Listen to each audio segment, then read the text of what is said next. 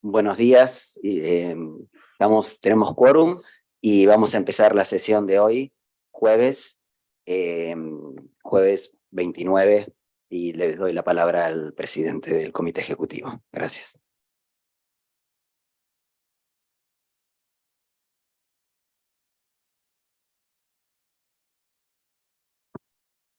Thank you very much. Good morning, colleagues. Thank you for another day, another session, and we look forward to achieving as much as possible today. Who knows, maybe achieve all that we set out to achieve. So tomorrow could be a wellness break day. How is that? But we will take our time sufficient to get the productivity that is necessary and the outputs. All right, so as said last evening, we would begin this morning with items 6.1, then to 6.2, 6.4, 6.3, 3.5, then 3.6. That's the proposed schedule up to lunchtime. So I go to item 6.1, amendments to the Pan American Sanitary Bureau staff regulations and rules. Bringing to your attention document CE 17224 to the attention of the committee, and invite Dr. Marilas, Director of the Department of Human Resource Management of the Pan American Sanitary Bureau, to come to the head table. Here she is, and will yield the floor to the President of the Subcommittee on Program, Budget, and Administration to report on the particular item. Thank you. Muchas gracias, señor presidente. Buenos días a todos. Me permito leer el resumen del informe para el punto 6.1, modificaciones del estatuto y el reglamento del personal de la Oficina Sanitaria Panamericana. El subcomité examinó las modificaciones del estatuto y el reglamento de personal. Se informó al subcomité que las modificaciones reflejaban las recomendaciones formuladas por la Comisión de Administración Pública Internacional a la Asamblea General de las Naciones Unidas. Las modificaciones se propusieron en aras de una buena gestión de los recursos humanos y para mantener la uniformidad en las condiciones de empleo del personal de la OPS y de otros organismos del régimen común de las Naciones Unidas.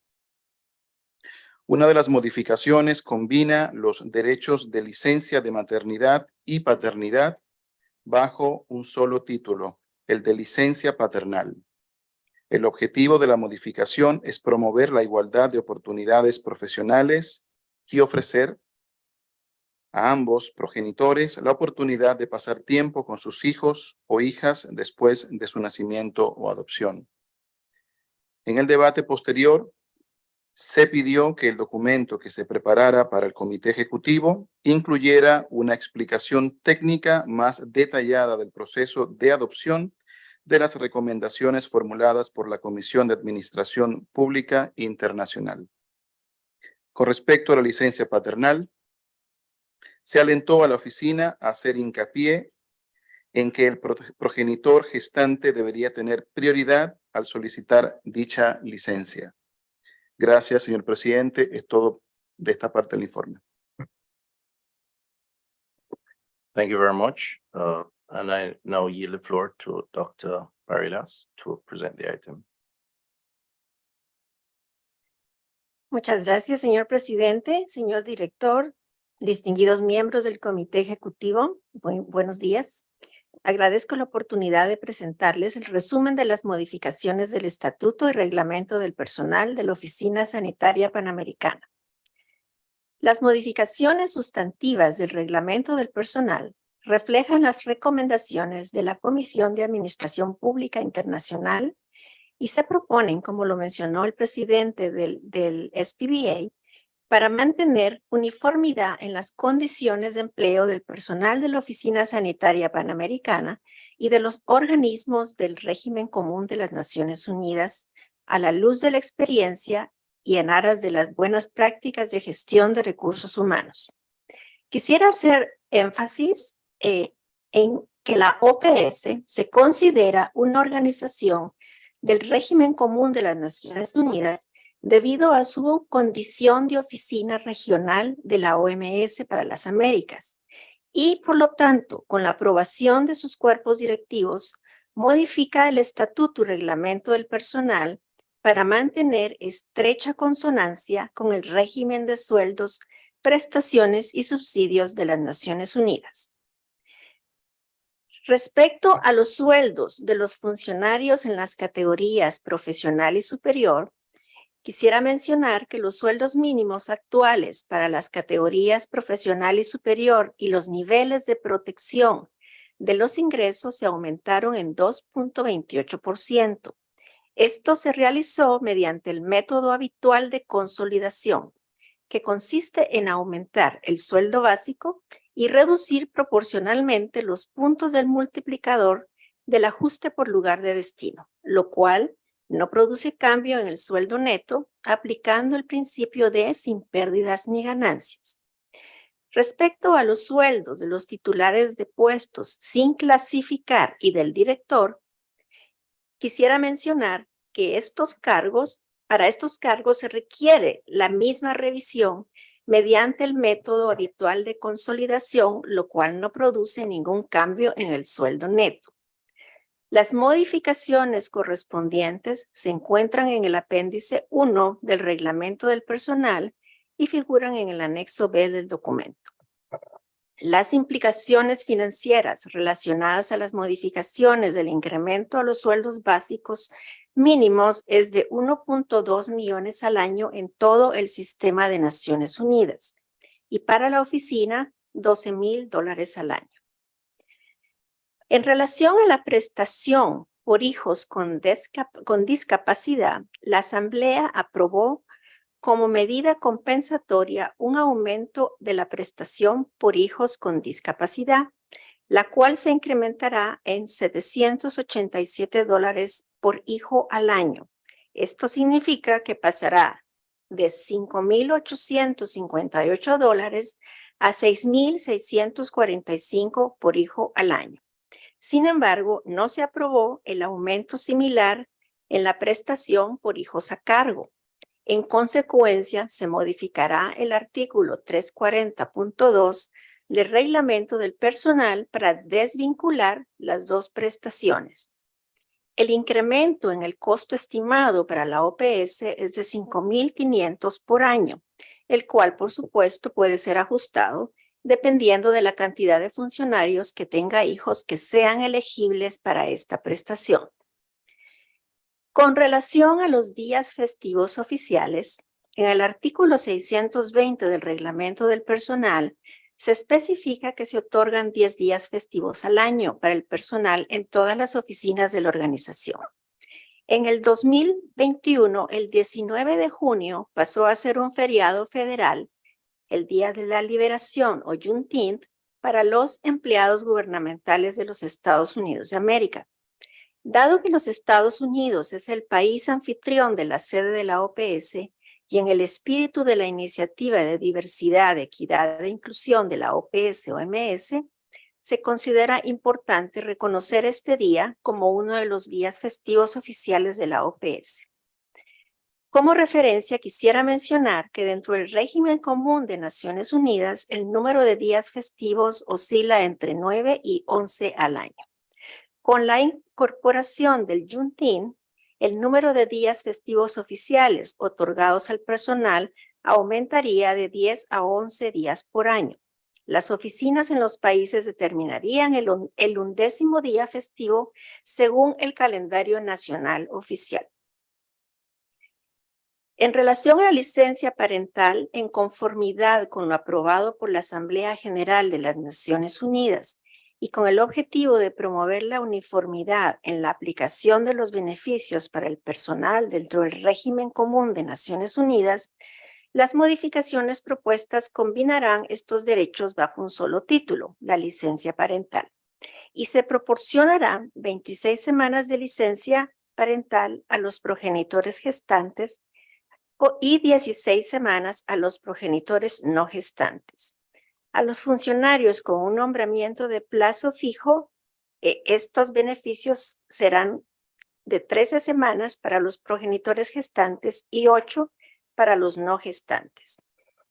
El propósito de la nueva política es favorecer la igualdad de oportunidades profesionales entre mujeres y hombres, además de dar a los hombres la oportunidad de estar cerca de sus hijos desde el nacimiento o adopción. Teniendo en cuenta que los derechos de permiso parental son una parte importante de un paquete retributivo que ayuda a las organizaciones a atraer y retener a los mejores talentos, se consideró crucial que el régimen común de las Naciones Unidas adoptara formalmente las mejores prácticas como un empleador de elección. Con esto concluyo la presentación de las modificaciones del reglamento del personal y quedo a su disposición para cualquier pregunta que puedan tener acerca de estos cambios. Muchas gracias. Thank you very much. I now open the floor to the plenary for any comments, discussions.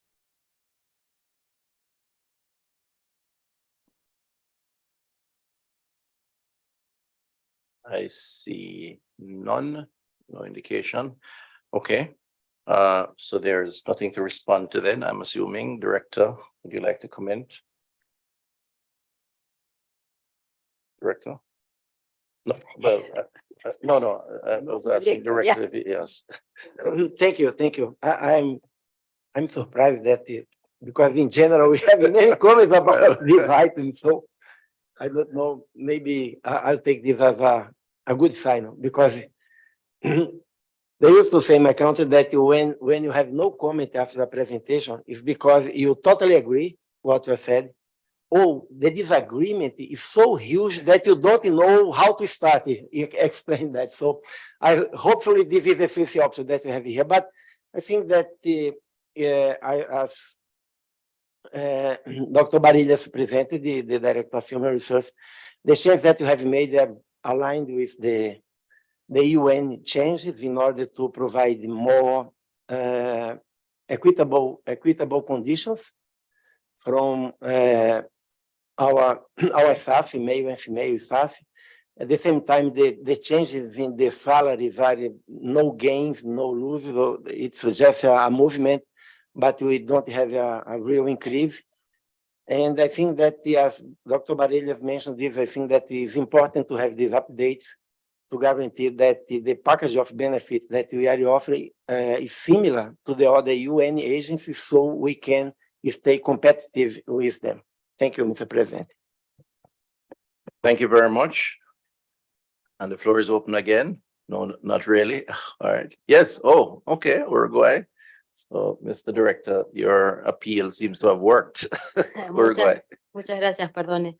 No, pensando también en el rol del cuidado de las familias, me quedé muy impactada con eso que vamos ayornándonos a las situaciones actuales de las que estamos viviendo y reconocer también que el cuidado de nuestros niños no solamente depende exclusivamente de sus madres, sino también de sus padres, y que las organizaciones, tanto internacionales también como las nuestras a nivel país, vayan trabajando esto y concientizar de que no está mal, de que los padres no se ausenten de los trabajos, me parece una excelente idea. Solamente aportar eso y muchas gracias por tener esta sensibilidad también en un lugar de tanta relevancia como es la organización, que muestre a nuestros países cómo se puede trabajar en equidad, en igualdad y en los cuidados a nuestras familias, que es un pilar muy importante para todos nosotros. Muchas gracias.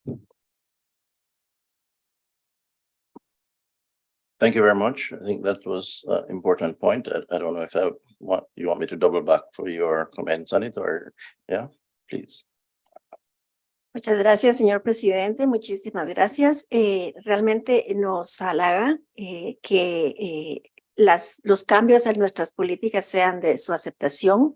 La verdad es que la organización trata y seguirá tratando de alinear sus políticas de una manera que tengamos políticas que sean amigables a la familia, particularmente porque nuestro paquete de compensaciones en Naciones Unidas ya no es tan competitivo como lo era antes. Entonces, todos estos beneficios hacen parte del paquete retributivo y por lo menos nos ayudan a mantener cierta competitividad en el mercado laboral, además de que, por supuesto, como lo mencionaba la delegada de Uruguay, es lo correcto de hacer. Así que muchísimas gracias por ese apoyo y seguiremos trabajando en ese sentido. Okay, thank you very much. So at this point, I'm going to ask the rapporteur to present the proposed resolution. Gracias, señor presidente. Procedemos a la lectura del proyecto de resolución, modificaciones del estatuto y el reglamento del personal de la Oficina Sanitaria Panamericana de la 172ª sesión del Comité Ejecutivo. PP1.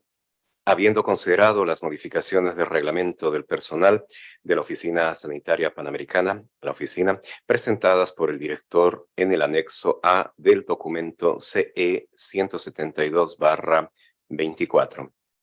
PP2. Reconociendo la recomendación formulada por la Comisión de Administración Pública Internacional en su informe anual correspondiente al 2022 de aumentar la escala de sueldos básicos mínimos para las categorías profesional y superior y los niveles de protección de los ingresos de 2,28% sobre la base del principio de sin pérdida ni ganancia, así como la aplicación de esa recomendación por parte de la oficina a partir del 1 de enero del 2023. PP3. Teniendo en cuenta las medidas adoptadas por la 75ª Asamblea Mundial de la Salud con respecto a la remuneración del director general adjunto, los subdirectores generales y los directores regionales sobre la base de la aprobación por parte de la Asamblea General de las Naciones Unidas de la escala de sueldos básicos mínimos modificada para las categorías profesional y superior sobre una base sin pérdida ni ganancia. PP4. Teniendo presente lo dispuesto en el artículo 020 del Reglamento de Personal y en el artículo 3.1 del Estatuto del Personal de la Oficina Sanitaria Panamericana. PP5. Reconociendo la necesidad de que haya uniformidad con respecto a las condiciones de empleo del personal de la Oficina Sanitaria Panamericana y del personal de las organizaciones del régimen común de las Naciones Unidas. Resuelve. OP1. Confirmar, de acuerdo con el artículo 020 del Reglamento del Personal, las modificaciones del Reglamento del Personal introducidas por el director con efecto a partir del 1 de enero del 2023, relativas a la remuneración del personal de las categorías profesional y superior, y la modificación de la presentación por hijos con discapacidad, así como las modificaciones de reglamento de personal efectuadas por el director que entran en vigor el 1 de julio del 2023, relativas a la licencia parental y el número de días festivos oficiales. OP2. Establecer con efecto a partir del 1 de enero del 2023 el sueldo anual del subdirector de la Oficina Sanitaria Panamericana en $191,565 antes de deducir las contribuciones del personal, lo que da lugar a un sueldo básico neto de $141,933. OP3. Establecer con efecto a partir del 1 de enero del 2023 el sueldo anual del director adjunto de la Oficina Sanitaria Panamericana en $193,080 antes de deducir las contribuciones del personal, lo que da lugar a un sueldo básico neto de $142,933. OP4. Establecer con efecto a partir del 1 de enero del 2023 el sueldo anual del director de la Oficina Sanitaria Panamericana en $212,632 antes de deducir las contribuciones del personal, lo que da lugar a un sueldo básico neto de $155,837. Viene el apéndice, de lo cual nuevamente me excuso, presidente, para no dar lectura al apéndice, el cual se encuentra disponible también en los documentos que fueron subidos. Gracias, presidenta. Thank you very much.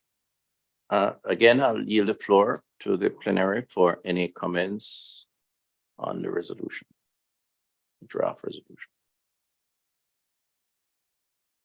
Okay. I see none. I therefore, because of the no objections, declare the resolution adopted. Thank you very much.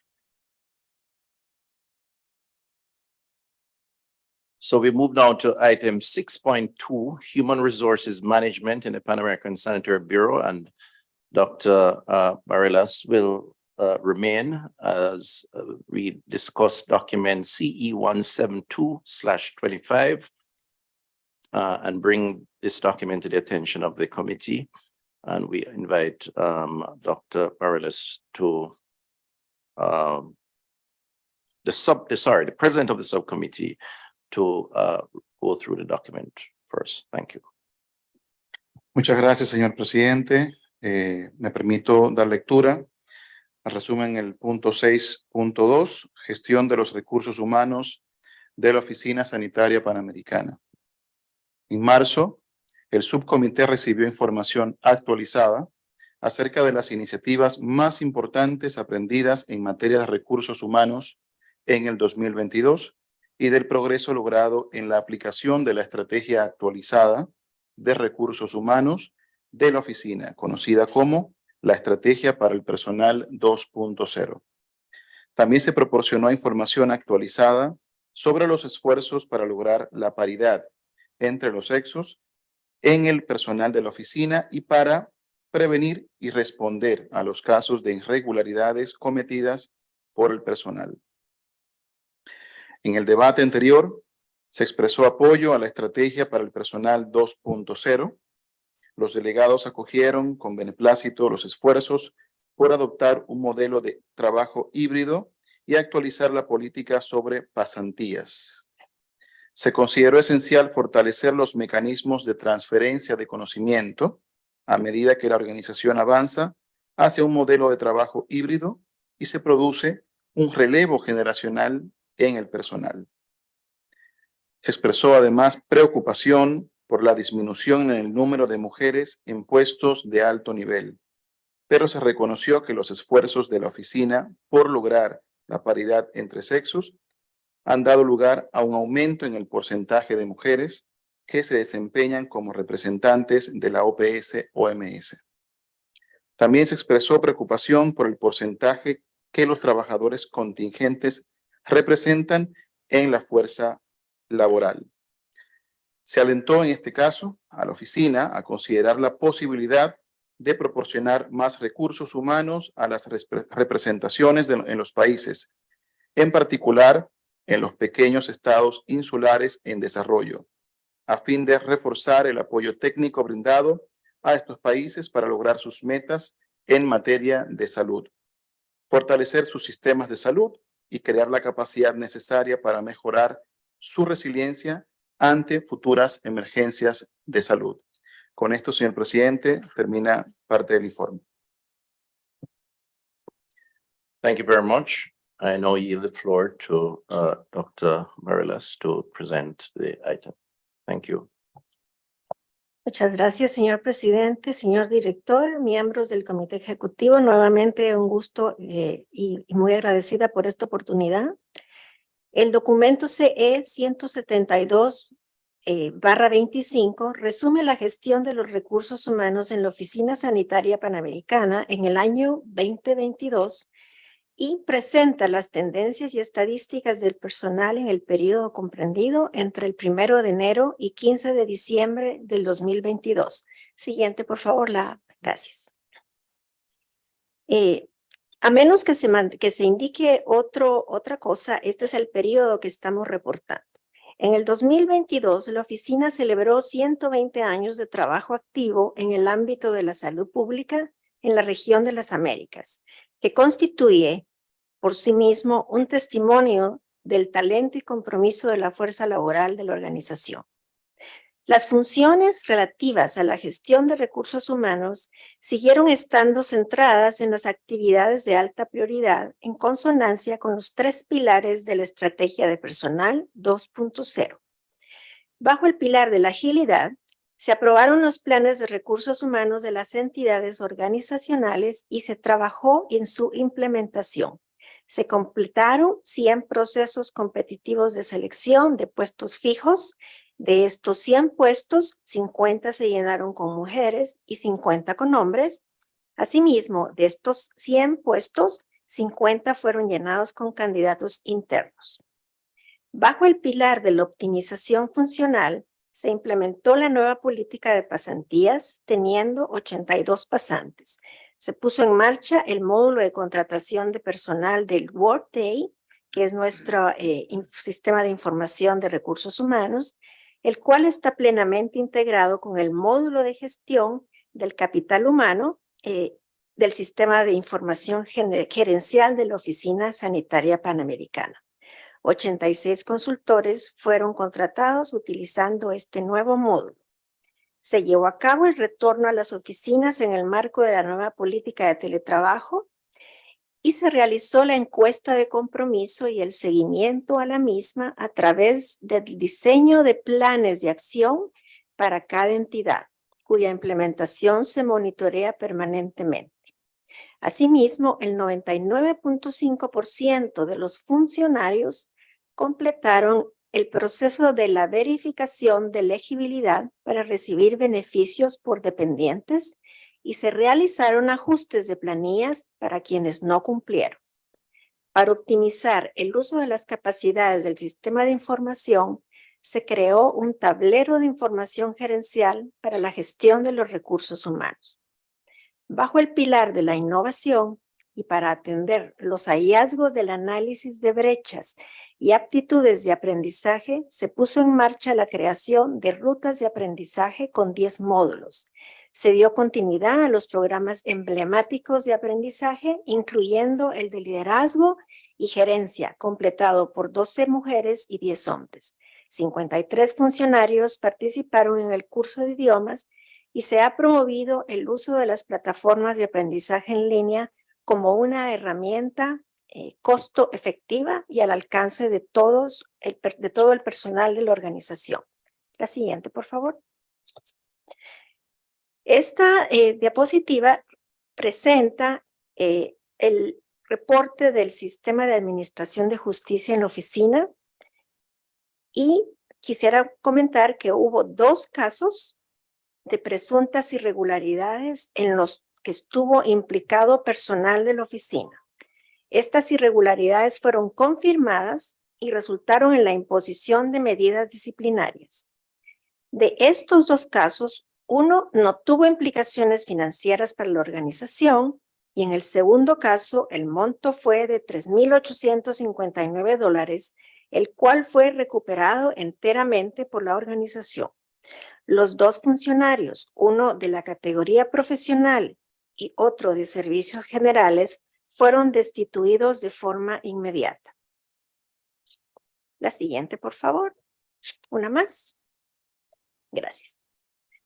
Respecto a las estadísticas sobre la dotación del personal de la oficina, podemos observar que al 15 de diciembre del 2022, la fuerza laboral estaba compuesta por 2,359 personas. De este total, 818, que constituyen el 35%, eran funcionarios con contratos fijos o temporales, y 1,541, que representa el 65%, eran individuos con otro tipo de contratos conocidos como trabajadores contingentes. La siguiente, por favor.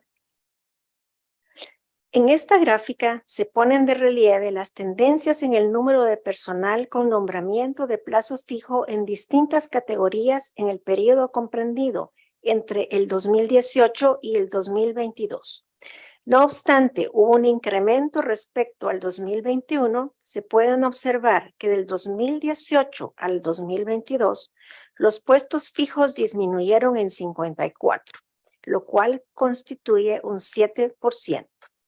Como se menciona en el informe, esta disminución es consecuencia de la crisis financiera y la prudencia fiscal que la oficina tuvo que ejercitar para evitar compromisos laborales de largo plazo. Sin embargo, es necesario señalar que sobre la base de la planificación institucional de los recursos humanos para el bienio 22-23, la oficina ha tenido una intensa actividad de contratación para llenar los puestos de plazo fijo críticos dentro del marco de la sostenibilidad. Por supuesto, se han priorizado aquellas funciones que son críticas y dentro del marco de la prudencia fiscal, la organización ha tratado y continúa llenando puestos que son extremadamente importantes y particularmente para garantizar la presencia en los países. La siguiente, por favor. Esta gráfica muestra las tendencias de la composición del personal de la oficina del 2018 al 2022. Se observa la disminución del 7% del personal con puestos fijos que mencioné anteriormente y del 11.4% para los puestos temporales, mostrados en rojo. Respecto a los consultores, se observa un incremento del 74.6%. Entendemos la preocupación de nuestros Estados miembros en relación al número de personal no fijo y que no son funcionarios de la organización. En realidad ha sido la manera en que la organización ha podido mantener su cooperación técnica dentro de las capacidades financieras, pero nuevamente quisiera enfatizar que se han priorizado los puestos que son esenciales y esa es la tendencia que tenemos. Por supuesto, hay mucho camino por andar, pero la organización está constantemente monitoreando cuáles son aquellas posiciones que son indispensables de llenar y dentro del marco financiero, eso es lo que estamos haciendo. La siguiente, por favor. Esta tabla muestra los puestos fijos profesionales ocupados por mujeres al 15 de diciembre del 2022. Para los grados de 2 y superiores, el 43% estaban ocupados por mujeres, todas ellas miembros del grupo de gestión ejecutiva. Vemos también que las mujeres ocupan el 43% de los puestos en grados P5 a D1, el 46% de los puestos P4 o su equivalente nacional en N o D y 59% de los puestos en grados P1 a P3 o sus equivalentes nacionales. No obstante, el 51% de los puestos fijos profesionales de la organización están ocupados por mujeres. La oficina debe mantener sus esfuerzos para alcanzar la paridad de los grados en puestos P4 y superiores. Y es por eso que reitero la importancia de tener políticas que son amigables a la familia y de tener estas oportunidades equitativas para hombres y mujeres, porque esa es el cimiento y es la plataforma en la que nosotros esperamos poder alcanzar esa paridad de género en los grados P4 y superiores. La siguiente, por favor. Esta gráfica muestra los puestos fijos profesionales ocupados por mujeres al 15 de diciembre del 2022. Las porciones grises corresponden a los puestos ocupados por hombres. En azul oscuro pueden verse que en las oficinas de país y centros el 47% de los puestos profesionales fijos están ocupados por mujeres. Y en color naranja vemos que en la sede el 53% de estos puestos están ocupados por mujeres para un total del 51% de mujeres mostrado en la parte superior de la gráfica en color azul claro. La siguiente, por favor. Esta diapositiva muestra información sobre el porcentaje de mujeres en los distintos grados de la categoría profesional y superior al 15 de diciembre del 2022. En la sede, el 43% de los puestos de los grados D2 y superiores están ocupados por mujeres. Para los puestos de grado D1, el 25% de los puestos están ocupados por mujeres. No hay mujeres ocupando puestos P6. Para los puestos P5 y P4, observamos que las mujeres ocupan el 52 y el 53% respectivamente. En las oficinas de país y centros mostrados en la gráfica de la derecha, observamos que las mujeres ocupan el 63% de los puestos de 1, el 33% de los puestos P6 y el 50% de los puestos de grado P5. Para los grados de P4 o su equivalente nacional, que es el NOD, las mujeres ocupan el 39% y para los equivalentes nacionales, el 57% están ocupados por mujeres. La siguiente, por favor.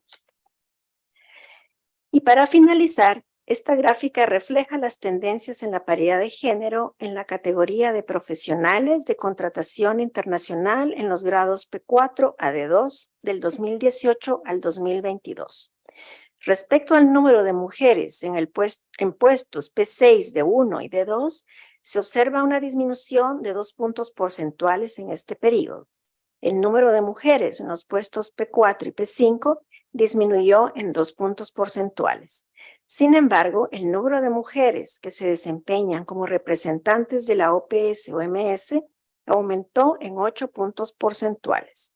Como lo mencioné anteriormente, la oficina tiene el compromiso de seguir trabajando por el alcance en la paridad de género en la fuerza laboral y es por ello que se promueven estas políticas flexibles e inclusivas para convertir a la organización en un empleador bien posicionado en el mercado laboral que favorece el crecimiento profesional de las mujeres. Con esto concluyo mi presentación y quedo a sus órdenes si tienen preguntas o comentarios. Muchas gracias. Thank you very much for that comprehensive presentation. I now open the floor to the plenary for any comments, discussions.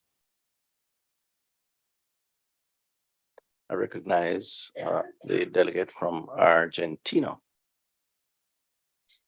Gracias, señor presidente. La Argentina toma nota del informe. Celebramos el compromiso y el arduo trabajo del personal de la oficina durante estos 120 años desde su creación, así como el liderazgo y la colaboración que han ejercido para mejorar la salud en la región de las Américas, especialmente durante las emergencias sanitarias y particularmente durante la pandemia. Seguimos sosteniendo que el mayor activo de la oficina es su comprometida fuerza laboral. Asimismo, continuamos apoyando los 3 pilares de la estrategia del personal 2.0, la agilidad, la optimización funcional y la innovación. Voy a retomar el espíritu de la colega de Uruguay con algunos comentarios respecto a la equidad de género. Con respecto a la composición de la fuerza laboral de la oficina, vemos con agrado que haya una paridad general entre hombres y mujeres en las categorías profesional y superior. Nos complace observar también el aumento del porcentaje de mujeres que se desempeñan como representantes de OPS o MS. Sabemos que aún queda mucho trabajo por hacer, pero son muy buenos indicios para lograr la equidad de género en el ámbito laboral. Con relación a las tendencias de la fuerza laboral, quedamos atentos a las actividades de contratación para llenar los puestos de plazo fijo críticos que estén vacantes. Y finalmente, también vemos con agrado que un buen porcentaje del personal profesional de contratación internacional con nombramiento de plazo fijo comprenda a profesionales de nacionalidad argentina y alentamos a otras subregiones a presentar candidatos para eventuales procesos de selección. Muchas gracias.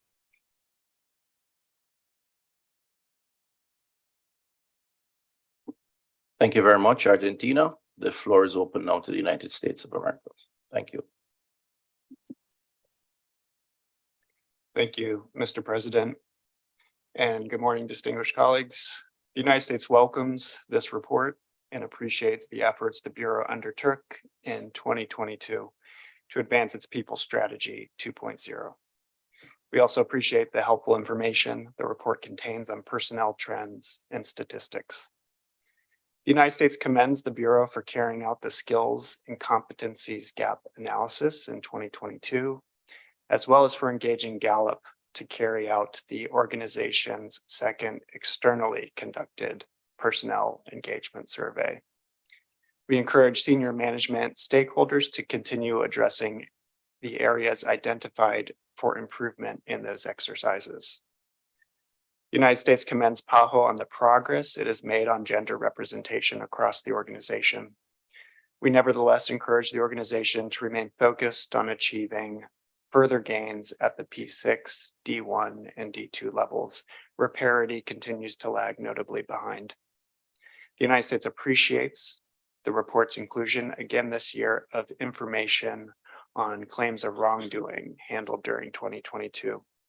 We are encouraged to see evidence that the Bureau has addressed the issues found and applied appropriate administrative and disciplinary actions where merited. We encourage PAHO to continue its efforts to ensure that its personnel, and importantly, the populations among which PAHO performs its work, are aware of and have confidence in the organization's misconduct policies and accountability mechanisms. And we recognize we'll have further opportunity to discuss those in subsequent agenda items this morning. Thank you. Thank you very much, United States of America. I now give the floor to Chile.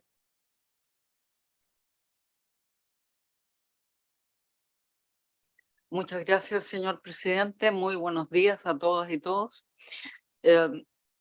Yo quiero plantear una pregunta en mirada de perspectiva. ¿Qué es lo que espera la organización en el ámbito de distribución de sus trabajadores y trabajadoras en la distribución por sexo?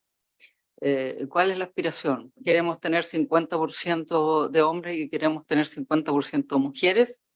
¿Queremos equidad en la distribución de los puestos de responsabilidad, etcétera? O sea, hemos recibido una muy buena descripción, pero ¿cuál es la perspectiva y cuál es lo que nosotros como países podríamos esperar de lo que piensa OBS en este ámbito? Gracias.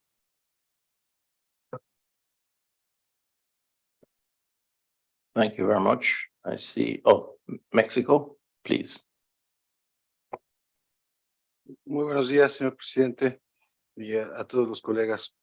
La delegación de México reconoce el informe presentado por el secretariado sobre la gestión de los recursos humanos de la Oficina Sanitaria Panamericana.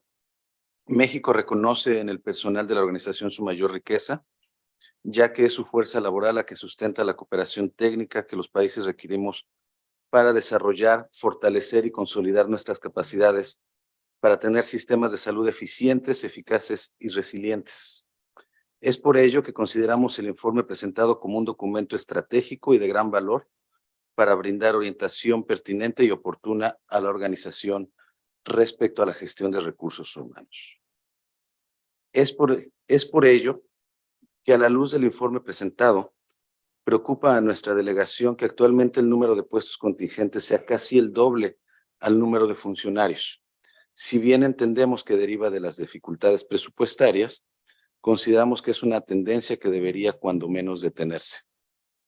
Eso también ha permitido el incremento de consultores que, si bien aportan en un periodo determinado de tiempo, no abonan a una fortaleza institucional de la organización. Por ello, celebramos que el mismo documento reconozca, como parte de la planeación estratégica, se deba llevar a cabo la contratación de aquellos puestos críticos para obtener los resultados que colectivamente nos hemos planteado. Estrategia que respetuosamente se sugiere continúe siendo con representatividad equitativa de los países de la región. Consideramos muy relevante el programa de pasantías, ya que es un proceso de cambio generacional como el que está viviendo la OPS. Contar con este mecanismo permitirá captar a nuevos talentos con capacidades innovadoras que aporten al quehacer de la organización. No escapa a nuestra atención los resultados de la encuesta Gallup y consideramos que bajo la nueva gestión del doctor Yarvas deberá trabajarse para contar con el compromiso del personal, ya que 58% del mismo indicó no estar comprometido con la organización. Finalmente, exhortamos al secretariado para continuar trabajando por la equidad de género para hacer de la OPS una institución inclusiva y con igualdad de oportunidades. Muchísimas gracias. Thank you very much. If there are no other comments, I will now ask Dr. Barelas to respond. Thank you. Muchas gracias, señor presidente. Muchísimas gracias a los comentarios alentadores de la representación de Argentina y de Estados Unidos. Seguimos trabajando y la organización está comprometida a cumplir con sus metas y sus pilares de la estrategia de personal. En relación a la pregunta de Chile, muchísimas gracias, es una excelente pregunta. En este momento nosotros tenemos ya una paridad de sexos en la organización. 51% de la fuerza laboral está ocupado por mujeres, pero nuestro objetivo es que obtener la paridad en puestos de responsabilidad, en puestos gerenciales. Yo creo que esa es la equidad que buscamos y es por ello que estamos trabajando dentro de nuestras posibilidades de fortalecer el entrenamiento de las mujeres, el curso de liderazgo y gestión de Naciones Unidas que tenemos constantemente ya desde hace 3 o 4 años, precisamente tiene como objetivo dar a las mujeres que ya están en la organización la oportunidad de desarrollarse gerencial y en temas de liderazgo. Definitivamente consideramos que esa es el objetivo más importante y por ello es que estamos trabajando. En relación a los comentarios de México, muchísimas gracias. En efecto, nosotros reconocemos que la tendencia que hemos llevado de contratar más trabajadores contingentes debe detenerse. Por ello estamos llenando los puestos críticos. Además, estamos explorando la incorporación de otros mecanismos contractuales que sean de funcionarios y no personal contingente, que sean mecanismos contractuales sostenibles y que puedan permitir a la organización tener una plantilla de personal fijo, de manera que podamos atender las necesidades de nuestros Estados miembros. Y, por supuesto, nuestra política de pasantías ha sido muy bien recibida. Muchísimas gracias por los comentarios. Y en relación a la encuesta de Gallup, ustedes lo verán en el informe el próximo año, pero este año hemos lanzado una nueva encuesta en el mes de junio para tener un control de cómo esta situación está avanzando o progresando en la organización. A este momento ya superamos el nivel de participación que tuvimos en el año pasado, pero definitivamente ustedes tendrán un reporte completo en el próximo ciclo de reuniones de los cuerpos directivos. Así que muchísimas gracias por el apoyo y espero haber contestado a sus comentarios y preguntas. Thank you very much. And at this stage, I'll ask the director for any comments that he may have. Thank you. No, thank you, Mr. President, and I want to thank Argentina, United States, Chile, and Mexico. But these very, very important comments and questions that you have raised. Let me start about the Gallup engagement survey that was raised by the U.S. Delegate and also the Mexico delegate. As Dr. Barilla mentioned, we are in the third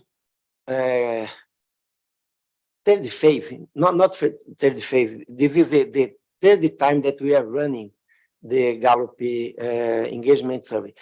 And I think that it's important, as was highlighted, not only to have a measurement about how is the engagement of the whole organization, but also for each cost center, with the exception of the very small offices that you cannot have the survey. The office of the director, for instance, is so small that you cannot, if you have the survey, we know who will, probably we can guess who responded. But the good thing is that not only we have an assessment about the engagement, but this requires all the managers to develop a plan of action to address in a direct and constructive dialogue with the staff, to develop a plan of action to address the issues that were raised by the survey. So I think that this is really important, and for this reason, we have now this third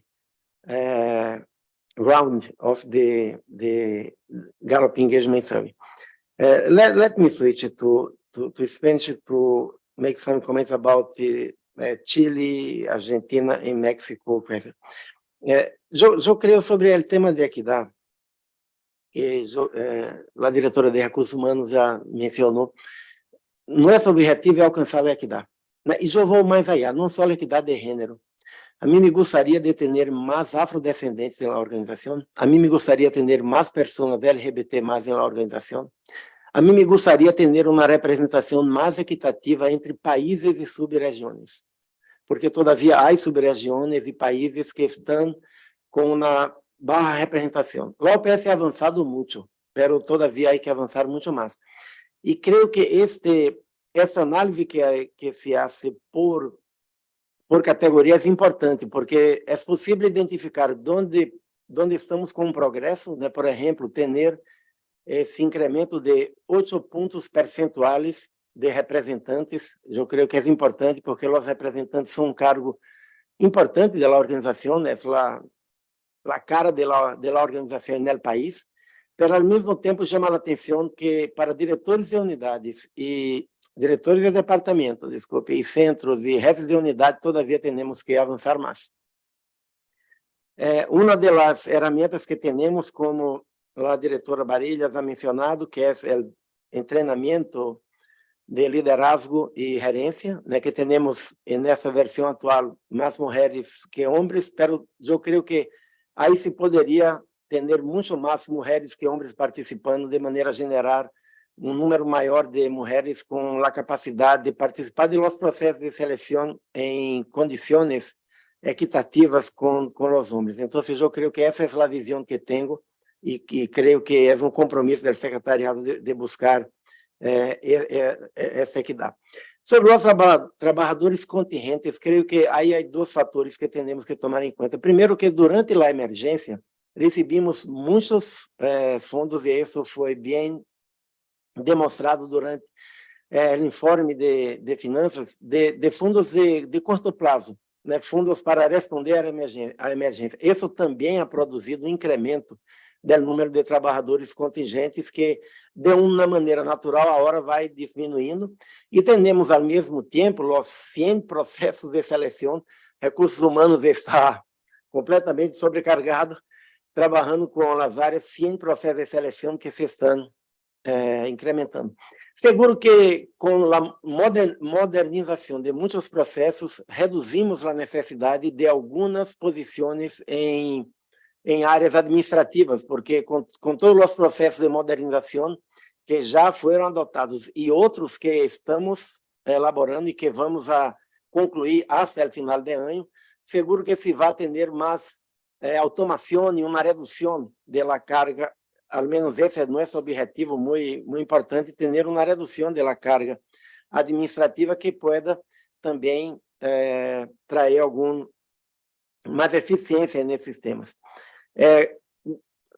Gostaria também de falar do tema de pasantías, que é importante, como ha sido subrayado, porque todos os estudantes são bem-vindos, né? Todos os que estão, os salubristas jovens que estão em suas maestrias, sus PhD, que estão, são bem-vindos, pero sem ter uma política e ter um apoio a las pessoas que estão tomando a pasantía, a verdade é que se concentrava muito em passantes de Estados Unidos, porque aqui estão cerca da OPS e podem sobreviver.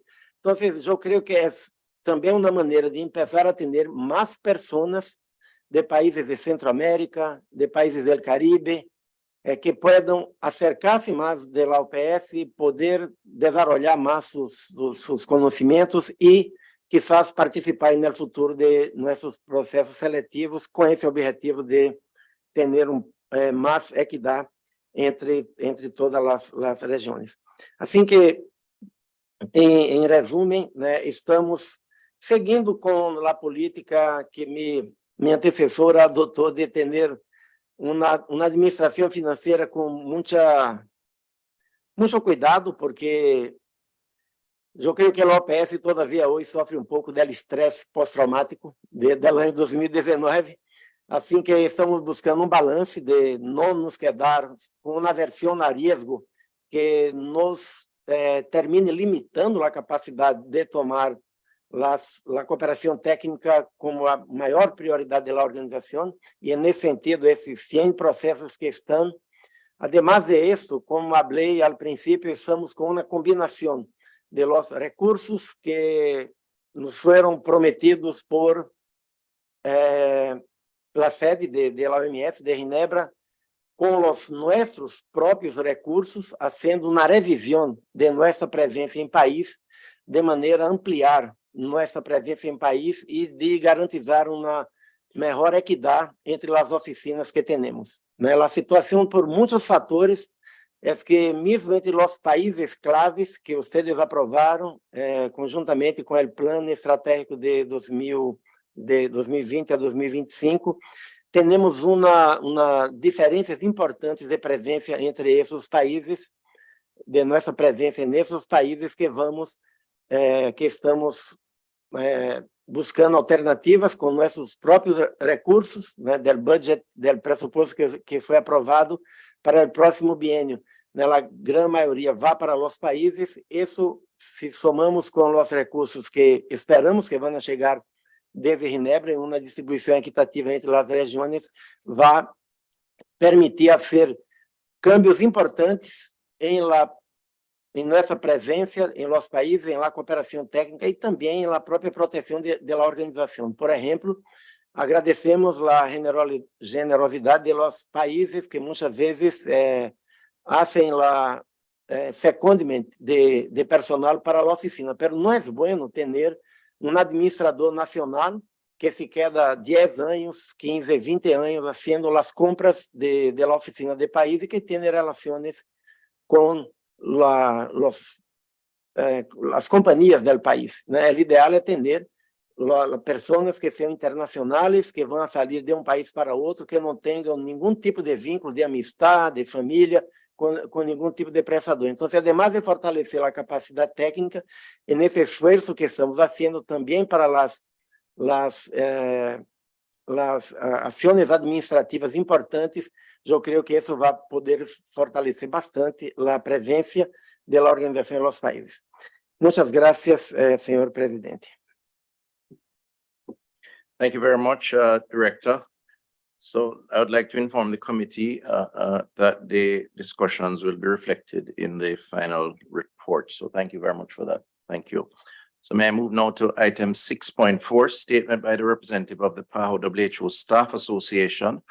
And I'll bring document CE 172/27 to the attention of the committee and invite Mrs. Carolina Bascones, General Secretary of the PAHO WHO Staff Association, to give her presentation.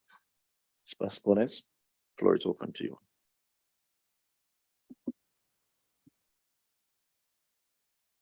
Muchas gracias. Señor presidente del Comité Ejecutivo, miembros de la mesa directiva, señor director, señoras y señores participantes del comité, amigos y colegas de la OPS. En primer lugar, agradecemos el espacio abierto para que los funcionarios de la organización y en particular la Asociación de Personal pueda comunicarse con los Estados miembros y compartir con ustedes los temas relevantes de los funcionarios. En ese sentido, los funcionarios le transmiten su saludo y confirmamos nuestro compromiso con la misión de la organización y nuestra colaboración con la buena gestión del señor director. Mi intervención como representante electa de la Asociación de Personal se realiza luego de un extenso proceso de consulta que empezamos desde noviembre del 2022 y lo hemos realizado en persona con varios colegas representantes de la Asociación de Personal en nuestras oficinas de país y centros panamericanos. Para ofrecerles una síntesis del documento que hemos presentado, nos gustaría enfatizar sobre 3 prioridades estratégicas. Por el lado, una de las prioridades estratégicas es la resolución de conflictos. Y de lo que se trata es de contar con procesos y mecanismos para que el personal pueda acceder y hacer sus reclamaciones y gestionar los conflictos. De allí que debemos revisar la pertinencia o no de ciertos servicios y cómo mejorarlos. En esta revisión debemos ser reflexibles e innovativos y buscar modelos que han demostrado su efectividad. En ese sentido, estamos en conversaciones y hemos avanzado en el diálogo para que se reestructure la actual conformación del sistema de resolución de conflictos y los términos de referencia se enfoquen principalmente a esa área. Desde la Asociación de Personal siempre hemos participado en este esfuerzo y con el mejor espíritu constructivo seguiremos haciéndolo. Consideramos además que la reforma de las entidades que forman parte del proceso de resolución de conflictos debe incluir una asignación de recursos para que se puedan desempeñar apropiadamente. Y además consideramos que se debe enfatizar en actividades de prevención y de mediación. En la última etapa debería ser el litigio. Debemos hacer esfuerzos en prevención. Consideramos que la única manera de garantizar la implementación del programa de prevención y respuesta frente a la explotación y abusos sexuales, la iniciativa que está liderando la Oficina de Ética, es contando con los mecanismos expeditivos para procesar los casos y resolverlos con el debido proceso. En ese sentido, hacemos notar nuestro total alineamiento con la propuesta del director de establecer Key Performance Indicators. En cuanto al tema de salud y bienestar del personal, esta línea estratégica ha demostrado que es muy efectiva y forma, como lo ha señalado la directora de Recursos Humanos, ahora parte del paquete de atraer talentos. Esperamos y seguimos recibiendo con beneplácito que se profundicen las actividades en materia de priorizar la salud mental y darle la visibilidad necesaria al tema. Es parte integral del personal y del bienestar. Estamos en ese sentido comprometidos con apoyar los esfuerzos estructurales que se están haciendo para promover el bienestar mental, psicológico y emocional, especialmente en algunos lugares de destino que no disponen fácilmente de esos servicios. En ese sentido, celebramos y recibimos con beneplácito la designación de la consejera de salud mental en la unidad de salud y bienestar. No hay salud sin salud mental y en eso debemos siempre predicar con el ejemplo. El tercer punto prioritario de nuestras líneas de trabajo con la organización es la evaluación del desempeño. Damos la bienvenida a la iniciativa de la Oficina de Recursos Humanos del proceso y del instrumento de evaluación. La asociación se ha comprometido en este esfuerzo y vamos a estar operativamente vinculados al mismo, desde varios procesos, desde varios comités con los que estamos colaborando. Consideramos que la evaluación del desempeño es vital para tomar decisiones de personal.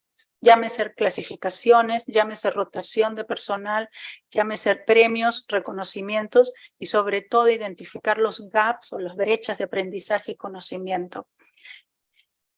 Es claro que a través de la evaluación de desempeño también vamos a poder fortalecer la capacidad de los gerentes o supervisores para hacer un cambio cultural en el sentido de tener una gestión y un ejercicio de la supervisión de manera más racional, coherente y transparente.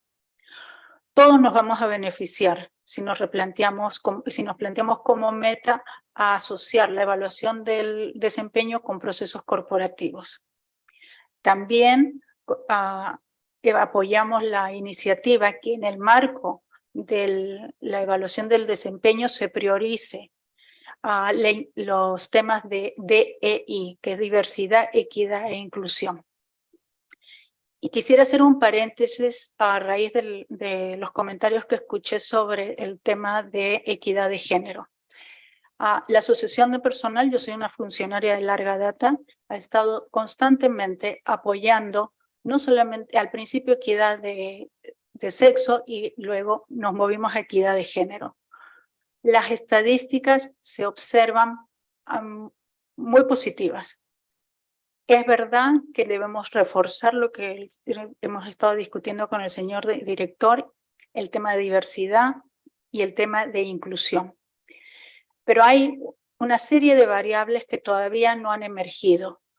Esas estadísticas no muestran el tiempo que demora una mujer en alcanzar esas posiciones vis a vis un varón.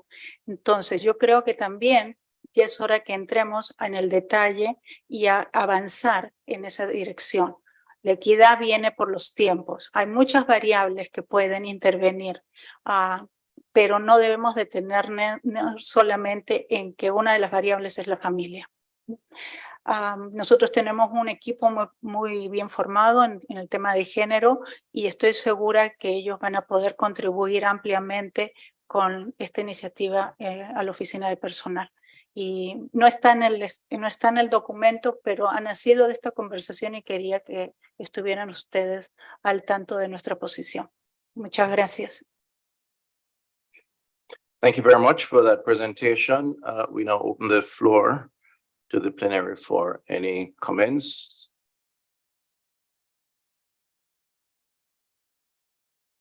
United States of America. Thank you, Mr. President. The United States thanks the Staff Association representative for her statement and for her very constructive recommendations. We encourage the Secretariat to give due consideration to the issues and recommendations raised in the staff representative statement regarding the human resources strategy, staff health and well-being, sexual exploitation, abuse, and harassment, and the internal justice system. We also encourage the Secretariat to consider pursuing the active bystander campaign recommended in the statement. Finally, we would like to express our sincere appreciation for the dedication of all PAHO staff to advancing the organization's critical work, especially during this transition period out of the COVID-19 public health emergency. Thank you. Thank you very much. I hand the floor now to Chile. Gracias, señor presidente. Chile solo quiere agradecer la presentación de la Asociación de Funcionarios, presentación positiva y propositiva. Creemos que es central la presencia de una asociación de trabajadores y trabajadoras en cualquier espacio técnico o político que estemos tratando. Por lo tanto, también agradezco a la organización de la OPS y a su director en otorgar un espacio equivalente frente a todas las demás intervenciones que han sido desarrolladas. Gracias a la asociación y gracias al director. Thank you very much. I see no other indication of input. So I would ask now Ms. Vasconez to respond, please. Muchas gracias. Más bien, no tengo nada más que responder, simplemente reforzar a los comentarios anteriores en el sentido de que nosotros vamos a seguir acompañando y apoyando el buen desempeño de esta organización y ustedes pueden tener garantizado que la asociación de personal no es solamente un socio interno, somos los más interesados en seguir contando con el apoyo de los Estados miembros y para la misión de esta importante y noble institución. Muchas gracias. Thank you very much. Director. Thank you, Mr. President. Mr. President, I want to start thanking Mrs. Vasconez and the Staff Association, because I think that the Staff Association is an organization that represents very well our staff is always presenting their demands. I think that and doing that, this is a very important contribution to improve the human resource management in the organization. I think that they also have been engaged in all the discussions in the organization, presenting the situation. Sometimes I think that the best way to know what is really happening in the departments, in the countries, is when they can reach out the the staff association, and the staff association immediately present the problems, the situations to the organization. We have established a common agenda that was presented by the staff association at the beginning of my administration, and we are going each one of the topics that they presented in order to find the better options, the better alternatives to address the very important topic that they have raised at the beginning. So we are working together with them, respecting, of course, the different roles that you have. But I fully agree with the USA comments about this positive and constructive way that the staff association has been working during the so many years that they are. As Mrs. Bascones mentioned, the conflict management system is one important topic that we want to review, to see how it is working, what we can do to improve the processes, the different center institutions, offices that participate in this system. So the staff, our staff knows exactly what are the different roles, and we have the processes being running smoothly and being totally transparent and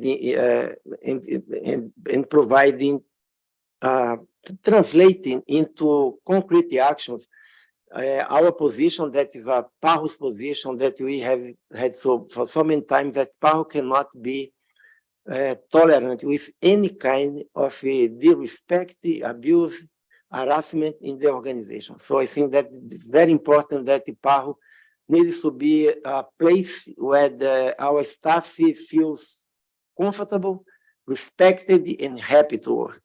So I think that this is really a very important topic. About the prevention and response to sexual misconduct, harassment, abuse, and exploitation, we will have this topic. This topic will be presented, so I will not make a comment now. I always agree with Mrs. Bascones that, and this was a request also from the staff association, to have this counselor. That was very important because she is specialized in work environment stress. I don't know if this is the correct field of the specialization, but is a person that is very, very well qualified. And in a very sad episode that you had recently with one staff that affected emotionally the whole department, she played a very important role that was fully recognized. And clearly, she can provide another alternative, as Mrs. Bascones said, before litigation, to solve problems, to solve some problems of relationship that you have among our staff, and this is very important. We're also in the process to review our performance assessment. This was, I think, that also mentioned in the audit report that we received recently, but this is part of the process that we are doing to improve our capacity to provide a better performance assessment. The system that we use has many years already, and we have identified some problems that it has. Sometimes it cannot get what are the weaknesses that the supervisor wants to reinforce, no clear indication about how to have an objective assessment about outstanding, exceeding performances. So this will be until the end of this year will be reviewed, because we want to start next year with new performance assessment in place, modernized, and of course I think addressing this process. I think that's also very important, this point raised by Mrs. Bascones, not only to have the picture, but to see the movie. So sometimes if a woman needs 10 years to get a higher position and a man only 2 or 3 years of, this is, I think, that's not indication that you need to take into account. And finally, about the key performance indicators, this is we are starting implementing 3 very critical areas, because sometimes we have a very, very important process in the organization that we need to to review them, we need to benchmark, we need to establish goals, we need to identify with key performance indicators where are the bottlenecks that we need to address together to improve the efficiency in the organization. So I want finally to again to thank and to recognize the very important role that our staff association has played in the organization for many, many years, and we will continue working together to make IPAO a better place, or the best place to work in the Americas. Thank you. Thank you very much, Director. Okay, so just to inform the committee that the discussions will be reflected in the final report. And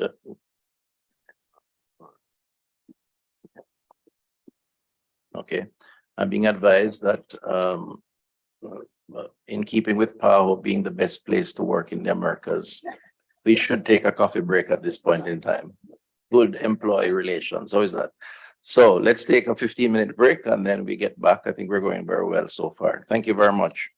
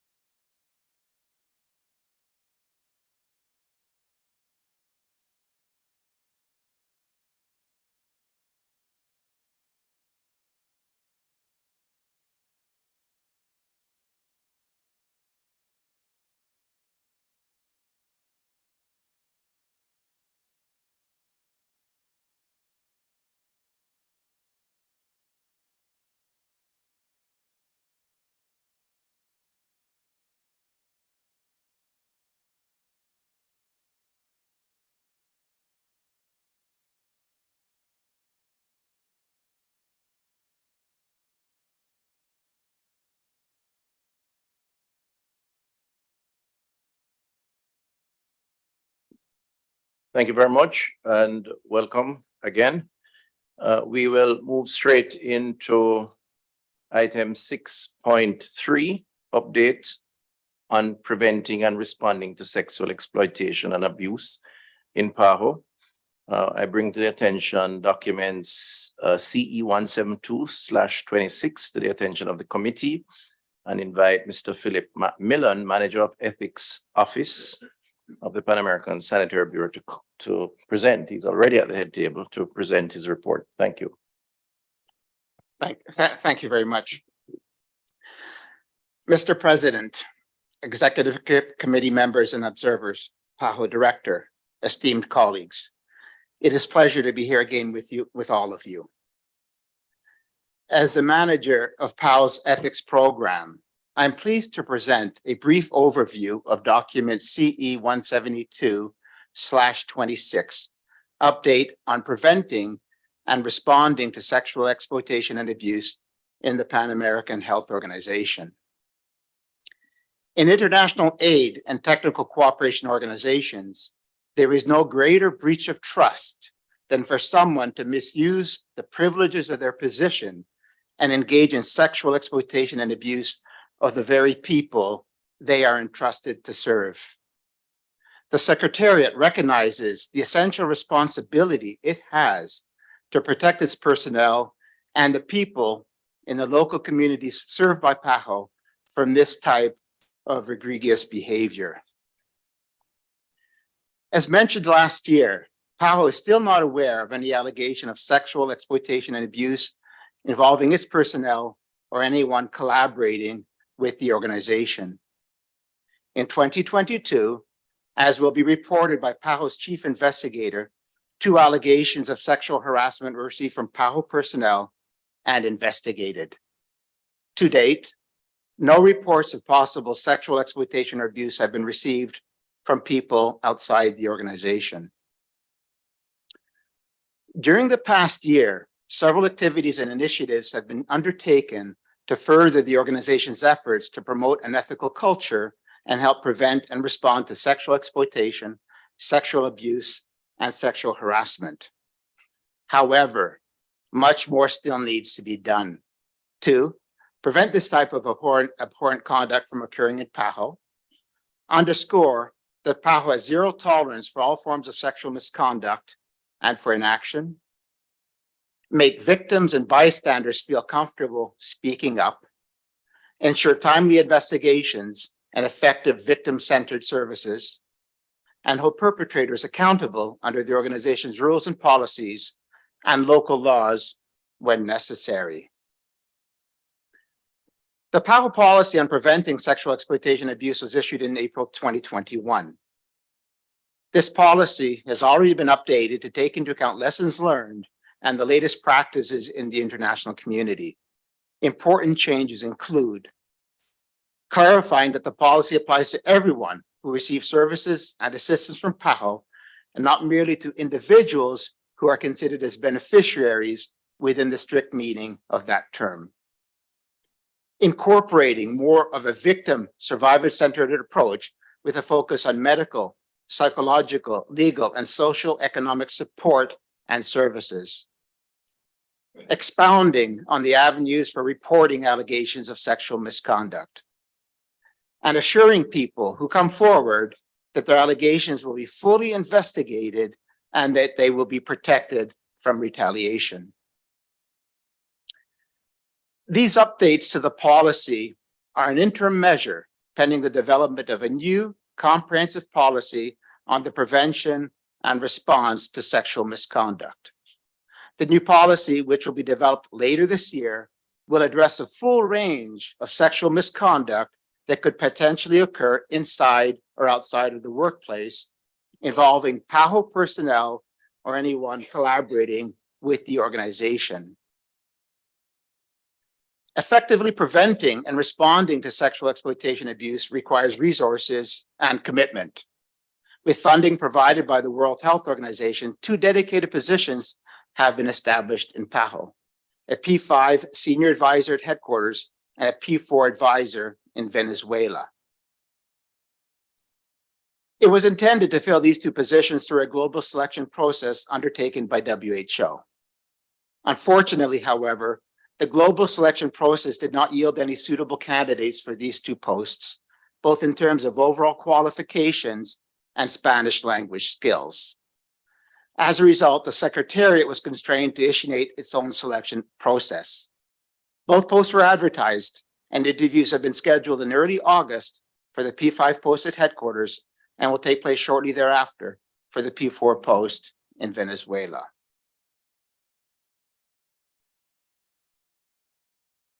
Efforts are also underway in collaboration with the health emergency departments in PAHO and WHO to secure funding for a dedicated position in Haiti. To be effective in preventing and responding to sexual misconduct, there must also be a strong commitment at the country level. To strengthen capacity in this area, part-time focal points have been nominated in every PAHO country office and center. Responsibilities include supporting the prevention and response to sexual misconduct, carrying out training and awareness raising activities, and working with other UN agencies on joint initiatives. In February 2023, the first focal point training workshop was held at the PAHO WHO country office in Brazil. This workshop was attended by 39 focal points from every country office and center, as well as by senior leaders in PAHO and WHO. The main objectives of the workshop were to train the focal points on their important role at country level, create a robust and knowledgeable network, and build a strong community of practice. In terms of training, all personnel are required to take the prevention and response to sexual exploitation and abuse training course developed by the United Nations. To date, the completion rate for this mandatory course is 90%, and the Ethics Office continues to strive to ensure full compliance. In addition to using the United Nations ClearCheck screening database, PAHO will soon begin carrying out worldwide criminal background checks and sex offender registry list verifications on everyone who's been selected for a position or assignment in the organizations.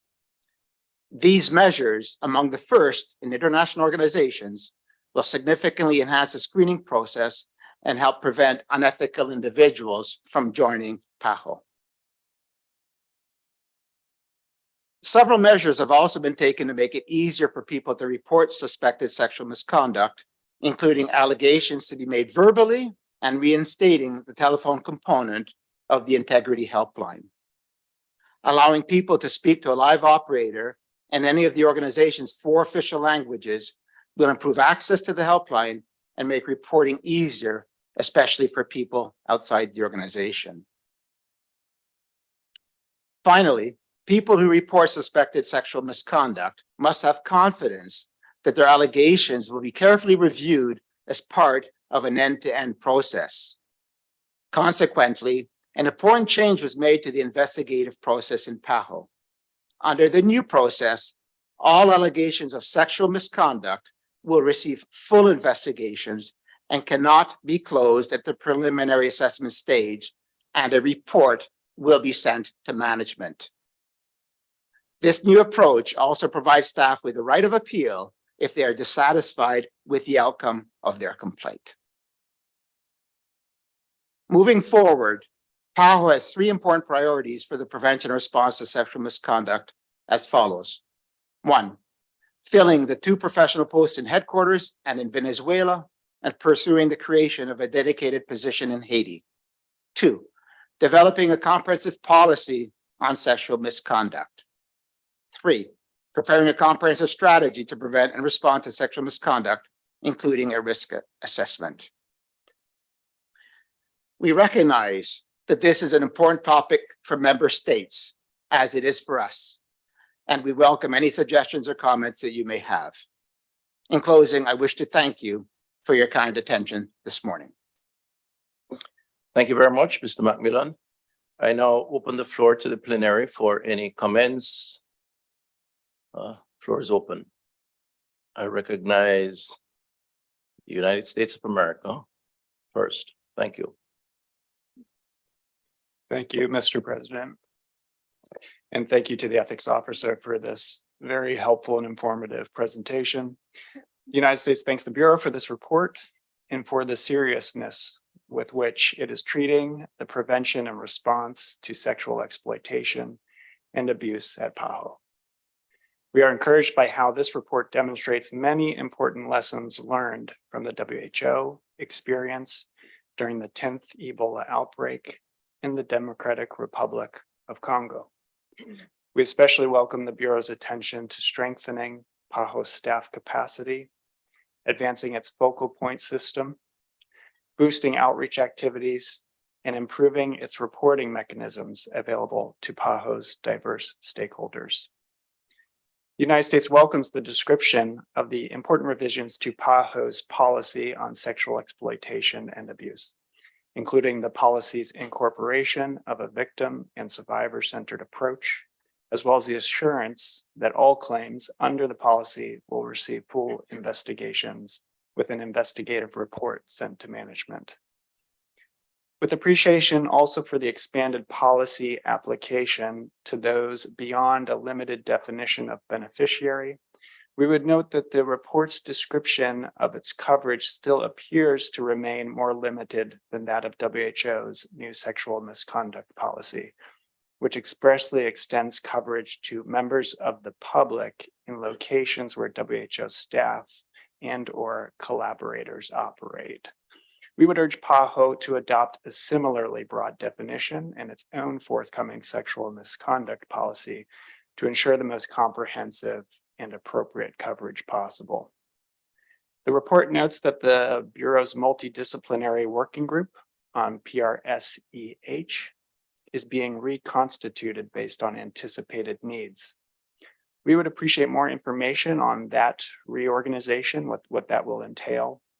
And we would encourage PAHO to ensure that the working group receives full support and active participation from stakeholders across the organization, and especially from senior management. We also look forward to future reporting on the working group's activities. We note and welcome the Bureau's consideration of instituting worldwide background checks to address some of the potential limitations and vulnerabilities of the UN ClearCheck screening database. We would appreciate a bit more information on that initiative, including an update on the current status, where that stands. Finally, we wish to use the opportunity to express once again our firm support for PAHO's zero tolerance policy and urge the Bureau to continue doing all it can to prevent such intolerable acts by its personnel. Thank you again. Thank you very much. Floor is open to Argentina. Gracias, señor presidente. La Argentina toma nota del informe.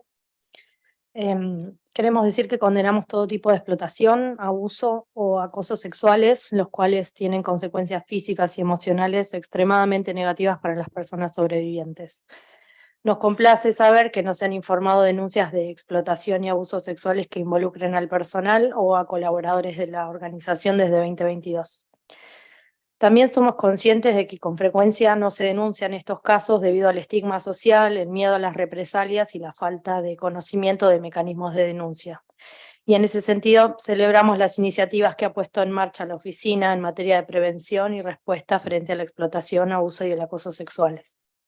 Esperamos que este tipo de abordajes se fortalezcan, garanticen una política de tolerancia cero a la explotación y abusos sexuales, entendiendo que no podemos permitir la inacción en este ámbito. Asimismo, la organización debe garantizar y promover condiciones laborales seguras, equitativas e inclusivas para todo su personal, abordando las desigualdades de género que puedan dar como resultado conductas inaceptables. Finalmente, reiteramos nuestro apoyo a la OPS con respecto a las medidas para prevenir y eliminar los comportamientos sexuales indebidos, entendiendo que es una responsabilidad compartida con el objetivo de facilitar la denuncia, proteger, apoyar a las víctimas y sobrevivientes y hacer que los perpetradores rindan cuentas por sus actos. Muchas gracias. Thank you very much, Argentina. I now ask Mexico to for their contribution.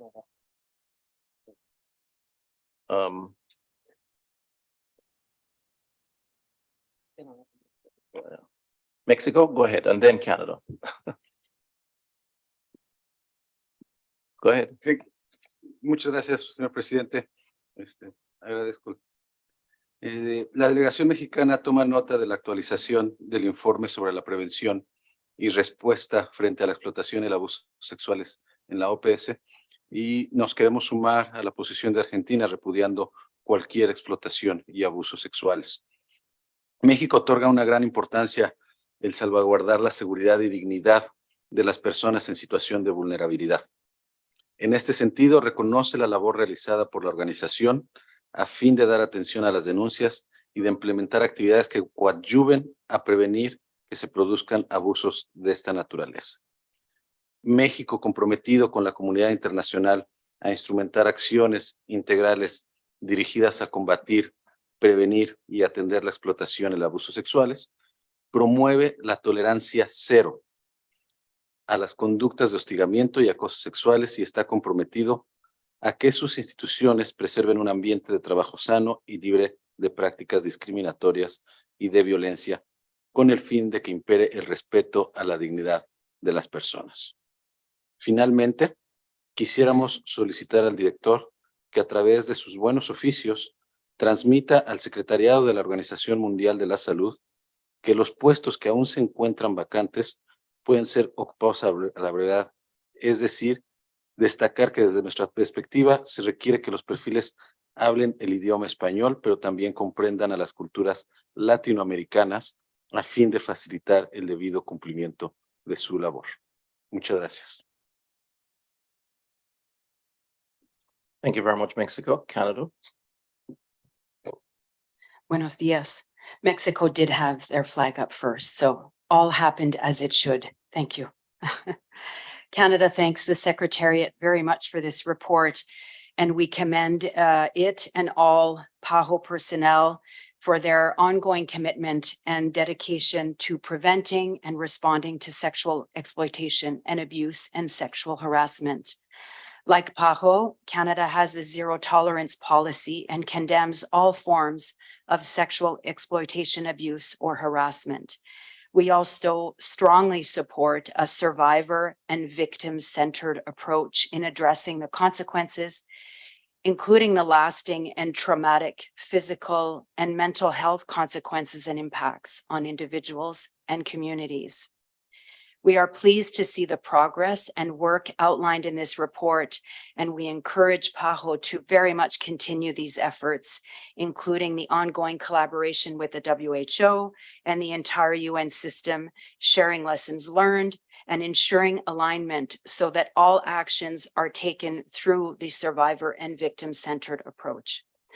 Finally, we are interested to note that PAHO is developing a risk-based and data-driven PRESIA biennial strategy for 24-25, which will include a communication strategy and guide the organization's efforts in the training of personnel. We consider this a very positive step in ensuring that the organization's efforts in this critical area are responsive and effective, and we are interested in learning more about this as the strategy is developed. Thank you. Merci. Thank you very much, Canada. Okay, so I'll now ask Mr. Macmillan to respond to comments.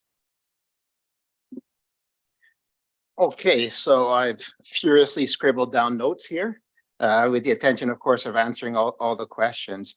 So, and I appreciate all the constructive comments and suggestions that have been made.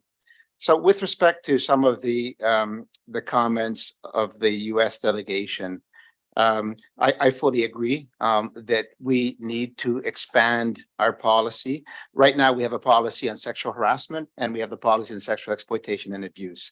But the idea for us is to have a more comprehensive policy similar to what WHO has done to cover all forms of sexual misconduct. I will say we have looked at the WHO policy. It's a very comprehensive policy. We have made the decision internally in PAHO that we will not follow specifically the policy.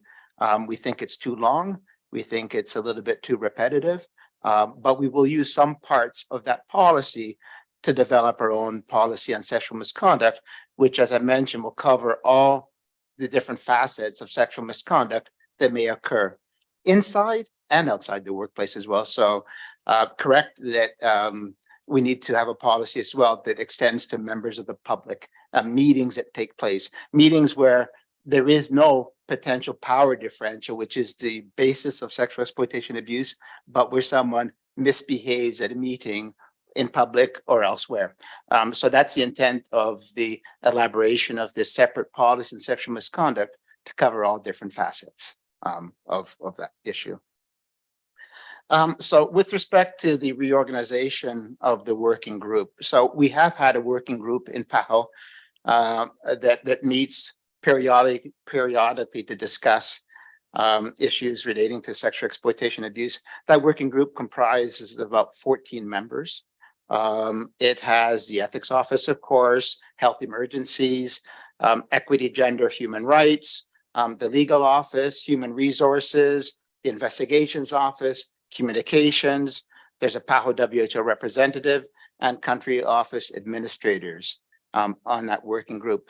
So as you can see, a fairly broad composition already of the working group, but it does need to be fine-tuned. And our thinking is twofold. Number one is to include, instead of people in the countries, as we have some administrators, for example, to include the focal points. We have 39 focal points right now, to include some of the more active focal points that we have on this committee, or this working group, because this working group was constituted before we formally established our focal point network. So that is one. And also to include, we have health emergencies already on this working group or this task team, as I mentioned, but to include more community-facing programs in the working group, such as vaccinations. There's clearly a greater risk of sexual exploitation and abuse in the community-facing programs. So we would like to involve the entities, the departments in PAHO that have that community-facing mandate to also join the working group. With respect to the question concerning the current status of background checks. So we are going to be partnering with a company. As I mentioned, I believe that we may be the first international organization to actively conduct criminal background checks. The conducted background checks will be first with respect to new applicants or people have been selected for positions in the organization. And eventually, in my opinion, we will also conduct those background checks on serving PAHO personnel, people who are already working in the organization. I hope that we will start implementing background checks next month. The lawyers are involved for both PAHO and the company that we're using. And I understand that they're in the midst of just trying to negotiate some of the final details of the contract. But we have identified a company. We've agreed that we are moving forward with that company. It's just a question of finalizing the contract and moving forward. So we hope by next month, by August at the latest, we as an organization will be among the first to start implementing criminal background checks and sex offender registry list verifications. Thank you as well, Argentina, for your comments. When people don't report, it's because of two reasons. Number one is the fear of retaliation, which you have pointed out. And number two is the futility of reporting, that people believe that even if they report, nothing will happen, right? So those are the two main grounds for reporting. We need to make it clear, and it starts, I will say, at the top of the organization, right, with the director, that we will protect people from retaliation. And that's an important message, because to make people comfortable speaking up and making sure that there are no consequences for them to speak up. Staff Association mentioned this morning and in the report about conducting a bystander campaign, which I think is important. I think it's a fantastic idea for us to have this type of campaign to make it clear that bystanders or victims can speak up without having any fear of retaliation. And of course, I recognize that that's easier said than done. And one of the things that we need to do to improve the concern about the futility of reporting is, I think, and the director and I have talked about that, about improving transparency and communication. not many people are aware that as an organization, we have separated in the last 10 years, 6 country representatives, 6, including 1 for sexual harassment. We separated a senior staff member in headquarters a few years ago for sexual harassment. Okay. I will say that there are no skeletons in our closet. Okay. In other words, that any issue that's reported to us, we have taken action on. And frankly, I'm surprised when I read in the press of organizations that have been made aware of allegations of sexual misconduct and no action has been taken. And that behavior has been allowed to continue for years. Okay. I, as the ethics director in POW, am not aware of any allegation that we have received as an organization and where no action has been taken. Okay. And I think that that is important to note as an organization. And thank you, Mexico, as well for your comments about filling the positions. I need to perhaps clarify that we in PAHO, we are the ones filling the positions now, not WHO. Okay, so we have advertised the positions.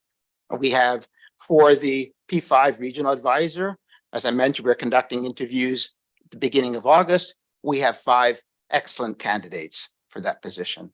Okay, better because you mentioned as well knowing the local culture. Okay, knowing the local language. The CVs that we received belatedly from WHO did not, we felt, did not speak Spanish, which is an essential requirement for the 2 positions, but also did not really have the profile that we were looking for. So we're not going to compromise. We decided to initiate the selection process ourselves, and hopefully shortly we will have 2 qualified candidates in position, one for the P5 post in headquarters and the other for the P4 post in Venezuela. And finally, thank you, Canada, as well for your comments. And you're absolutely right. What we're doing all of this is exactly what Canada mentioned, is the impact on communities and individuals. Okay, we cannot lose sight of that. I was reading an article recently in Fortune publication that said that WHO is betting that bad headlines can lead to good news. Okay, bad headlines can lead to good news. No, this is not about headlines. Okay, this is about protecting the people who work with us, and this is about protecting the people and communities that we serve. And if we do our job in protecting those people and taking action when issues are reported to us through a victim survivor centered approach, then we won't have those bad headlines. Okay, but this is, again, it's not about the headlines. Our reputation as an organization will take care of itself if we do the right thing in terms of the prevention and response to sexual exploitation and abuse and sexual misconduct. So again, I wish to thank everyone, the member states, for your contributions and your dedication and support for this very important initiative that we have in the organization.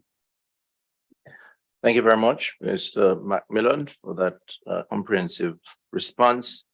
Dr. Barbosa, Director, you have the next comment. Yes, thank you. Thank you, Mr. President. Eu gostaria de agradecer a los comentários, eu creio que muy importantes, que hicieron Estados Unidos, Argentina, México y Canadá. Esse é tema muy importante para, sabemos, para os Estados membros e também para o secretariado, que temos que tomar muito em sério, porque não é problema teórico. Tuvimos problemas que ocorreram, como o delegado dos Estados Unidos ha mencionado, na República Democrática de Congo. Tuvimos depois outro episódio em el Fórum Global de Saúde. Ou seja, é algo que prático, que temos que buscar fortalecer o programa, não só em la organização internamente, mas também para as comunidades a que servimos, como nosso jefe do escritório de ética, Mr. Macmillan, ha subrayado bastante. Com esse objetivo que essa rede foi constituída, de los pontos focales, e é muito importante, porque Seguro que problema de má conduta sexual, de abuso, de acoso, de explotação pode ocorrer em qualquer parte, pero algumas áreas mais sensíveis ou mais vulneráveis devem ter uma atenção maior. Sabemos que países que estão em uma situação de crise humanitária, onde temos, además de muitos contratos, muitas pessoas contratadas, temos uma oficina com muita gente trabalhando e também servindo, com relações com organizações não governamentais e outras, pode ser risco, porque são pessoas que muitas vezes dependem de uma relação direta com o funcionário da OPS para ter acesso a algum serviço ou para ter seu contrato, por exemplo, renovado e outros. Sabemos que muitas vezes em oficinas de países, especialmente em oficinas pequenas, o medo de sofrer retaliação é mais importante. Ou seja, há que buscar fortalecer muito essa rede. Segundo, de como o senhor Macmillan subrayado, de fortalecer a confiança que as pessoas tenham de que, fazendo uma denúncia, essa denúncia vai ser apurada, nenhuma denúncia vai deixar de ser, ter todo o processo de identificação, de investigação de lo que passou efetivamente, e, ao mesmo tempo, de ter uma proteção para qualquer tipo de atividade de retaliação que pode ocorrer. Estamos avançando nesse tema, incluso isso também está, de alguma maneira, relacionado com o ponto que a Associação de Staff, a senhora Basconis, informou do processo que estamos de revisão de los mecanismos de informação de justiça ao interior da organização, de que as pessoas possam ter mais confiança. Eu, personalmente, enviei mensagem a cada de los participantes da organização, falando de nosso compromisso personal de seguir com os esforços que a oficina já começou a realizar desde alguns anos, mas agora isso, eu creio que se queda mais evidente a necessidade de fortalecer e de dar prioridade a esse tema na organização. Há que fazer tudo o que é possível para prevenir, então isso é cambio de cultura, é de compartilhar informações, é de dar segurança e dar informação às pessoas sobre seus direitos e sobre o que não é aceitável, os comportamentos que não são aceitáveis em la organização de nenhuma maneira, mas, ao mesmo tempo, se passa algo, saber que vamos a ter uma investigação muito séria, que vai tomar muito em sério e que vai garantizar que, se acaso há alguma identificação de má conduta sexual, que isso pueda receber toda a continuidade da investigação o mais rápido possível, de maneira bem transparente, com muito cuidado, e a proteção das vítimas no processo. Então, eu creio que esse é tema que vamos a seguir, de maneira transparente, reportando aos Estados-membros, porque, sem dúvida, que é tema de maior importância, e agradeço as contribuições e sugerências que vocês disseram que vão, eu creio que muito em linha com o que estamos implementando na organização. Thank you, Mr. President. Thank you very much, Director. So I will inform the committee that the discussions will be reflected as usual in the final report. Thank you very much. We turn now to another report with Mr. Macmillan remaining in his chair. That's CE 172/8. And this is the report of the Ethics Office for 2022. Mr. Macmillan, floor is yours. Thank you very much. Mr. President, Executive Committee members and observers, PAHO Director, esteemed colleagues. As the manager of PAHO's ethics program, I'm pleased to present a brief overview of document CE 172/8, the annual report of the Ethics Office for 2022.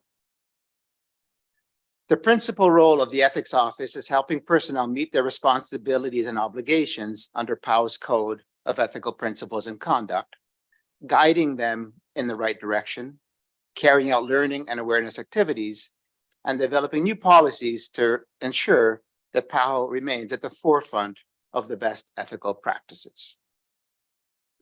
In our advisory role, the Ethics Office responded to 196 consultations from personnel in 2022 on a wide range of topics. This number represents a slight decrease from the 199 consultations received in 2021, but is still the third highest number of consultations received in a single year. The 196 consultations received in 2022 include 54 people who reached out for guidance and support on workplace concerns. PAHO is one of the few international organizations that provides the option for its personnel to ask ethics-related questions through the Integrity Helpline while remaining anonymous if they wish. In 2022, 15 of the consultations received were through the helpline, 4 of which were anonymous. Identifying and resolving conflicts of interest is one of the core functions of the Ethics Office. As part of our regular work, the Ethics Office engages in 3 different review processes to assess and mitigate conflicts of interest.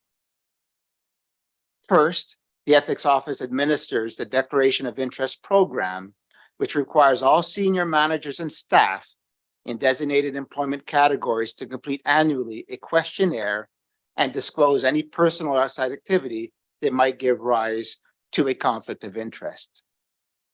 In 2022, the Ethics Office reviewed 207 completed questionnaires and liaised with more than 20 staff members to address any possible issues and provide appropriate guidance. Second, the Ethics Office manages a conflict of interest disclosure program for newly selected fixed-term and temporary staff, which helps to identify any actual or potential conflict of interest prior to someone joining the organization. In 2022, the Ethics Office reviewed 112 disclosure forms for new hires and coordinated with candidates and their prospective supervisors to resolve any issues that were identified. Third, the Ethics Office introduced in 2022 a new disclosure program for all national and international consultants. The purpose of this program is to identify potential conflicts of interest and risks before the consultant starts working in the organization. In 2022, the Ethics Office reviewed 604 disclosure forms from consultants and addressed over 175 situations where there are potential conflicts of interest. In terms of training, the Ethics Office carried out virtual learning activities for personnel in Brazil and Honduras for the communication focal points and for PAHO WHO country representatives. The Ethics Office also resumed travel at the end of 2022 and carried out in-person ethics training for personnel in the Eastern Caribbean countries, in the sub-regional program for the Caribbean, and in the PWR office in Bolivia. Regarding policy development, PAHO's Integrity and Conflict Management System focused its efforts in 2022 on a comprehensive revision to the organization's investigation protocol, which describes how investigations into allegations of misconduct are carried out in PAHO. One of the key changes made to the protocol was the requirement to fully investigate all allegations of a personal nature, including allegations of personal harassment, sexual harassment, sexual exploitation and abuse, discrimination and retaliation, and provide a report to management.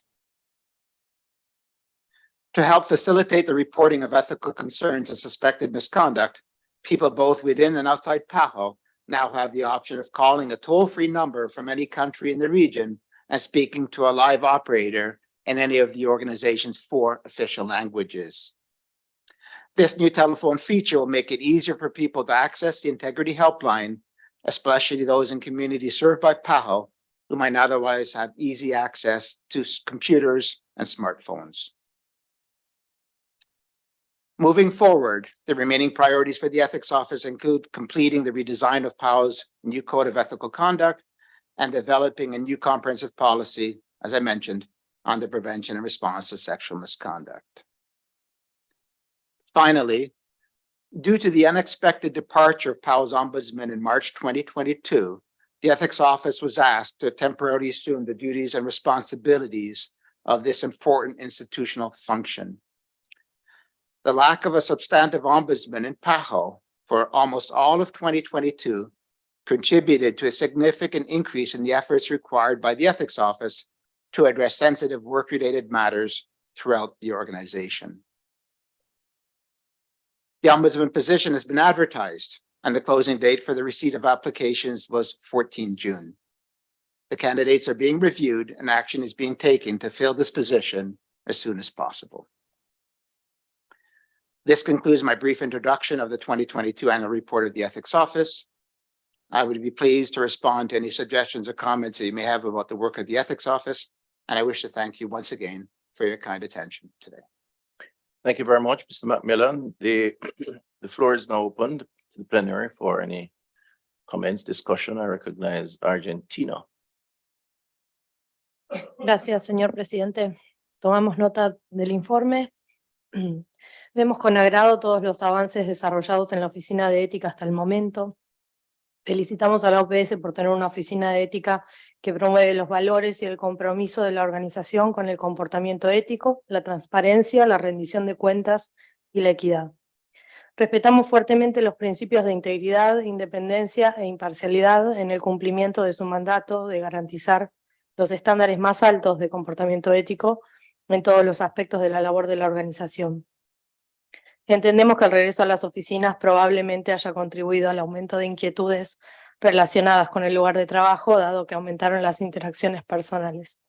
Felicitamos además a la Oficina de Ética por las políticas bajo su responsabilidad, la nueva política sobre prevención y respuesta a la explotación y abusos sexuales, la de acoso sexual y la que se elaborará en 2023, una política integral única que abarque todos los tipos de conducta sexual inapropiada. Asimismo, esperamos la actualización de la política de la OPS sobre prevención y resolución del acoso en el lugar de trabajo. Muchas gracias. Thank you very much, Argentina. I now turn the floor over to the United States. Thank you, Mr. President. The United States thanks the Ethics Office for its comprehensive report and for its work to promote ethical conduct at PAHO. We appreciate the attention given to advancing PAHO's Conflict of Interest Declaration Program, as well as the office's strong outreach to PAHO's PWR offices and centers, and their numerous trainings conducted with PAHO and WHO country representatives to raise awareness of PAHO's ethics policies and standards. The United States notes that the Ethics Office has been acting in a dual capacity as the PAHO Ombudsman since the departure of the former incumbent well over a year ago. We have serious concerns about the potential for real or perceived conflicts of interest that such an arrangement could present, especially from the perspective of PAHO's personnel. We would note that the current workload of the combined office, which includes addressing the sharp increase in workplace concerns raised by personnel in 2022, could impact other important priorities for the office. We strongly urge PAHO to take action to ensure that the appropriate separation and independence of those functions are resumed in the timeliest manner possible. We thank the Bureau for obtaining an outside service provider to carry out the ethics and climate survey in 2021, and for sharing the results of that engagement with its personnel. We note the identified gap in staff awareness of the ethics reporting helpline, and we appreciate the actions PAHO is taking to increase the visibility and accessibility of that important tool. We would like to know if there are any other notable gaps or deficiencies in PAHO's ethics climate identified in that survey. Finally, in addition to welcoming the notice of a forthcoming revised code of ethical conduct, we are again pleased to hear that PAHO will issue a comprehensive sexual misconduct policy in 2023. We're supportive of that initiative, and we thank Mr. Macmillan for providing the additional thinking on that policy in the previous agenda item. And just one further reflection on that policy, insofar as PAHO has decided to make a distinct sexual misconduct policy from that of WHO. We would urge encourage the organization to consider any potential conflicts with the WHO policy or any confusion the two different policies could create, particularly from the perspective of potential complainants or victims, where both organizations are operating. Thank you. Thank you very much, United States. I now give the floor to Canada. Thank you, Mr. President. Canada would like to thank the Ethics Office for this report and congratulate them on a successful and productive year. We note that there has been an increase in workplace concerns for individuals, with the number more than doubling since 2021. As the organization readjusts to post-pandemic work with more in-person interaction, it is critical that the Ethics Office remain vigilant, including continuing to maintain effective coordination of PAHO integrity and conflict management system to ensure consistent application and interpretation of PAHO rules and policies among all relevant actors. We see that in the past year, the Ethics Office performed its usual operations while also incorporating additional corporate initiatives and responsibilities, including diversity, equity, and inclusion, and assuming the role of PAHO Ombudsman. On this, we take note of the potential impacts on capacity, as well as the external auditor's concerns regarding an ethics function performing the ombudsman role, even as an interim measure, and support the recommendation that PAHO take immediate steps to establish an independent ombudsperson. As such, we would like to seek clarity from PAHO on what is being done in this regard. We are encouraged to note that the Ethics Office has recently implemented a new conflict of interest disclosure program for all international and national consultants, which is critical in protecting the organization from financial, legal, and reputational risk, and ensuring overall transparency and organizational integrity. Finally, we look forward to reviewing the new Code of Ethical Conduct expected to be released later this year. We note that our support of the external auditor's view that the launch of this code should be accompanied by a clear plan to respond to the results of the Ethics Climate Survey. Thank you.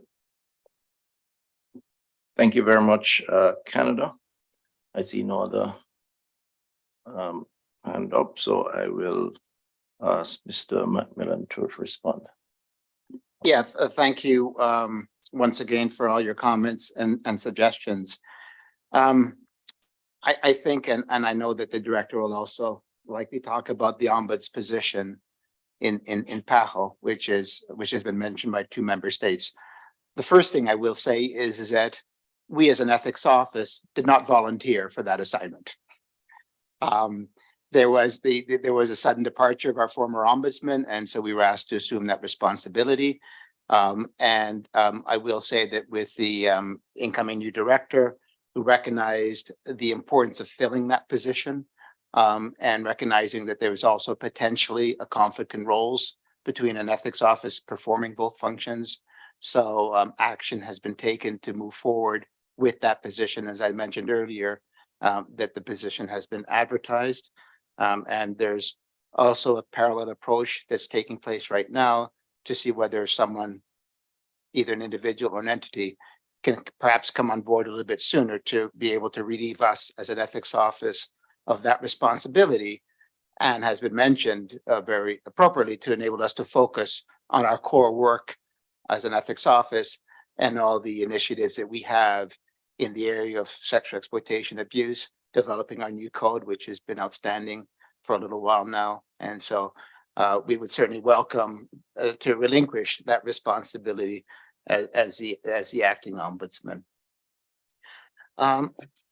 With respect to the climate survey that we conducted, and so that we conducted a climate survey about 1.5 years ago. Participation rate of that survey wasn't that high, it was about 50%, but we did get, I think, some good indicators with respect to the survey. So there were 18 questions, and the survey results were compared against comparators. So the company that administered the survey for us, they had administered that survey to 600 companies. So they have established benchmarks. And of course, that was one of the main advantages of going outside and using a company was that they were able to look at our results and compare them to benchmarks in their 600 companies that they had previously administered the survey. And so based on the 18 questions, we were determined to have exceeded the benchmark in 8 of the 18 questions. In another 8 of the questions, we were within 10% of the benchmark. And in 2 questions, we were significantly below the benchmark. We were 10% below the benchmark. One of, I think, an important finding of the survey was that 97% of the respondents to the survey indicated that PAHO was committed to carrying out its work in an ethical manner, 97%. And I think that that's a very high percentage of staff who feel that way. The 2 below the benchmark that were more than 10% below the benchmark, the 2 questions that were below was, as the US has pointed out, with respect to the helpline, the knowledge of the helpline. And so in response to that question, and we had about 1,300 people respond to the survey, 68% of people indicated that they were aware of the survey. Conversely, that means that 32%, about 1/3 of our personnel were not aware of the Integrity Helpline. So we have been taking action over the course of the last year to try to improve knowledge, awareness of the helpline. We have simplified the helpline, both on, as you may be aware, and as I mentioned, PAHO is one of the few organizations that allows people to ask a question about an ethical issue that comes to the ethics office, or submit an allegation of misconduct that goes to the investigations office. And we have simplified the reporting forms on both the ethics side and the investigation side. We are working closely with the communications department to try to improve knowledge of the helpline. We are moving the helpline back to the homepage. It had been there for many years and then was removed, so that you don't have to do 3 or 4 clicks to find the helpline. It will be on the homepage of the PAHO intranet, so much more easily accessible. So we are trying to make the helpline more visible, more easily accessible. And of course, when the investigations office and the ethics office conducts training, the training also includes a component clearly about the helpline. And so we need definitely to try to increase the numbers to ensure that 100% of people in PAHO are aware of the helpline, because that is a very good reporting mechanism, especially for people who would like to remain anonymous. There was an issue or a question or comment with respect to the conflict or potential conflict between the WHO and the PAHO policies. So I just need to clarify that the WHO policies, unless we incorporate them in our own rules and procedures in the e-manual, the WHO policies do not apply to PAHO staff. PAHO staff are under PAHO contracts. They're subject to our staff regulations, they're subject to our staff rules, and they're subject to our policies. Our staff rules are slightly different than the WHO staff rules. There's a lot of similarity, it's true, but as an independent organization, we have the discretion to modify our staff rules as we see fit. And when WHO makes staff rule changes, we are free to follow them if we feel they're good staff rule changes, or we're free not to follow them if we would pursue to take our own course of action. So with respect to the WHO policy on sexual misconduct, it does not apply to PAHO staff. At the moment, as I mentioned, we are going to develop our own policy. That policy will apply, not the WHO one. And so there is no conflict, because it's only the PAHO staff rules, staff regulations, and policies that apply to PAHO personnel. And with that, I believe that I've answered all the questions. Thank you very much. Thank you very much, Director. Thank you, Mr. President. Very briefly, first I want to thank Argentina, the United States, and Canada for your good questions, comments, and suggestions about this very important topic. I just want to go to 2 points. One is that, of course, we are probably having an increase in the complaints, allegations that we have received. I think that's for 2 reasons. One is because when we are going back to the office probably during the period that we were 100% telework all the time. It was less probable to have any kind of conflicts among ethical conflicts or problems in the workplace. Now we are coming back, so these are already measured. Second, I think that maybe this is also a good sign that people are feeling more confident to make complaints and to present their questions. I think that it's I think that I should be concerned if we haven't had any kind of complaints, because these are bad sign of that people don't trust the system. Second, about the ombudsman position, a decision was made to wait until the end of the conflict management systems review that I mentioned. I think that is a valid decision. It was a valid decision at that time, but when I arrived in the office, I think that I made another option. I think that we cannot wait until the end of the conflict management system. So we started the selection process, reviewing the terms of reference. We are assessing what are the best alternatives that we have to provide ombudsman services for our staff. Now we have more than one alternative that we are reviewing, but the selection process is still in a very advanced process, and we really probably in a couple of weeks / months we will have this process totally finalized. Because I agree that in my view, I understand the previous decision, but I think that it's better to have this service being provided separated from the ethical office, so we can have more opportunity to ensure the independence of the services and to have more opportunities for our staff to present their complaints or their questions, their problems on this regard. So thank you. Thank you, Mr. President. Thank you very much, Director. A lot has been said on this particular issue. Just to inform the committee that discussions will be reflected in the final report. Turn now to item 3.6, report of the Investigations Office for 2022. Bring to your attention CE 172/9 and Mr. Alexander Lim, Chief Investigator of the Pan American Center Bureau, who is joining us now at the table, will present this report. Mr. Lim.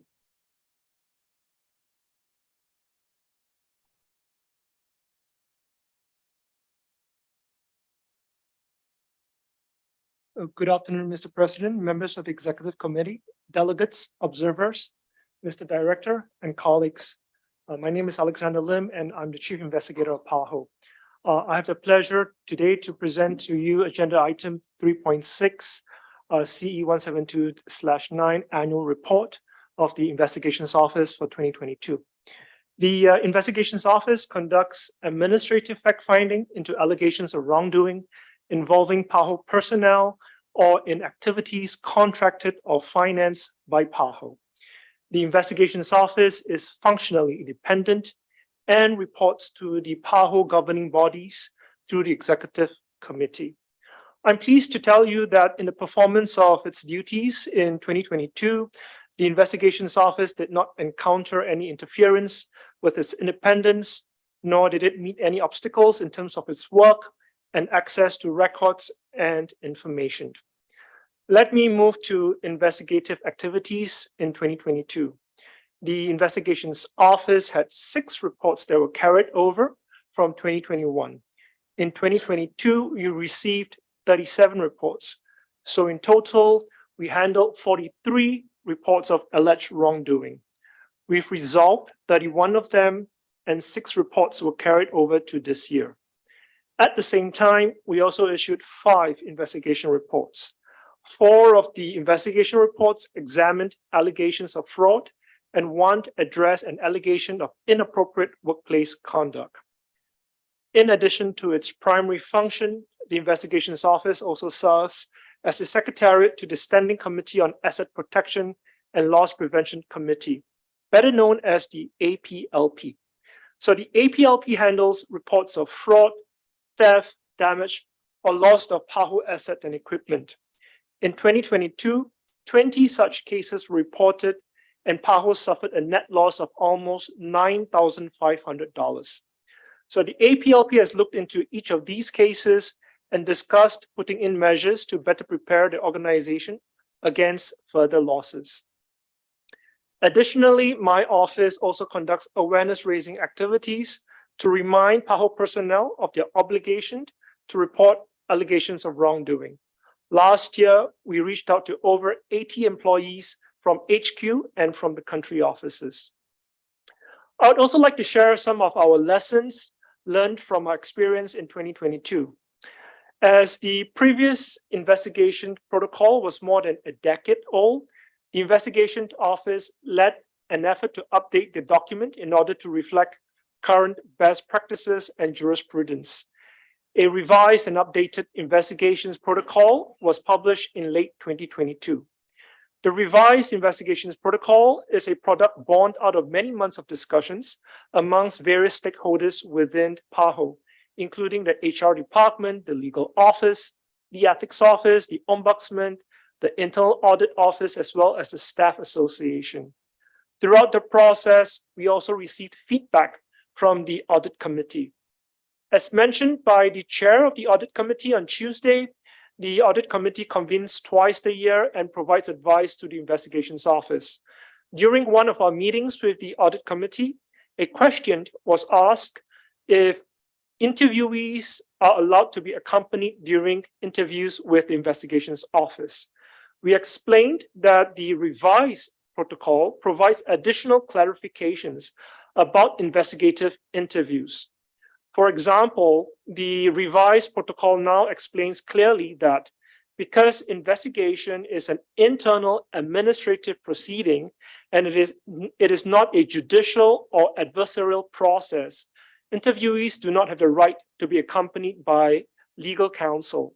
However, there are instances where an interviewee may be accompanied during an interview, and this is also clarified in the protocol, where it says that the complainant or subject of an investigation may be accompanied during the interview by someone of their choice who is not their legal counsel, who is not involved in the process, and does not have an actual or perceived conflict of interest.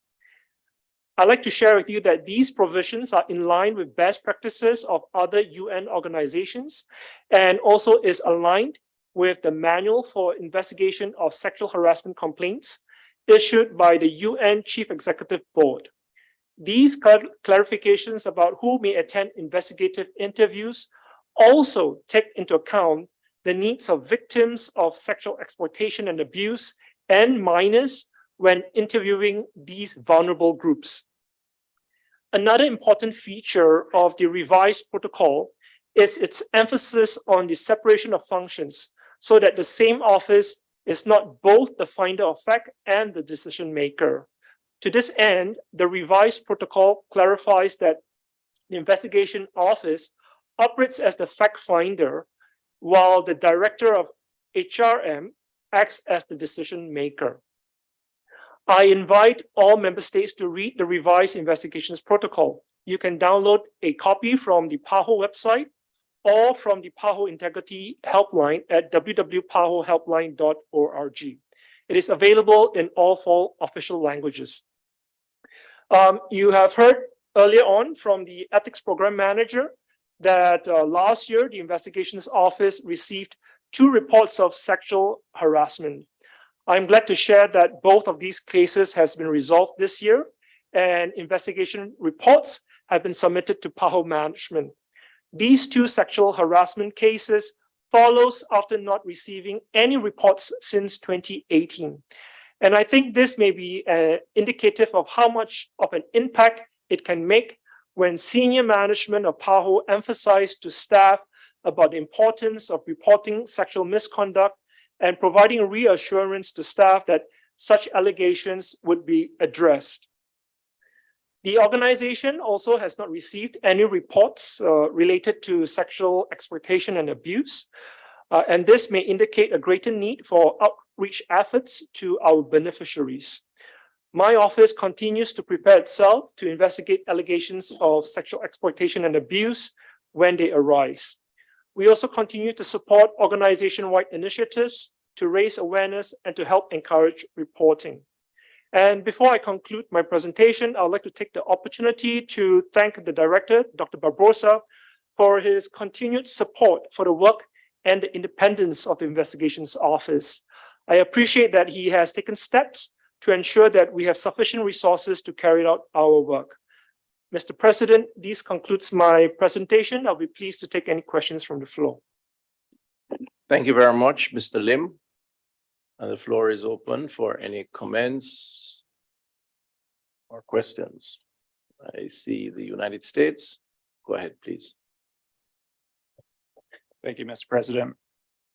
The United States thanks the Investigations Office for this report and for its important accountability activities pursued during 2022. We also thank Mr. Lim for his statement of assurance of the office's full independence during the reporting period. We especially thank the Investigations Office for the focus it has placed on strengthening its capacity to address sexual exploitation and abuse and sexual harassment, including by reviewing its investigative processes and pursuing relevant training for staff. We note that last year, PAHO received its first complaints of sexual harassment since 2018, and that an increased focus on sexual harassment outreach and a return to in-person work arrangements may be contributing factors. Insofar as no investigation reports on the cases of sexual harassment appear to have been concluded at the time of this report, however, could the Bureau clarify the status and time frame for concluding those sexual harassment investigations if they are still outstanding?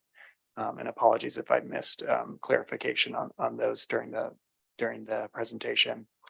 And more broadly, we'd appreciate more information on how the office is prioritizing allegations of an interpersonal nature for investigations. Along these lines, we note that the organization has not received any reports of sexual exploitation and abuse. We appreciate the office's improvements to its policy on sexual exploitation and abuse as described in the document. But we also agree with the report's assessment that there may be a need for greater outreach efforts, especially among beneficiary populations. Can the Bureau please describe how it intends to advance some of its outreach further in this area? The United States is also concerned by the 4 substantiated cases of fraud reported in 2022. It also remains unclear from the report how much of the losses sustained by the organization in 2022 was specifically the result of those 4 substantiated cases. With apologies if we also missed an explanation of those amounts, we'd appreciate knowing that total loss amount, or if not immediately available. We would also encourage the Investigations Office to provide such information as relevant in future reports. And we strongly agree with the Investigation Office's assessment that PAHO requires a more comprehensive understanding of where fraud may occur, as well as an extensive approach to fraud prevention and detection. And we appreciate the comments provided in that regard. Thank you. Thank you very much, United States. And I will now ask Mexico, please. Gracias, presidente. La delegación mexicana agradece la presentación del informe de la Oficina de Investigaciones correspondiente al 2022 y reconoce su destacada labor en la gestión de riesgos de la organización con el propósito de proteger su reputación y presentar su bienestar financiero hacia el logro de una buena gobernanza. México reconoce que este año no haya habido quejas respecto a discriminación. Sin embargo, considera relevante dar seguimiento a las denuncias relacionadas al acoso y acoso sexual, lo cual podría relacionarse con la normalización de actividades y el regreso a las oficinas después de la pandemia de COVID-19. Por otra parte, en aras de brindar mayor información a los Estados miembros, sugerimos contar con una descripción del apartado sobre otras denuncias, ya que éstas superan el número de denuncias en el resto de las categorías. Lo anterior permitiría brindar una mejor guía al secretariado en la materia. Finalmente, la delegación mexicana exhorta a la Oficina de Investigaciones a continuar con la capacitación de su personal para hacerlo extensivo al grueso de las representaciones y la sede con la finalidad de hacer mayor difusión acerca de los mecanismos de presentación de denuncias con la finalidad de generar confianza al personal y facilitar la presentación de dichas denuncias. Gracias. Thank you very much. 1 second.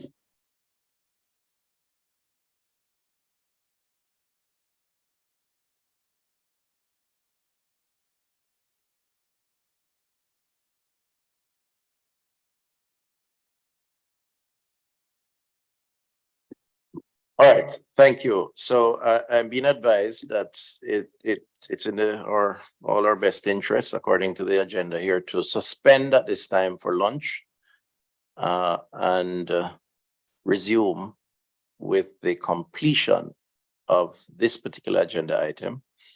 And then we will pick up from there on item 7.1, 7.11, and then items 2.2, 2.3, 8, and 9, which according to 9 here is closure of the session. So that's the agenda. If we're all in agreement, then you don't have to say anything. Otherwise, you can. But I'm assuming that you're in agreement. So I then ask you to have a good lunch, and we will be back here at 2 p.m. Yes. 2 p.m. Thank you very much.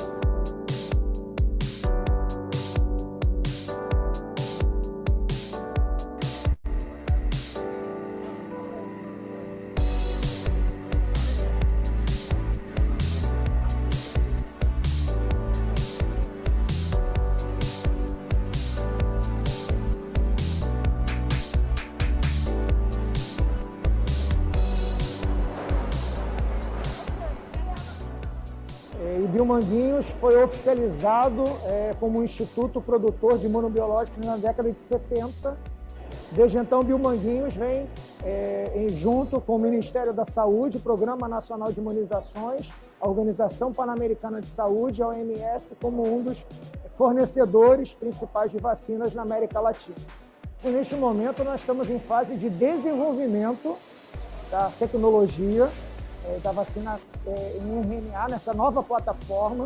Então, estamos detalhando os equipamentos, os rendimentos, todos os resultados que são esperados, não é só em termos de produção, como em metodologias analíticas de controle de qualidade, com o intuito de, no próximo ano, já termos as primeiras etapas de escalonamento e produção, visando os estudos clínicos necessários para essa vacina.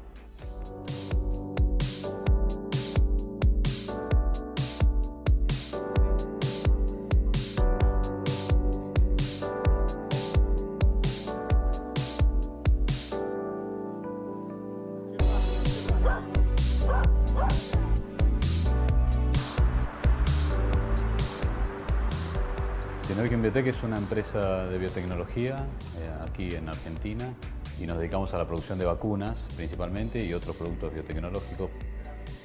Synergium Biotech tiene ya hace 2 años una participación en el fondo rotatorio de la Organización Panamericana de la Salud con la vacuna antigripal justamente, y tener esta capacidad instalada acá nos permite desafiar y buscar otros proyectos que permitan traer otras tecnologías y otros productos a la región. Este fue un fit perfecto, es una vacuna o una tecnología de mRNA innovadora y en un proyecto empujado y promocionado por OMS, por MPP y por PASCO.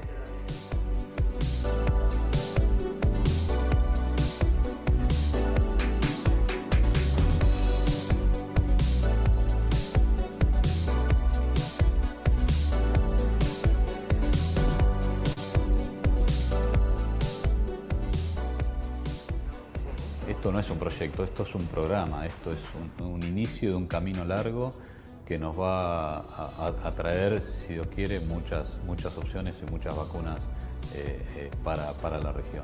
Creo que esta tecnología nos abre un gran campo de trabajo futuro y sin duda tiene que impactar fuertemente en la situación sanitaria de las Américas y que todo el mundo tenga acceso a las vacunas.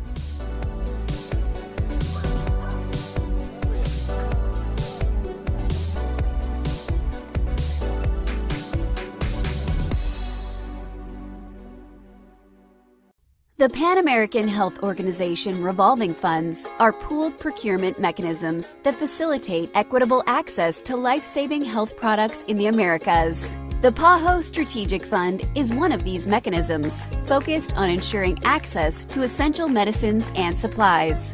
Leveraging multidisciplinary technical expertise, multilateral cooperation, and established partnerships across the Americas, the Strategic Fund improves access to quality, safe, and cost-effective treatments and diagnostics for a range of diseases, such as HIV, tuberculosis, leishmaniasis, hypertension, cancer, and more.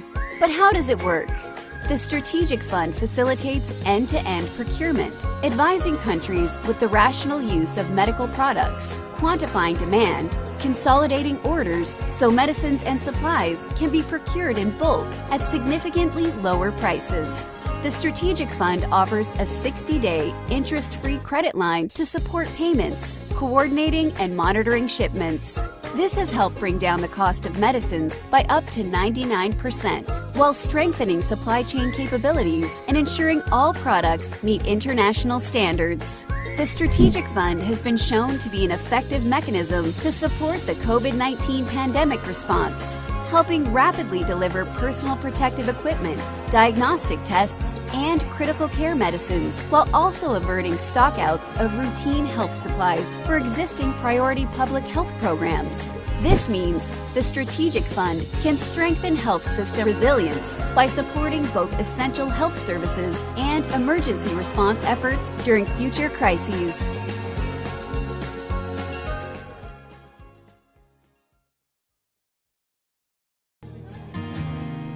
Vaccination Week in the Americas have been celebrated for 20 years. It's an annual celebration that aims to promote equity and access to vaccination for all people, no matter where they live or their socioeconomic situation. Everybody has the right to health, to vaccines, and to a healthier life. Porque las vacunas salvan vidas. Aunque estemos en COVID, la vacunación no para. La vacunación continúa.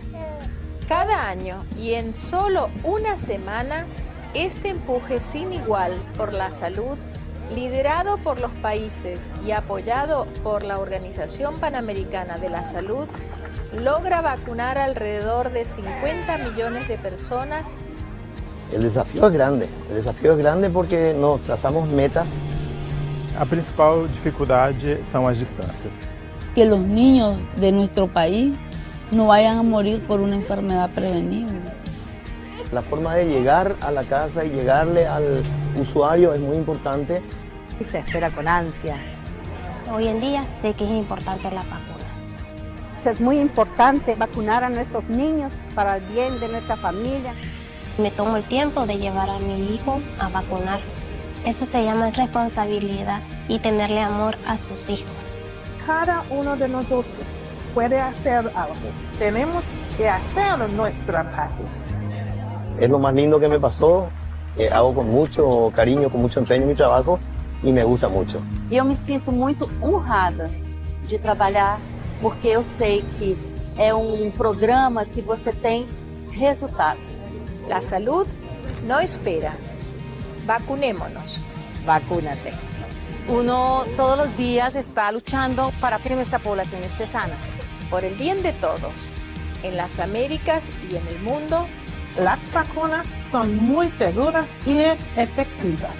Esta iniciativa se ha convertido en un ejemplo magnífico de lo que puede suceder cuando los países trabajan juntos. Sabemos que una población sana es una garantía para un país fuerte. Vaccination Week in the Americas demonstrates the political commitment of countries toward their immunization programs. Thanks to the joint efforts from more than 40 countries and their partners. In the past 20 years, more than 1 billion people have been vaccinated during Vaccination Week in the Americas, and different diseases have been eradicated in our region. Thanks to health workers, people in every corner get vaccinated. Today, we celebrate 20 years of Vaccination Week in the Americas. Are you fully vaccinated? Get all your shots.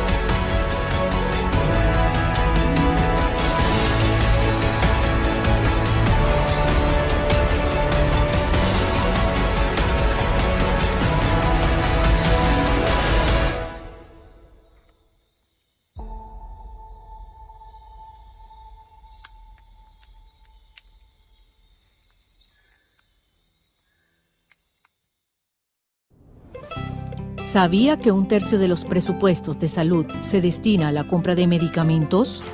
Altos costos, calidad insuficiente y productos poco disponibles en el mercado, además, pueden representar una carga extra para los presupuestos de salud y amenazar la sostenibilidad del sistema. Por eso, y a pedido de los países de las Américas, la Organización Panamericana de la Salud creó el Fondo Estratégico en el año 2000. El fondo es un mecanismo solidario para la compra conjunta de medicamentos e insumos de salud pública de calidad.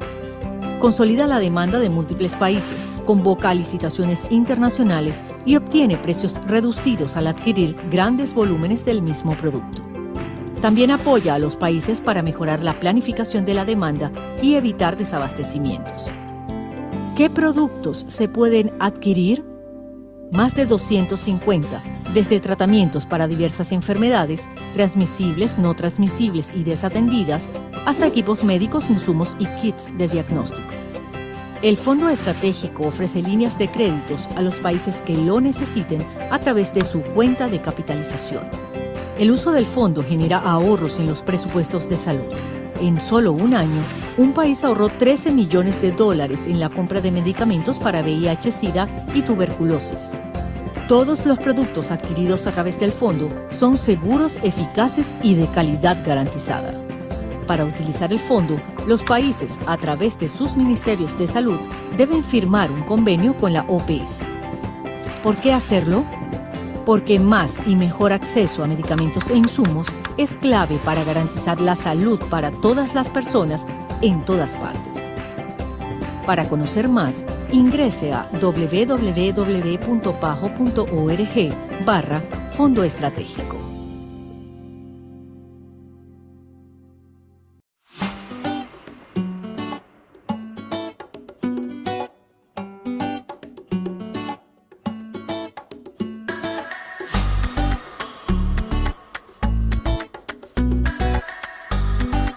The history of Belize malaria fight has come a long way. If you look at as far back as maybe the 70s, 80s and 90s, you were looking at peak transmission times for malaria. For example, I could recall times when I was in Orange Walk. It was very tedious. We would go out into the field, like from 6 in the morning and visiting houses from village to village.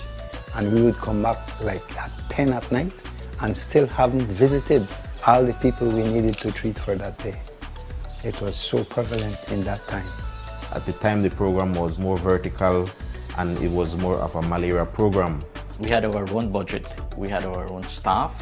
We would manage a program from central level. That in itself gave the advantages of being able to maximize the effectiveness and the efficiency of the human resources, whereby you would ensure that they are working just on malaria.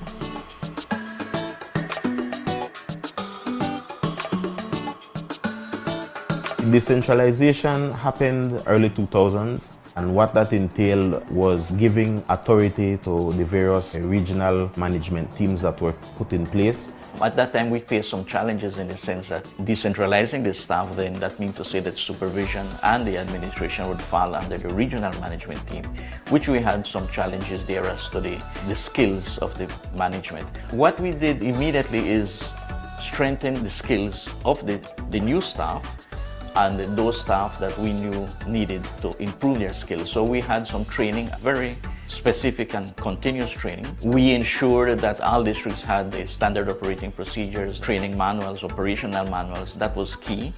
And we would ensure that the surveillance would still be done as how it should be done, that the diagnosis and the treatment would still remain timely.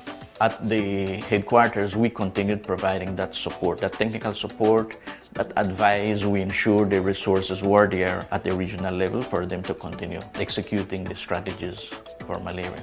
From my years of working in the program, malaria evolved from 1,000 plus cases early 2000 to 0 cases at present.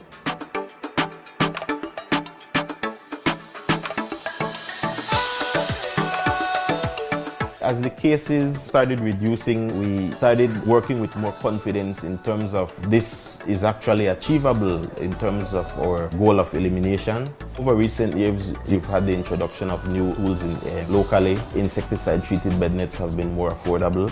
So we introduced those, I would say maybe around 2009, 2010. And then we introduced rapid diagnostic tests, which initially was quite expensive and now it's more affordable in the region. So there was a reorientation of the health services towards moving from malaria control program. That started somewhere, I would say maybe around 2013, 2014. As you move towards elimination and you want to do things like risk stratification, micro-planning and things like that, these are things that you need to bring your people up to standard, and that's where the reorientation process takes place. So we developed the first strategic plan for malaria elimination in 2018. At the ministry level, we developed the strategic and operational plans. At the district level, they take the national operational plans and devise their own specific operational plans. And the key partners at their level that they're working with is multiple partners. We've trained doctors, nurses, administrators, PCAs, every aspect, every level of care, so that we all remember malaria and we remember to test for it.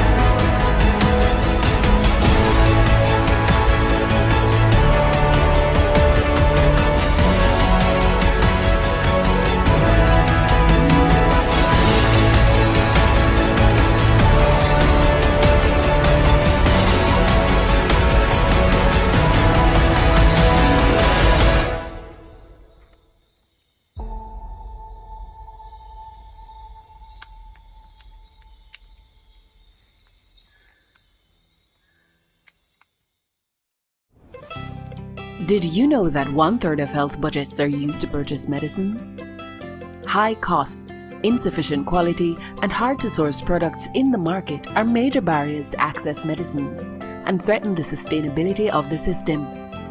For this reason, and at the request of the countries of the Americas, the Pan American Health Organization in 2000 created the Strategic Fund.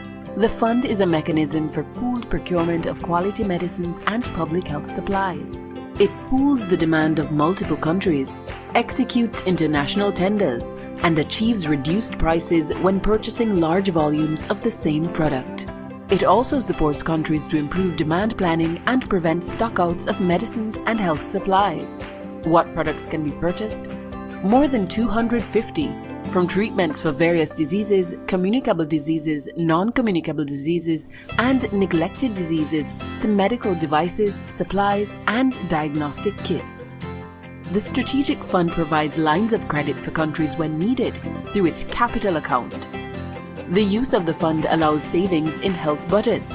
In just 1 year, one country saved $30 million in the procurement of medicines for HIV/AIDS and tuberculosis.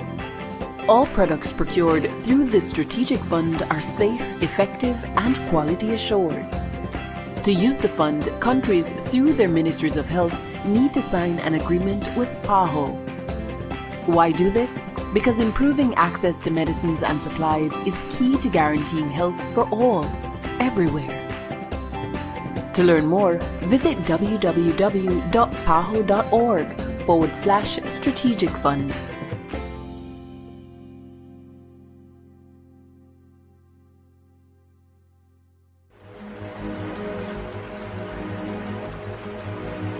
I am.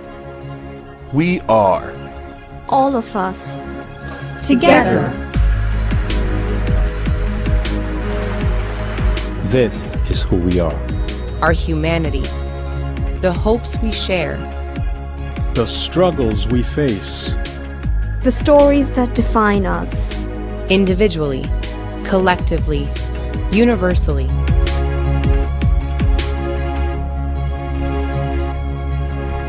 Every person, family, community. We are happier when we have each other. Healthier when we stand together. Every one of us matters. No one should be left behind. We all have the same fundamental right to health and happiness, to the care we need, wherever we live, whatever we have or do not have, regardless of age, race, language, culture, or circumstance.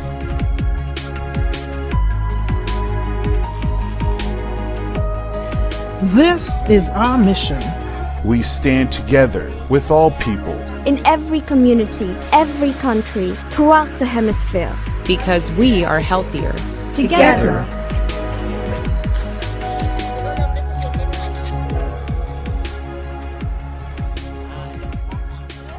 We are the Pan American Health Organization, working for health for everyone, everywhere.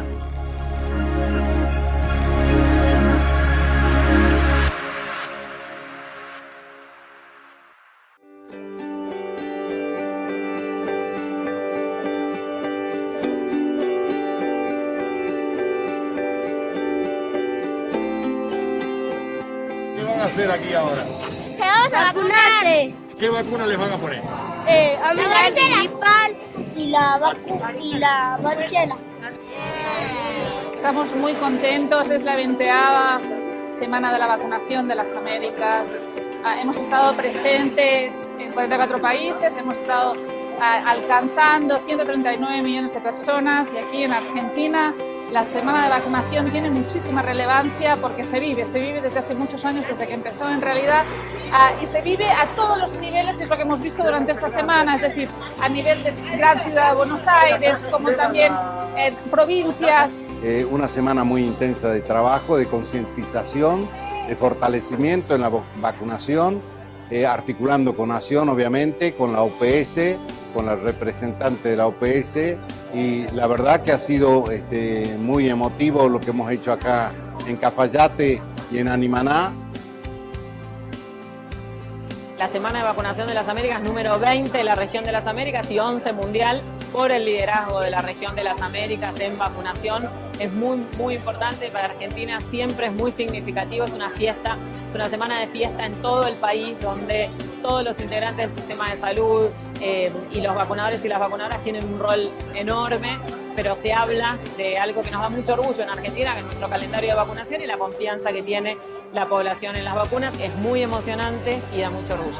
Hay que continuar durante cada semana, durante cada mes, para asegurarnos que llegamos a recuperar ese calendario y con el acompañamiento del OPS estamos seguros que poco a poco iremos avanzando y lo iremos consiguiendo.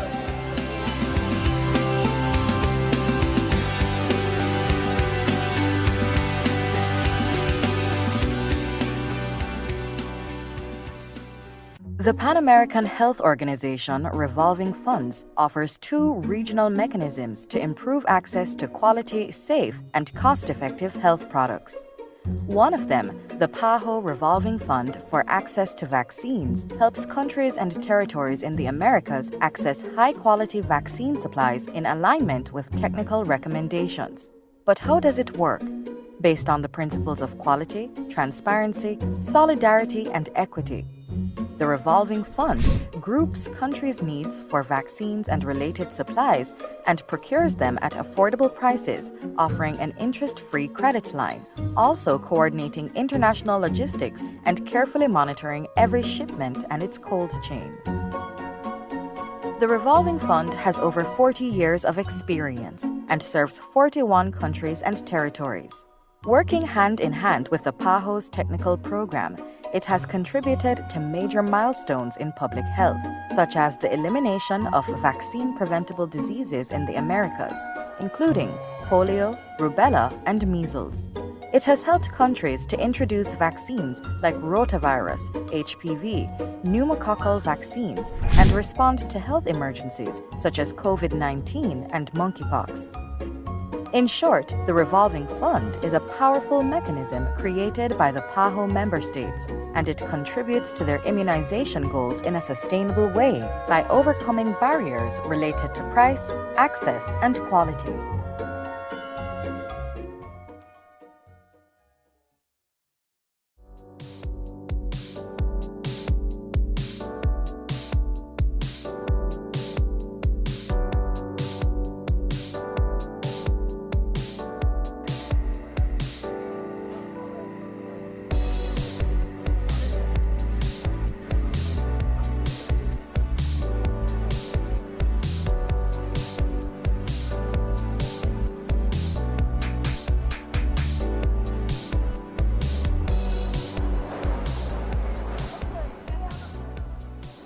Manguinhos foi oficializado como um instituto produtor de imunobiológicos na década de 70.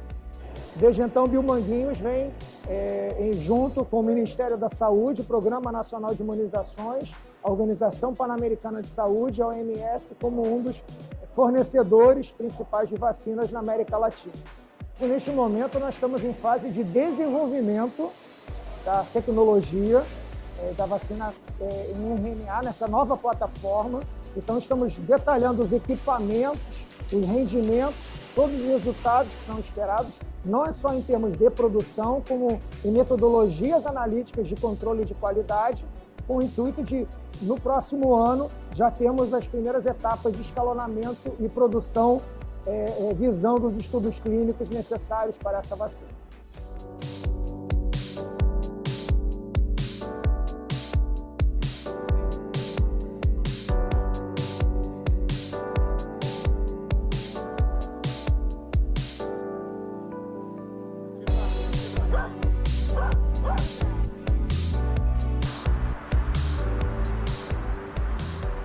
Synergium Biotech es una empresa de biotecnología aquí en Argentina y nos dedicamos a la producción de vacunas principalmente y otros productos biotecnológicos.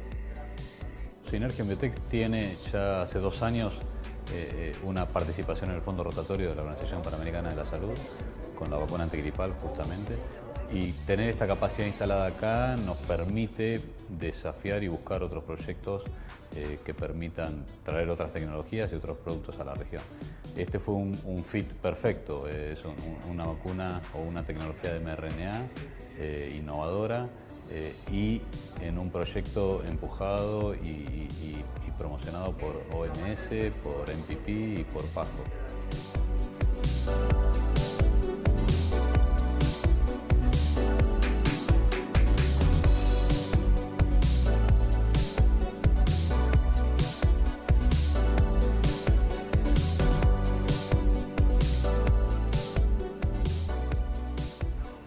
Esto no es un proyecto, esto es un programa, esto es un inicio de un camino largo que nos va a traer, si Dios quiere, muchas opciones y muchas vacunas para la región. Creo que esta tecnología nos abre un gran campo de trabajo futuro y sin duda tiene que impactar fuertemente en la situación sanitaria de las Américas y que todo el mundo tenga acceso a las vacunas.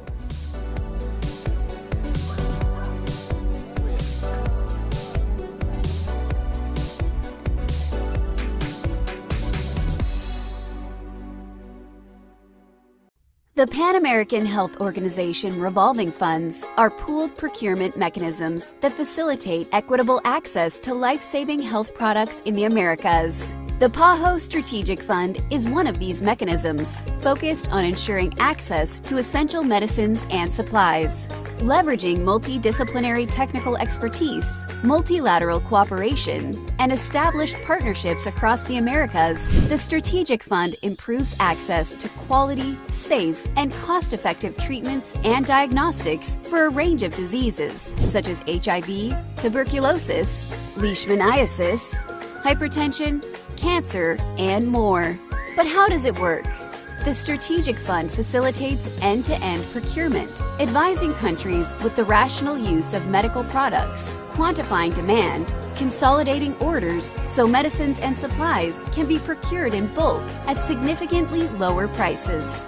The Strategic Fund offers a 60-day interest-free credit line to support payments, coordinating and monitoring shipments. This has helped bring down the cost of medicines by up to 99%, while strengthening supply chain capabilities and ensuring all products meet international standards. The Strategic Fund has been shown to be an effective mechanism to support the COVID-19 pandemic response, helping rapidly deliver personal protective equipment, diagnostic tests, and critical care medicines, while also averting stockouts of routine health supplies for existing priority public health programs. This means the Strategic Fund can strengthen health system resilience by supporting both essential health services and emergency response efforts during future crises.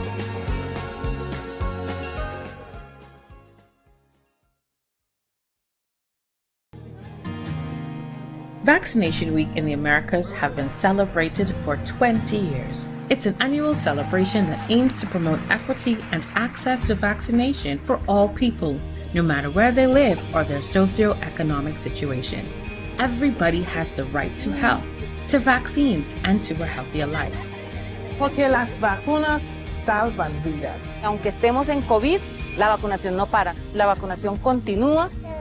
Cada año y en solo una semana, este empuje sin igual por la salud, liderado por los países y apoyado por la Organización Panamericana de la Salud, logra vacunar alrededor de 50 millones de personas. El desafío es grande porque nos trazamos metas. A principal dificuldade são as distâncias. Que los niños de nuestro país no vayan a morir por una enfermedad prevenible. La forma de llegar a la casa y llegarle al usuario es muy importante. Y se espera con ansias. Hoy en día sé que es importante la vacuna. Es muy importante vacunar a nuestros niños para el bien de nuestra familia. Me tomo el tiempo de llevar a mi hijo a vacunar. Eso se llama responsabilidad y tenerle amor a sus hijos. Cada uno de nosotros puede hacer algo. Tenemos que hacer nuestra parte. Es lo más lindo que me pasó. Hago con mucho cariño, con mucho empeño mi trabajo y me gusta mucho. Eu me sinto muito honrada de trabalhar porque eu sei que é programa que você tem resultados. La salud no espera. Vacunémonos. Vacúnate. Uno todos los días está luchando para que nuestra población esté sana. Por el bien de todos, en las Américas y en el mundo, las vacunas son muy seguras y efectivas.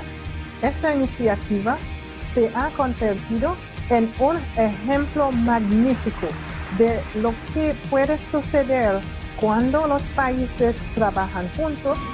Sabemos que una población sana es una garantía para un país fuerte. Vaccination Week in the Americas demonstrates the political commitment of countries toward their immunization programs. Thanks to the joint efforts from more than 40 countries and their partners, in the past 20 years, more than 1 billion people have been vaccinated during Vaccination Week in the Americas, and different diseases have been eradicated in our region. Thanks to health workers, people in every corner get vaccinated. Today, we celebrate 20 years of Vaccination Week in the Americas. Are you fully vaccinated? Get all your shots.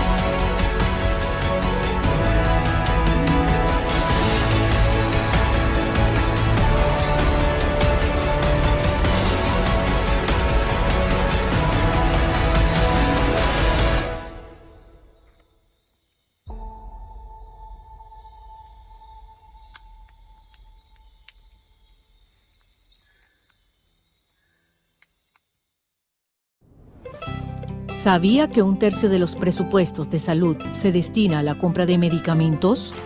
Altos costos, calidad insuficiente y productos poco disponibles en el mercado, además, pueden representar una carga extra para los presupuestos de salud y amenazar la sostenibilidad del sistema. Por eso, y a pedido de los países de las Américas, la Organización Panamericana de la Salud creó el Fondo Estratégico en el año 2000. El fondo es un mecanismo solidario para la compra conjunta de medicamentos e insumos de salud pública de calidad. Consolida la demanda de múltiples países, convoca a licitaciones internacionales y obtiene precios reducidos al adquirir grandes volúmenes del mismo producto. También apoya a los países para mejorar la planificación de la demanda y evitar desabastecimientos. ¿Qué productos se pueden adquirir? Más de 250, desde tratamientos para diversas enfermedades, transmisibles, no transmisibles y desatendidas, hasta equipos médicos, insumos y kits de diagnóstico. El Fondo Estratégico ofrece líneas de créditos a los países que lo necesiten a través de su cuenta de capitalización. El uso del fondo genera ahorros en los presupuestos de salud. En solo un año, un país ahorró $13 millones en la compra de medicamentos para VIH-Sida y tuberculosis. Todos los productos adquiridos a través del fondo son seguros, eficaces y de calidad garantizada. Para utilizar el fondo, los países, a través de sus ministerios de salud, deben firmar un convenio con la OPS. ¿Por qué hacerlo? Porque más y mejor acceso a medicamentos e insumos es clave para garantizar la salud para todas las personas en todas partes. Para conocer más, ingrese a www.pajo.org/Fondo Estratégico.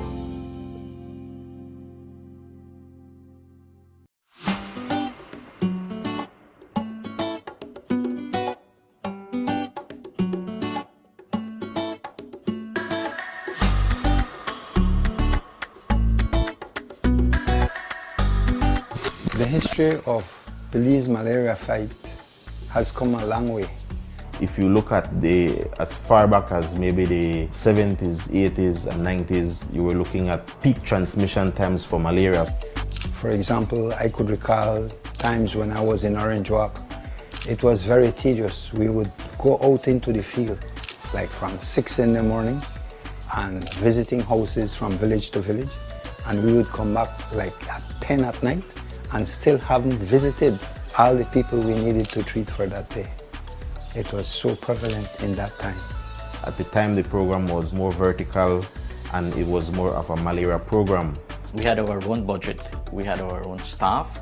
We would manage a program from central level. That in itself gave the advantages of being able to maximize the effectiveness and the efficiency of the human resources, whereby you would ensure that they are working just on malaria.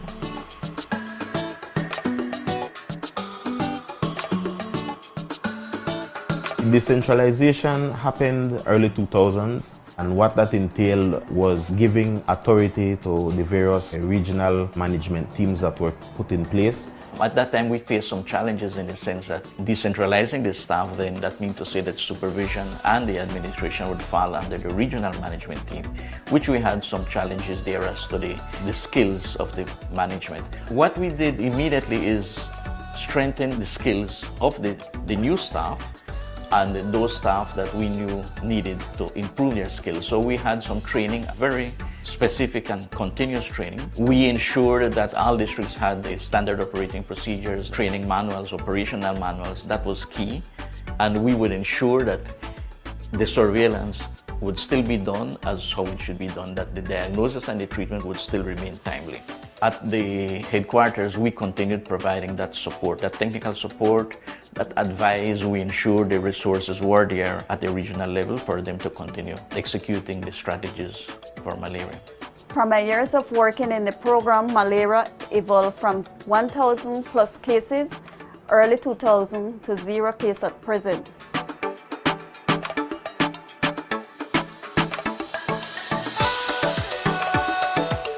As the cases started reducing, we started working with more confidence in terms of this is actually achievable in terms of our goal of elimination. Over recent years, we've had the introduction of new tools locally. Insecticide-treated bed nets have been more affordable. So we introduced those, I would say maybe around 2009, 2010. And then we introduced rapid diagnostic tests, which initially was quite expensive and now it's more affordable in the region. So there was a reorientation of the health services towards moving from malaria control program. That started somewhere, I would say maybe around 2013, 2014. As you move towards elimination and you want to do things like risk stratification, micro-planning and things like that, these are things that you need to bring your people up to standard, and that's where the reorientation process takes place. So we developed the first strategic plan for malaria elimination in 2018. At the ministry level, we developed the strategic and operational plans. At the district level, they take the national operational plans and devise their own specific operational plans. And the key partners at their level that they're working with is multiple partners. We've trained doctors, nurses, administrators, PCAs, every aspect, every level of care, so that we all remember malaria and we remember to test for it.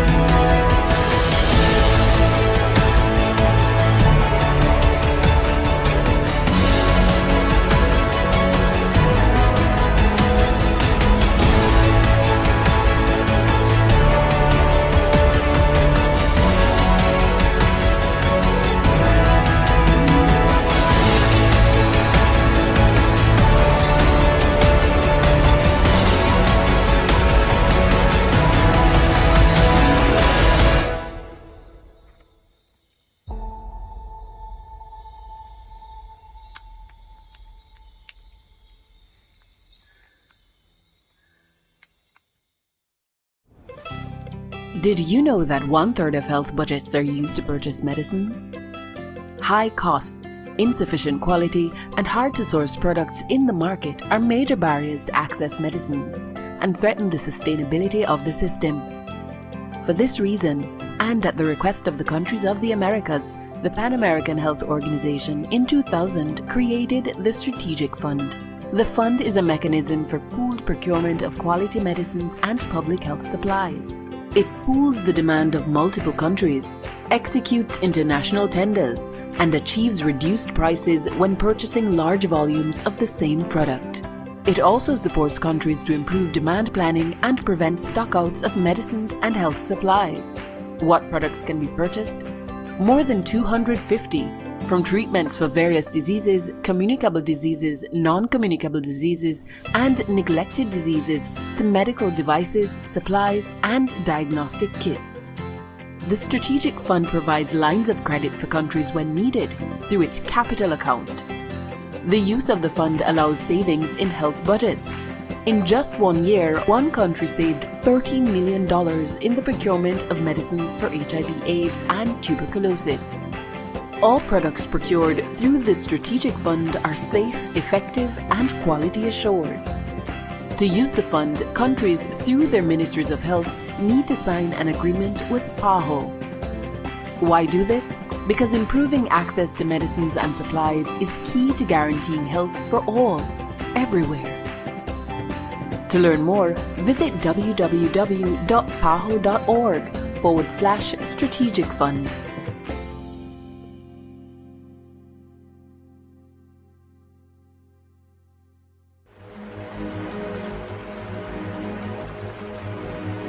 I am.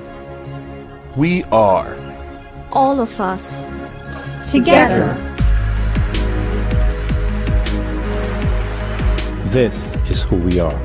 Our humanity. The hopes we share. The struggles we face. The stories that define us. Individually, collectively, universally.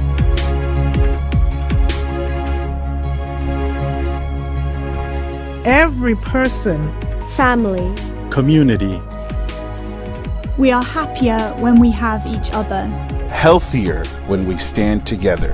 Every one of us matters. No one should be left behind. We all have the same fundamental right to health and happiness, to the care we need, wherever we live, whatever we have or do not have, regardless of age, race, language, culture, or circumstance.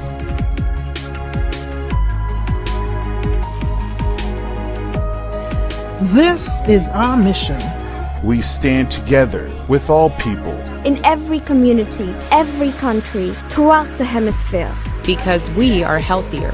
Together.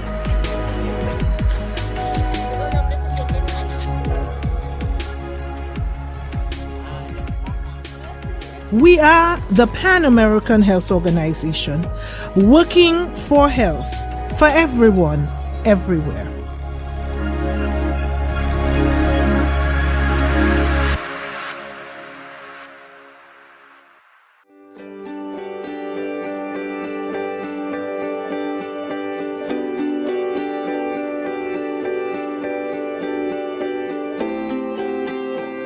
¿Qué van a hacer aquí ahora? ¡Se vamos a vacunarse! ¿Qué vacuna les van a poner? La gripal y la varicela. Estamos muy contentos, es la 20ª semana de la vacunación de las Américas. Hemos estado presentes en 44 países, hemos estado alcanzando 139 millones de personas y aquí en Argentina la semana de vacunación tiene muchísima relevancia porque se vive desde hace muchos años, desde que empezó en realidad, y se vive a todos los niveles, y es lo que hemos visto durante esta semana, es decir, a nivel de gran ciudad de Buenos Aires, como también provincias. Una semana muy intensa de trabajo, de concientización, de fortalecimiento en la vacunación, articulando con Nación, obviamente, con la OPS, con la representante de la OPS, y la verdad que ha sido muy emotivo lo que hemos hecho acá en Cafayate y en Animaná. la semana de vacunación de las Américas número 20 de la región de las Américas y 11 mundial por el liderazgo de la región de las Américas en vacunación. Es muy importante para Argentina, siempre es muy significativo, es una fiesta, es una semana de fiesta en todo el país donde todos los integrantes del sistema de salud y los vacunadores y las vacunadoras tienen un rol enorme, pero se habla de algo que nos da mucho orgullo en Argentina, que es nuestro calendario de vacunación y la confianza que tiene la población en las vacunas. Es muy emocionante y da mucho orgullo. Hay que continuar durante cada semana, durante cada mes, para asegurarnos que llegamos a recuperar ese calendario y con el acompañamiento del OPS estamos seguros que poco a poco iremos avanzando y lo iremos consiguiendo.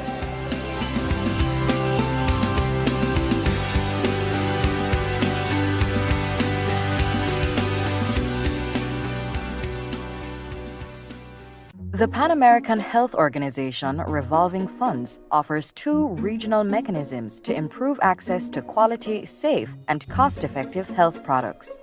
One of them, the PAHO Revolving Fund for Access to Vaccines, helps countries and territories in the Americas access high-quality vaccine supplies in alignment with technical recommendations. But how does it work? Based on the principles of quality, transparency, solidarity, and equity. The revolving fund groups countries' needs for vaccines and related supplies and procures them at affordable prices, offering an interest-free credit line, also coordinating international logistics and carefully monitoring every shipment and its cold chain. The revolving fund has over 40 years of experience and serves 41 countries and territories. Working hand in hand with the PAHO's technical program, it has contributed to major milestones in public health, such as the elimination of vaccine-preventable diseases in the Americas, including polio, rubella, and measles. It has helped countries to introduce vaccines like rotavirus, HPV, pneumococcal vaccines, and respond to health emergencies such as COVID-19 and monkeypox. In short, the revolving fund is a powerful mechanism created by the PAHO member states, and it contributes to their immunization goals in a sustainable way by overcoming barriers related to price, access, and quality.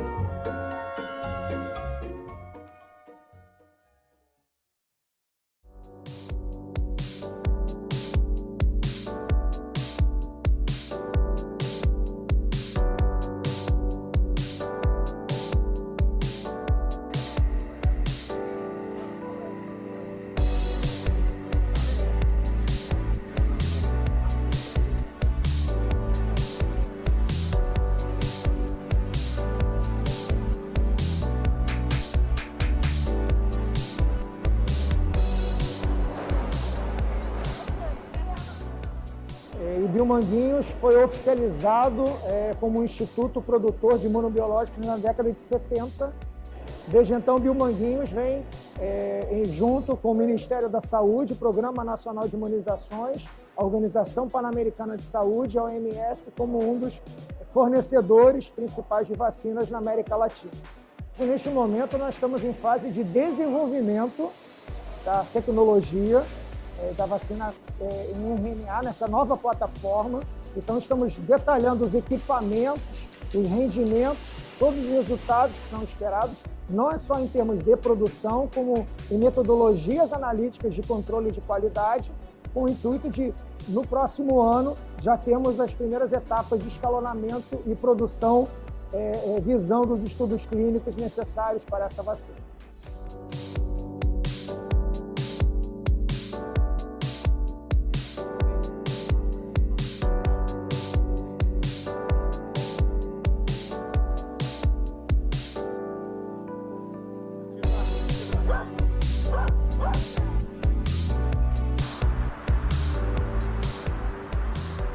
Synergium Biotech es una empresa de biotecnología aquí en Argentina y nos dedicamos a la producción de vacunas principalmente y otros productos biotecnológicos.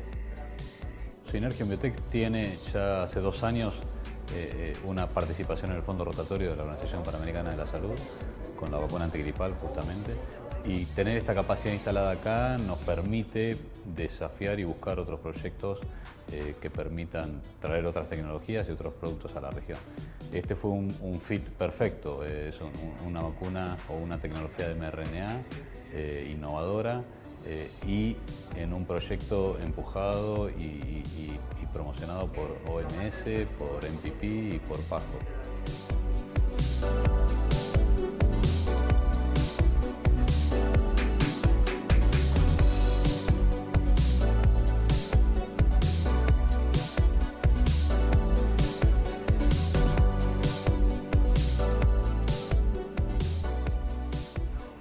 Esto no es un proyecto, esto es un programa, esto es un inicio de un camino largo que nos va a traer, si Dios quiere, muchas opciones y muchas vacunas para la región. Creo que esta tecnología nos abre un gran campo de trabajo futuro y sin duda tiene que impactar fuertemente en la situación sanitaria de las Américas y que todo el mundo tenga acceso a las vacunas.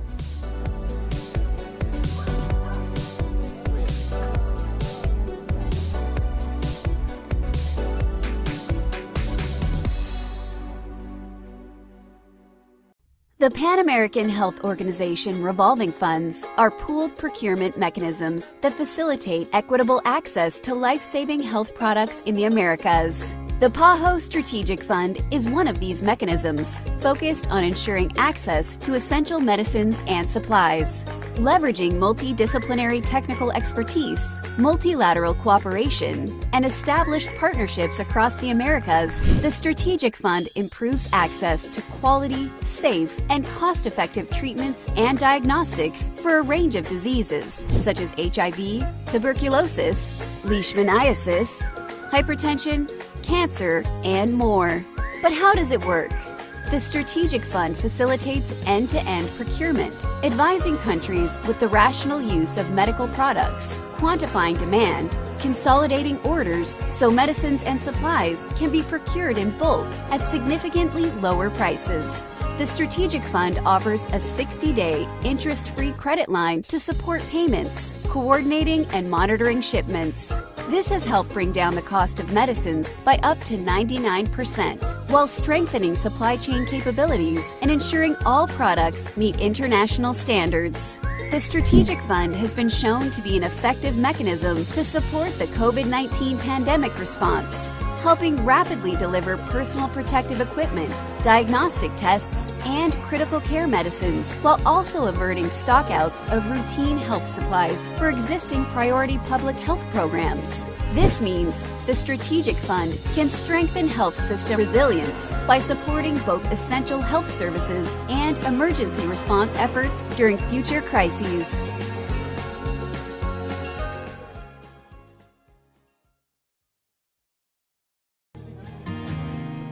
Vaccination Week in the Americas have been celebrated for 20 years. It's an annual celebration that aims to promote equity and access to vaccination for all people, no matter where they live or their socioeconomic situation. Everybody has the right to health, to vaccines, and to a healthier life. Porque las vacunas salvan vidas. Aunque estemos en COVID, la vacunación no para, la vacunación continúa. Cada año y en solo una semana, este empuje sin igual por la salud, liderado por los países y apoyado por la Organización Panamericana de la Salud, logra vacunar alrededor de 50 millones de personas. El desafío es grande porque nos trazamos metas. A principal dificuldade são as distâncias. Que los niños de nuestro país no vayan a morir por una enfermedad prevenible. La forma de llegar a la casa y llegarle al usuario es muy importante. Y se espera con ansias. Hoy en día sé que es importante la vacuna. Es muy importante vacunar a nuestros niños para el bien de nuestra familia. Me tomo el tiempo de llevar a mi hijo a vacunar. Eso se llama responsabilidad y tenerle amor a sus hijos. Cada uno de nosotros puede hacer algo. Tenemos que hacer nuestro impacto. Es lo más lindo que me pasó. Hago con mucho cariño, con mucho empeño mi trabajo y me gusta mucho. Eu me sinto muito honrada de trabalhar porque eu sei que é programa que você tem resultados. La salud no espera. Vacunémonos. Vacúnate. Uno todos los días está luchando para que nuestra población esté sana. Por el bien de todos, en las Américas y en el mundo, las vacunas son muy seguras y efectivas. Esta iniciativa se ha convertido en un ejemplo magnífico de lo que puede suceder cuando los países trabajan juntos. Sabemos que una población sana es una garantía para un país fuerte. Vaccination Week in the Americas demonstrates the political commitment of countries toward their immunization programs. Thanks to the joint efforts from more than 40 countries and their partners. In the past 20 years, more than 1 billion people have been vaccinated during Vaccination Week in the Americas, and different diseases have been eradicated in our region. Thanks to health workers, people in every corner get vaccinated. Today, we celebrate 20 years of Vaccination Week in the Americas. Are you fully vaccinated? Get all your shots.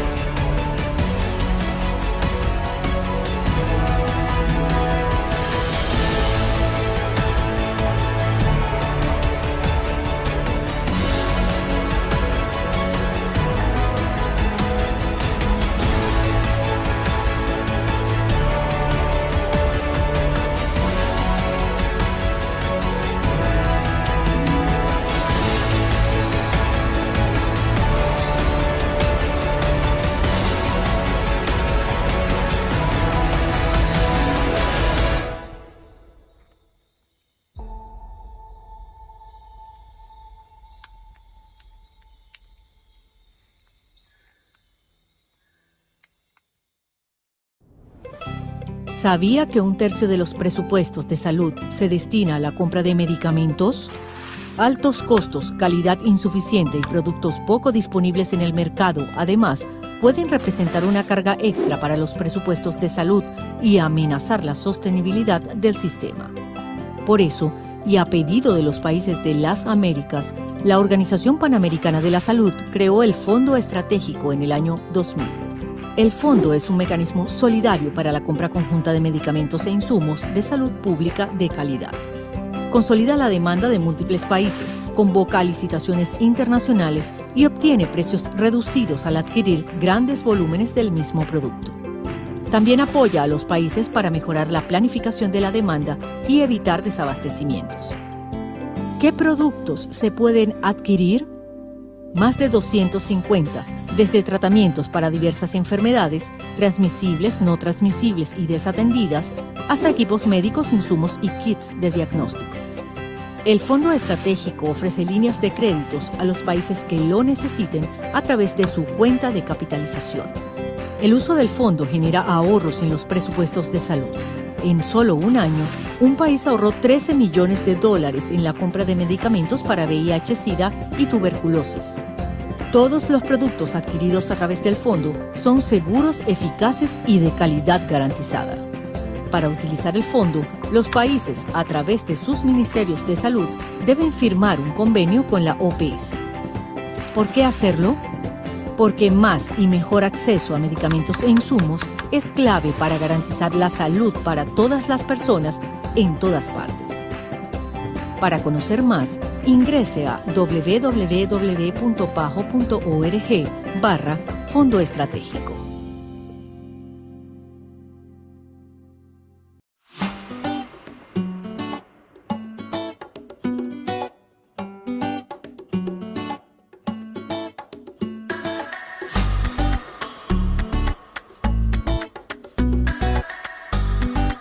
The history of Belize malaria fight has come a long way. If you look at as far back as maybe the 70s, 80s and 90s, you were looking at peak transmission times for malaria. For example, I could recall times when I was in Orange Walk. It was very tedious. We would go out into the field, like from 6 in the morning and visiting houses from village to village. And we would come back like at 10 at night and still haven't visited all the people we needed to treat for that day. It was so prevalent in that time. At the time, the program was more vertical and it was more of a malaria program. We had our own budget, we had our own staff. We would manage a program from central level. That in itself gave the advantages of being able to maximize the effectiveness and the efficiency of the human resources, whereby you would ensure that they are working just on malaria.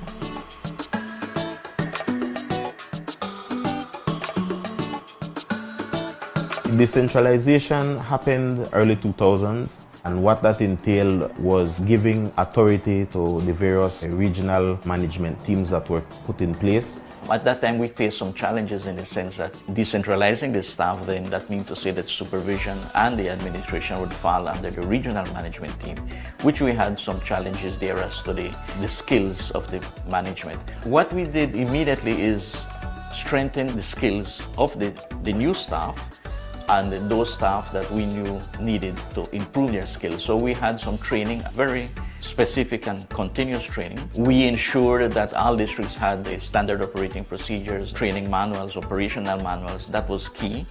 And we would ensure that the surveillance would still be done as how it should be done, that the diagnosis and the treatment would still remain timely.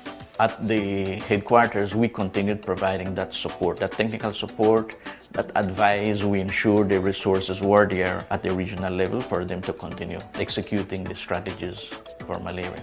From my years of working in the program, malaria evolved from 1,000 plus cases early 2000 to 0 cases at present.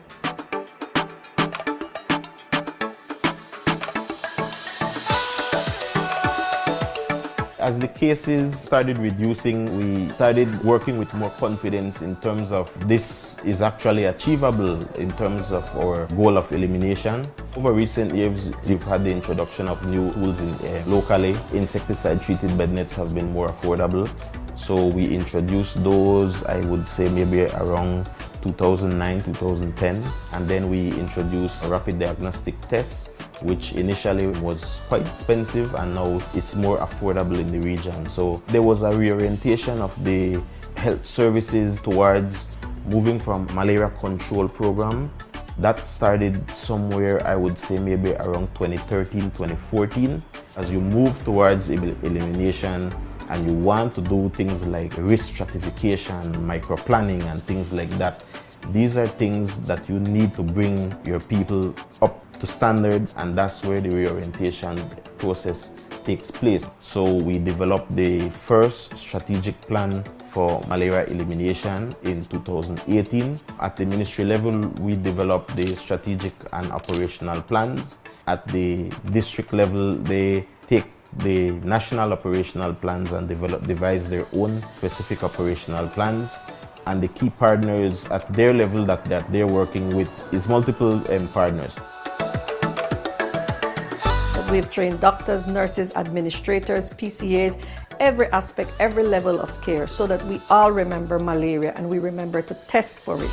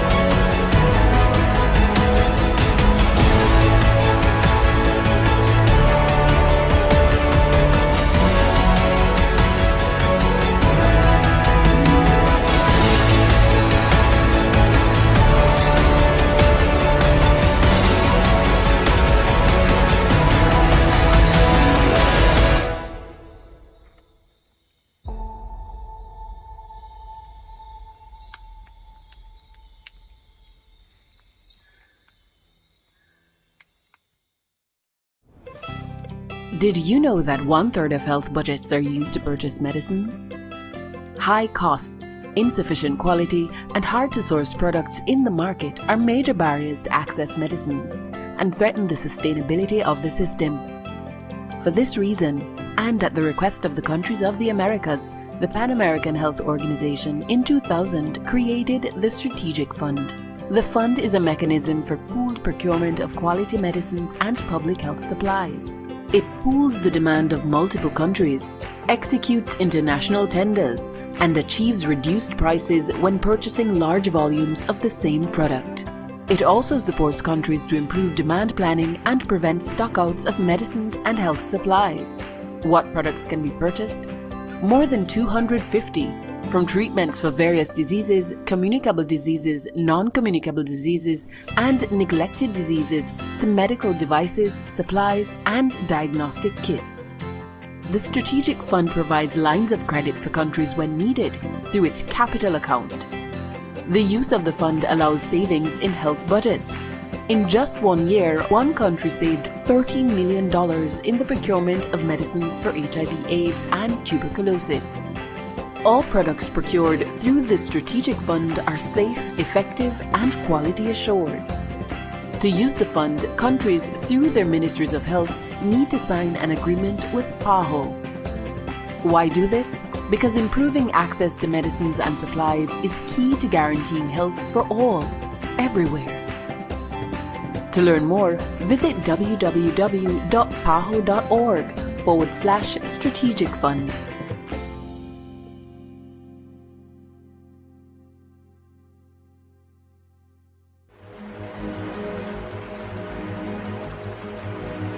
I am. We are. All of us. Together. This is who we are. Our humanity. The hopes we share. The struggles we face. The stories that define us. Individually, collectively, universally.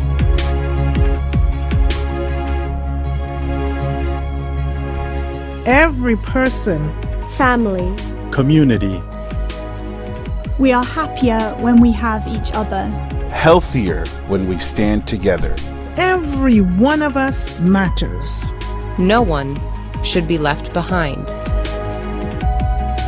We all have the same fundamental right to health and happiness, to the care we need, wherever we live, whatever we have or do not have, regardless of age, race, language, culture, or circumstance.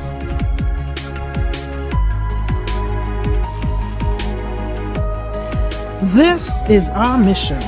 We stand together with all people, in every community, every country, throughout the hemisphere. Because we are healthier together.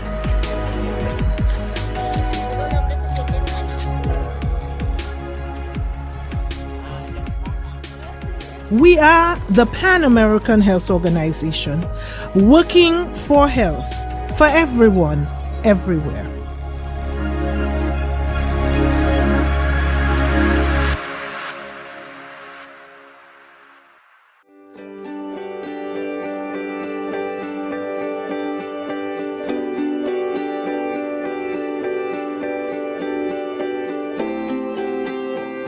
¿Qué van a hacer aquí ahora? Se vamos a vacunarse. ¿Qué vacuna les van a poner? La principal y la varicela. Estamos muy contentos, es la 20ª semana de la vacunación de las Américas. Hemos estado presentes en 44 países, hemos estado alcanzando 139 millones de personas y aquí en Argentina la semana de vacunación tiene muchísima relevancia porque se vive desde hace muchos años, desde que empezó en realidad, y se vive a todos los niveles, y es lo que hemos visto durante esta semana, es decir, a nivel de gran ciudad de Buenos Aires, como también provincias. Una semana muy intensa de trabajo, de concientización, de fortalecimiento en la vacunación, articulando con Nación, obviamente, con la OPS, con la representante de la OPS, y la verdad que ha sido muy emotivo lo que hemos hecho acá en Cafayate y en Animaná.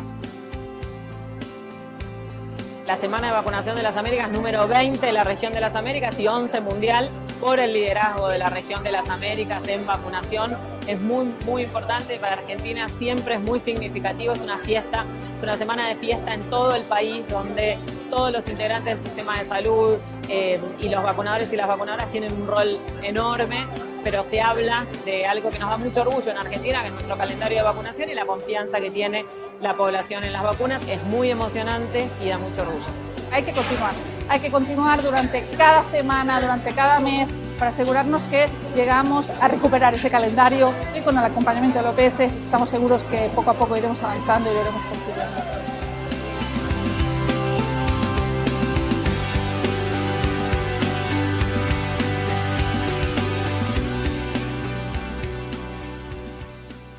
The Pan American Health Organization Revolving Funds offers 2 regional mechanisms to improve access to quality, safe, and cost-effective health products. One of them, the PAHO Revolving Fund for Access to Vaccines, helps countries and territories in the Americas access high-quality vaccine supplies in alignment with technical recommendations. But how does it work? Based on the principles of quality, transparency, solidarity, and equity. The revolving fund groups countries' needs for vaccines and related supplies and procures them at affordable prices, offering an interest-free credit line, also coordinating international logistics and carefully monitoring every shipment and its cold chain. The revolving fund has over 40 years of experience and serves 41 countries and territories. Working hand in hand with the PAHO's technical program, it has contributed to major milestones in public health, such as the elimination of vaccine-preventable diseases in the Americas, including polio, rubella, and measles. It has helped countries to introduce vaccines like rotavirus, HPV, pneumococcal vaccines, and respond to health emergencies such as COVID-19 and monkeypox.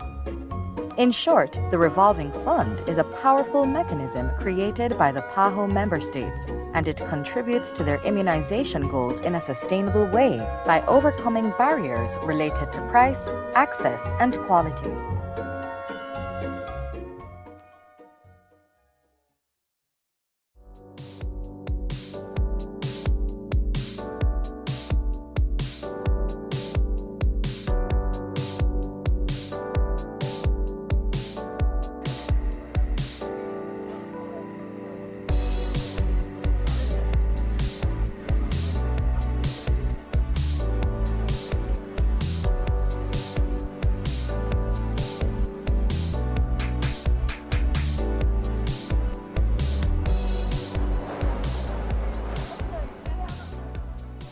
Biomanguinhos foi oficializado como um instituto produtor de imunobiológicos na década de 70. Desde então, Biomanguinhos vem junto com o Ministério da Saúde, o Programa Nacional de Imunizações, a Organização Pan-Americana de Saúde, a OMS, como um dos fornecedores principais de vacinas na América Latina. E neste momento, nós estamos em fase de desenvolvimento da tecnologia da vacina em RNA, nessa nova plataforma. Então, estamos detalhando os equipamentos, os rendimentos, todos os resultados que são esperados, não é só em termos de produção, como em metodologias analíticas de controle de qualidade, com o intuito de, no próximo ano, já termos as primeiras etapas de escalonamento e produção, visando os estudos clínicos necessários para essa vacina.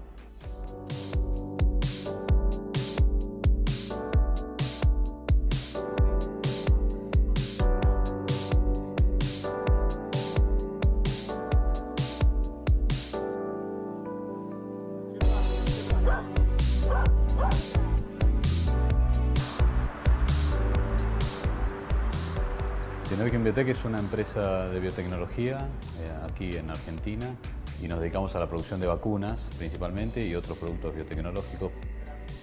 Synergium Biotech tiene ya hace 2 años una participación en el fondo rotatorio de la Organización Panamericana de la Salud con la vacuna antigripal justamente Y tener esta capacidad instalada acá nos permite desafiar y buscar otros proyectos que permitan traer otras tecnologías y otros productos a la región.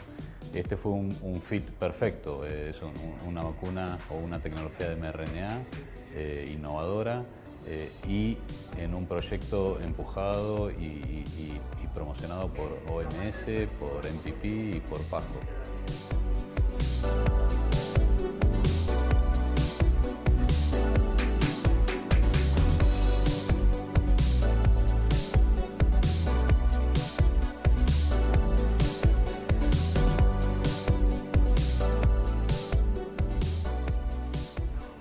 Esto no es un proyecto, esto es un programa, esto es un inicio de un camino largo que nos va a traer, si Dios quiere, muchas opciones y muchas vacunas para la región.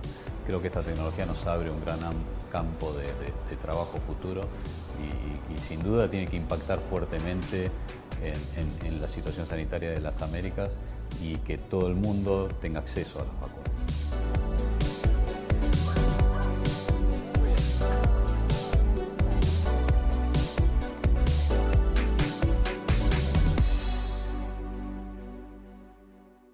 The Pan American Health Organization revolving funds are pooled procurement mechanisms that facilitate equitable access to life-saving health products in the Americas. The PAHO Strategic Fund is one of these mechanisms, focused on ensuring access to essential medicines and supplies. Leveraging multidisciplinary technical expertise, multilateral cooperation, and established partnerships across the Americas, the Strategic Fund improves access to quality, safe, and cost-effective treatments and diagnostics for a range of diseases, such as HIV, tuberculosis, leishmaniasis, hypertension, cancer, and more. But how does it work? The Strategic Fund facilitates end-to-end procurement, advising countries with the rational use of medical products, quantifying demand, consolidating orders so medicines and supplies can be procured in bulk at significantly lower prices. The Strategic Fund offers a 60-day interest-free credit line to support payments, coordinating and monitoring shipments. This has helped bring down the cost of medicines by up to 99%, while strengthening supply chain capabilities and ensuring all products meet international standards. The Strategic Fund has been shown to be an effective mechanism to support the COVID-19 pandemic response, helping rapidly deliver personal protective equipment, diagnostic tests, and critical care medicines, while also averting stockouts of routine health supplies for existing priority public health programs. This means the Strategic Fund can strengthen health system resilience by supporting both essential health services and emergency response efforts during future crises.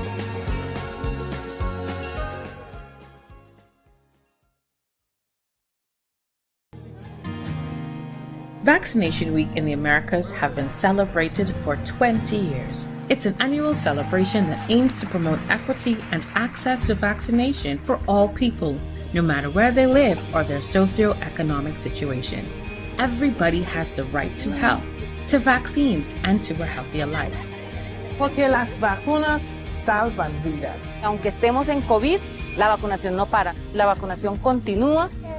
Cada año y en solo una semana, este empuje sin igual por la salud, liderado por los países y apoyado por la Organización Panamericana de la Salud, logra vacunar alrededor de 50 millones de personas. El desafío es grande porque nos trazamos metas. A principal dificuldade são as distâncias. Que los niños de nuestro país no vayan a morir por una enfermedad prevenible. La forma de llegar a la casa y llegarle al usuario es muy importante. Y se espera con ansias. Hoy en día sé que es importante la vacuna. Es muy importante vacunar a nuestros niños para el bien de nuestra familia. Me tomo el tiempo de llevar a mi hijo a vacunar. Eso se llama responsabilidad y tenerle amor a sus hijos. Cada uno de nosotros puede hacer algo. Tenemos que hacer nuestra parte. Es lo más lindo que me pasó. Hago con mucho cariño, con mucho empeño mi trabajo y me gusta mucho. Eu me sinto muito honrada de trabalhar porque eu sei que é programa que você tem resultados. La salud no espera. Vacunémonos. Vacúnate. Uno todos los días está luchando para que nuestra población esté sana. Por el bien de todos, en las Américas y en el mundo, Las vacunas son muy seguras y efectivas. Esta iniciativa se ha convertido en un ejemplo magnífico de lo que puede suceder cuando los países trabajan juntos. Sabemos que una población sana es una garantía para un país fuerte. Vaccination Week in the Americas demonstrates the political commitment of countries toward their immunization programs. Thanks to the joint efforts from more than 40 countries and their partners. In the past 20 years, more than 1 billion people have been vaccinated during Vaccination Week in the Americas, and different diseases have been eradicated in our region. Thanks to health workers, people in every corner get vaccinated. Today, we celebrate 20 years of Vaccination Week in the Americas. Are you fully vaccinated? Get all your shots.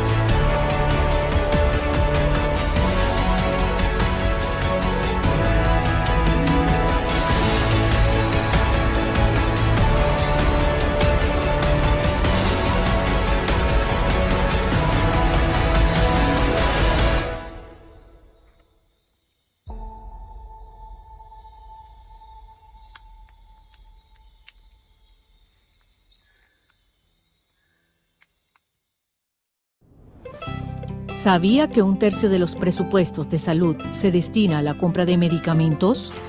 Altos costos, calidad insuficiente y productos poco disponibles en el mercado, además, pueden representar una carga extra para los presupuestos de salud y amenazar la sostenibilidad del sistema.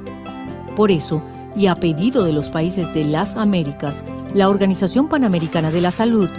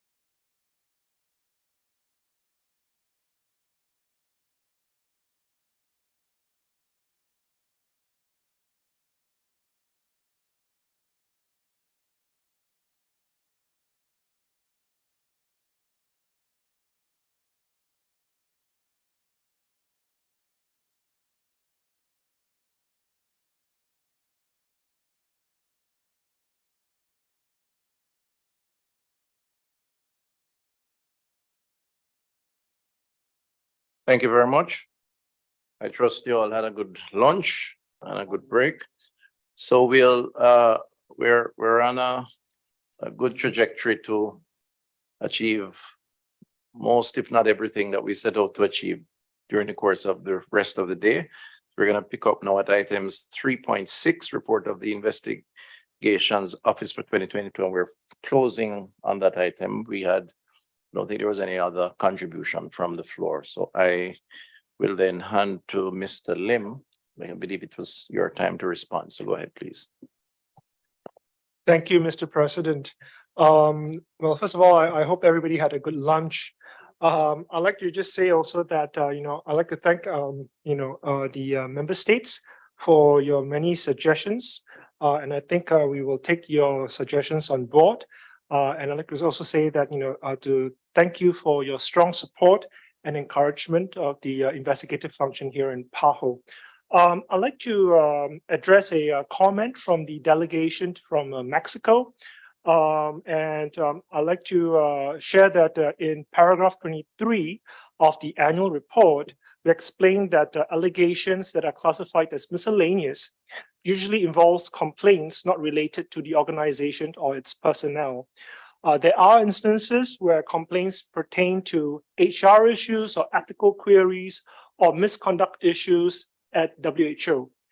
We will typically direct these complainants to the appropriate channels, be it the HR department, the ethics office, or the WHO internal oversight office. As I said, we take on board your suggestions, and we will endeavor to provide more information about these miscellaneous complaints in future reports. Let me now move on to the questions from the US delegation. And the first question was about the prioritization of allegations of a personal nature. I'd like to share that usually when we receive new allegations, my office conducts an initial review, and then we assign a priority in terms of high, medium, and low.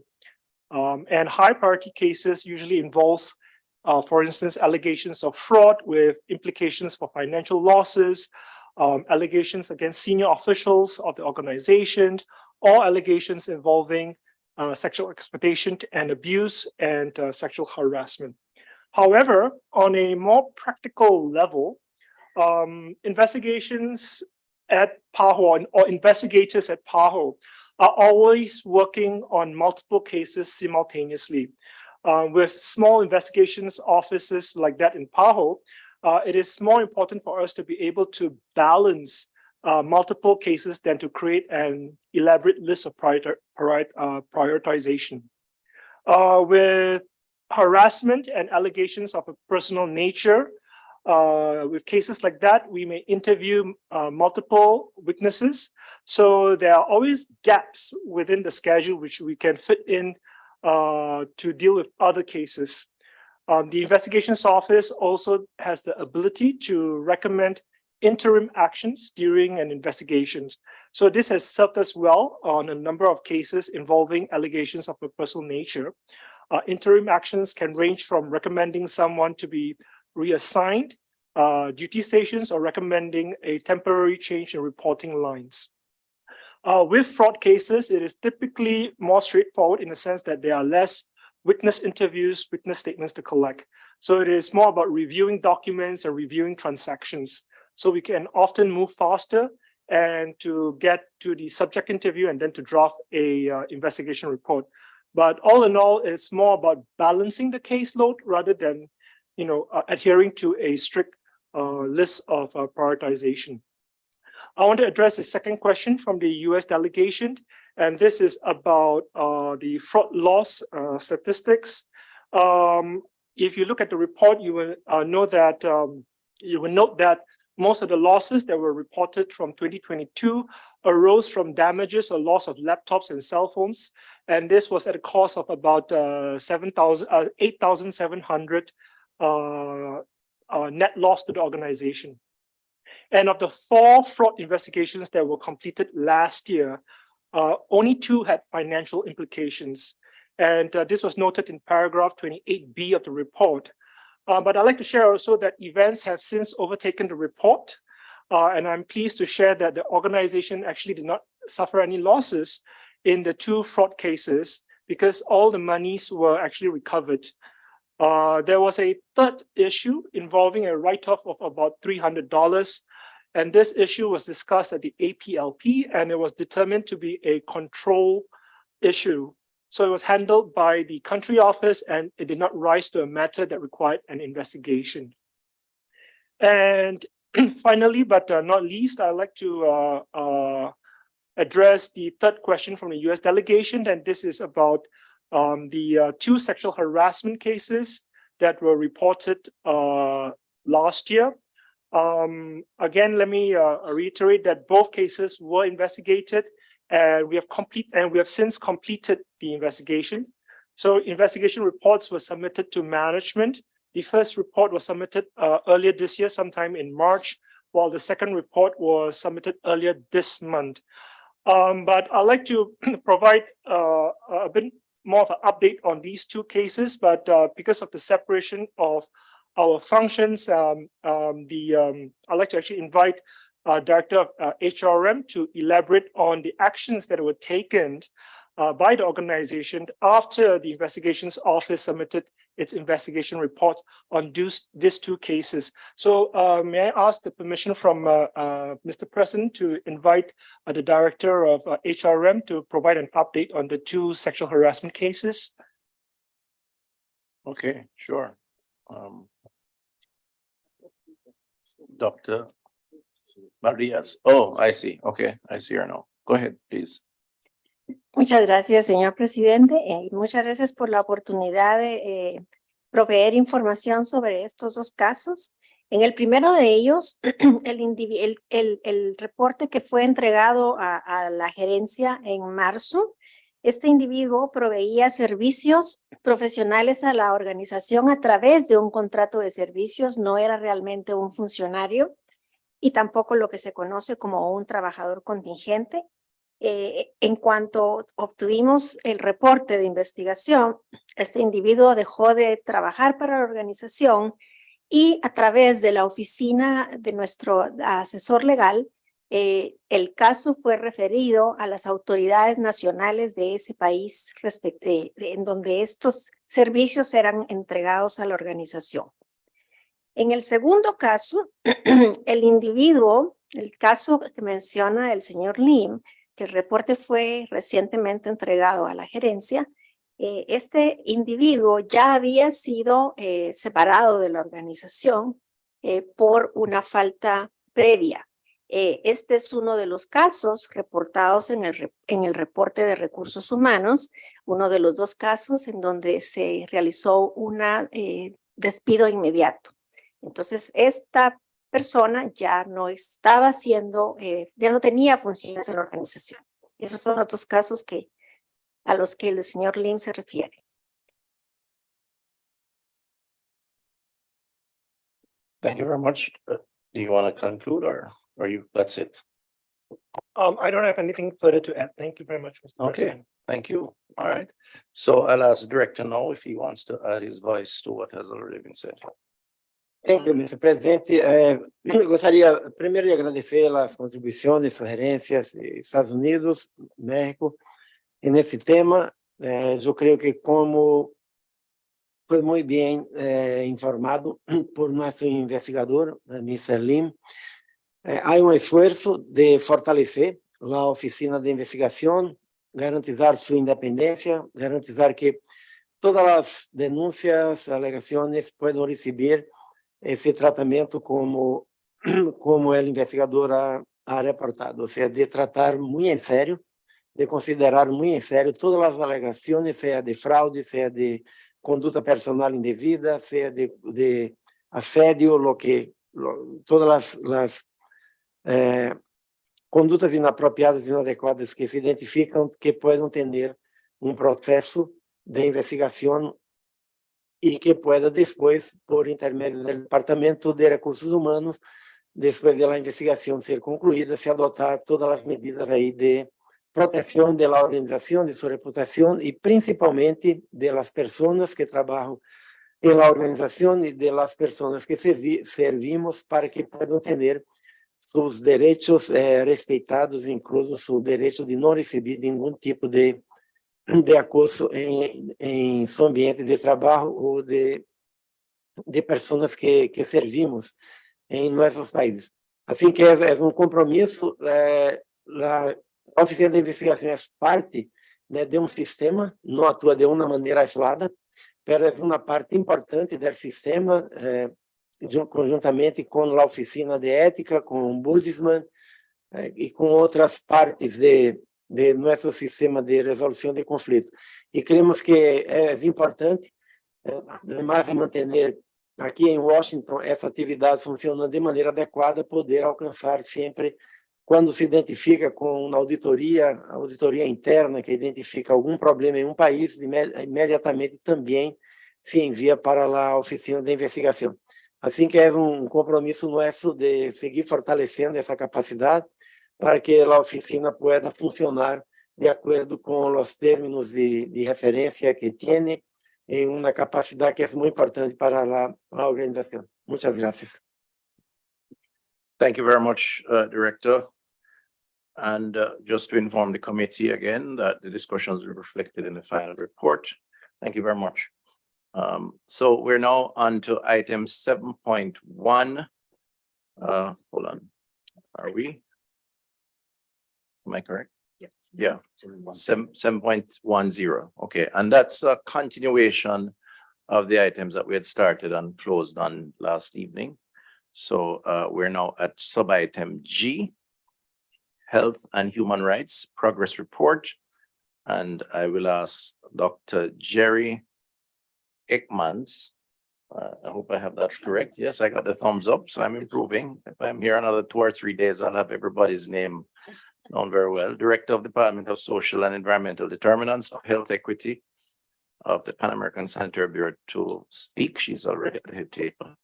I'll present the item. Thank you. Thank you, Mr. President, distinguished delegates, Director, colleagues. It's my pleasure to introduce the progress report on the resolution on health and human rights adopted during the Directing Council in 2010. This report covers the period of 2017 to March 2023. And is additional to the progress report that was presented at the 29th Pan American Sanitary Conference in 2017. Some examples of progress in the reporting period are the mainstreaming of human rights in the PAHO governing bodies documents on issues related to health of groups in situation of vulnerability. For example, in 2018, the final version of the Bureau report on health status of lesbian, gay, bisexual, and transgender persons in the region was approved.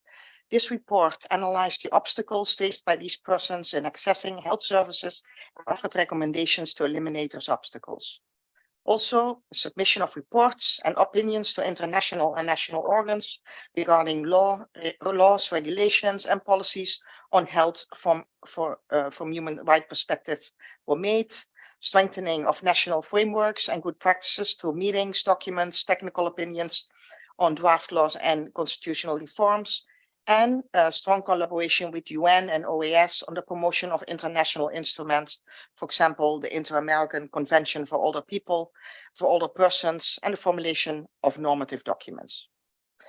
The pandemic led to better understanding of the need to focus on human rights in the responses to sanitary crisis and emergencies. The Bureau analyzed public health measures via human rights standards, particularly to protect them in a situation of greater risk and vulnerabilities. It provided technical guidance and positioned human rights and health issues in public forums, communication campaigns, and webinars with the UN and OAS organs, judicial branches of member states, collaborating centers, civil society, etc. Documents and materials were produced regarding ethnicity, mental health, persons with disability, migration, environment, climate change, among many others.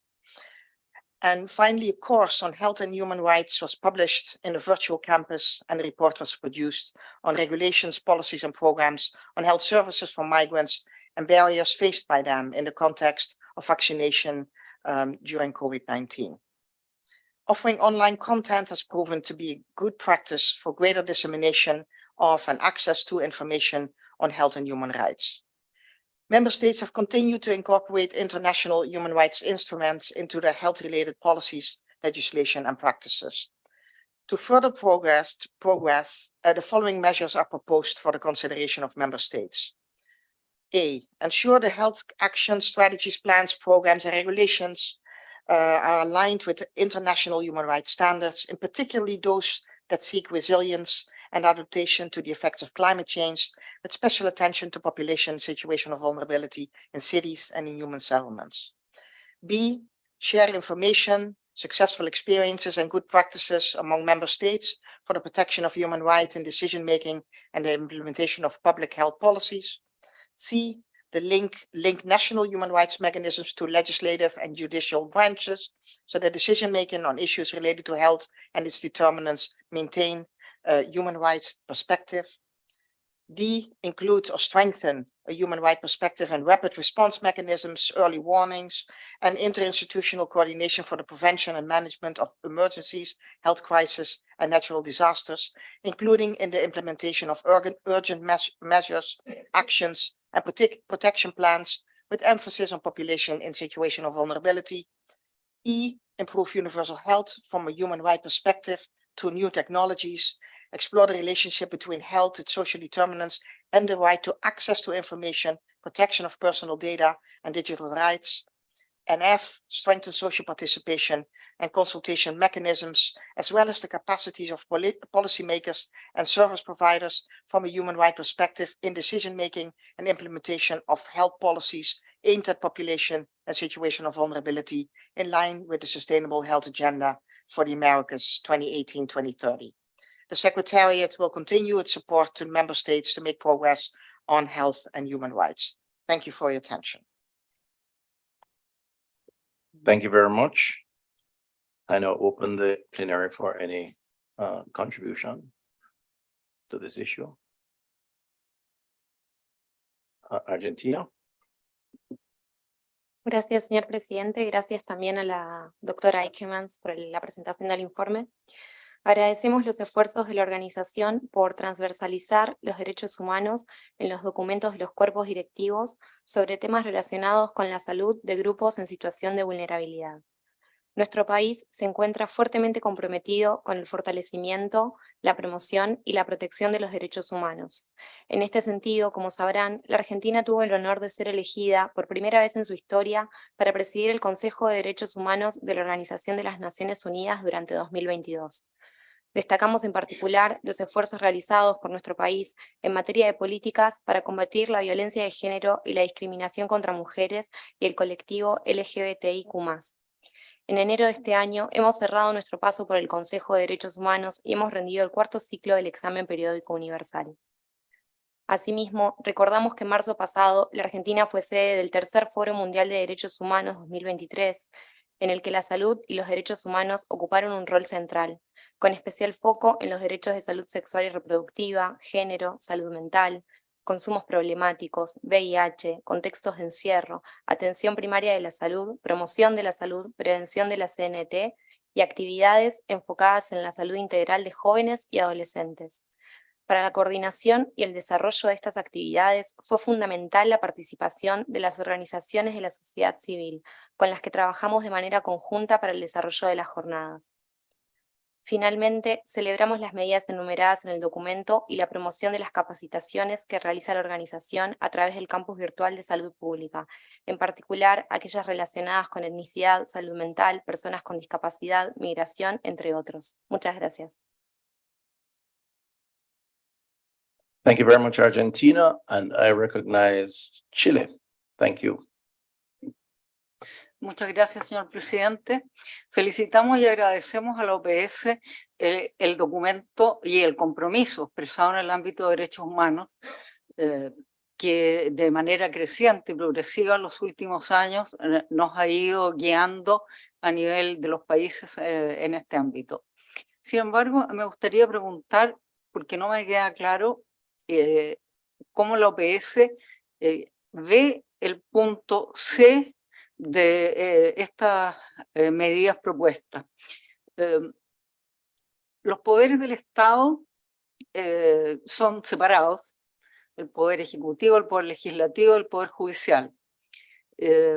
Y cómo, y por lo tanto, cómo la OPS ve esta invitación a vincular a los mecanismos con estos poderes y cómo ven la aplicación de los marcos normativos que vengan de salud en el fortalecimiento y acceso a la justicia.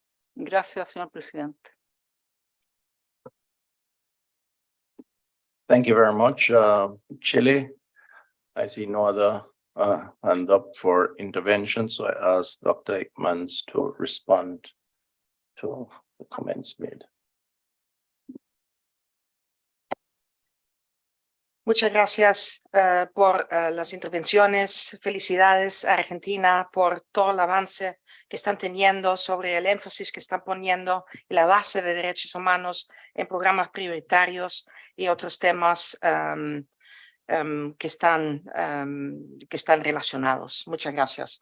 Chile también, muchas gracias por el interés. Yo quisiera pedir al asesor de derechos humanos que intervenga sobre este tema de cómo mejor relacionar los mecanismos nacionales legislativos con los judiciales. Puedo invitar, por favor, al doctor Olger que responde. Disculpas. Yeah. Okay. Presidente, pido su permiso. Yes. Disculpa. Yeah. Permission already granted. Go ahead, please.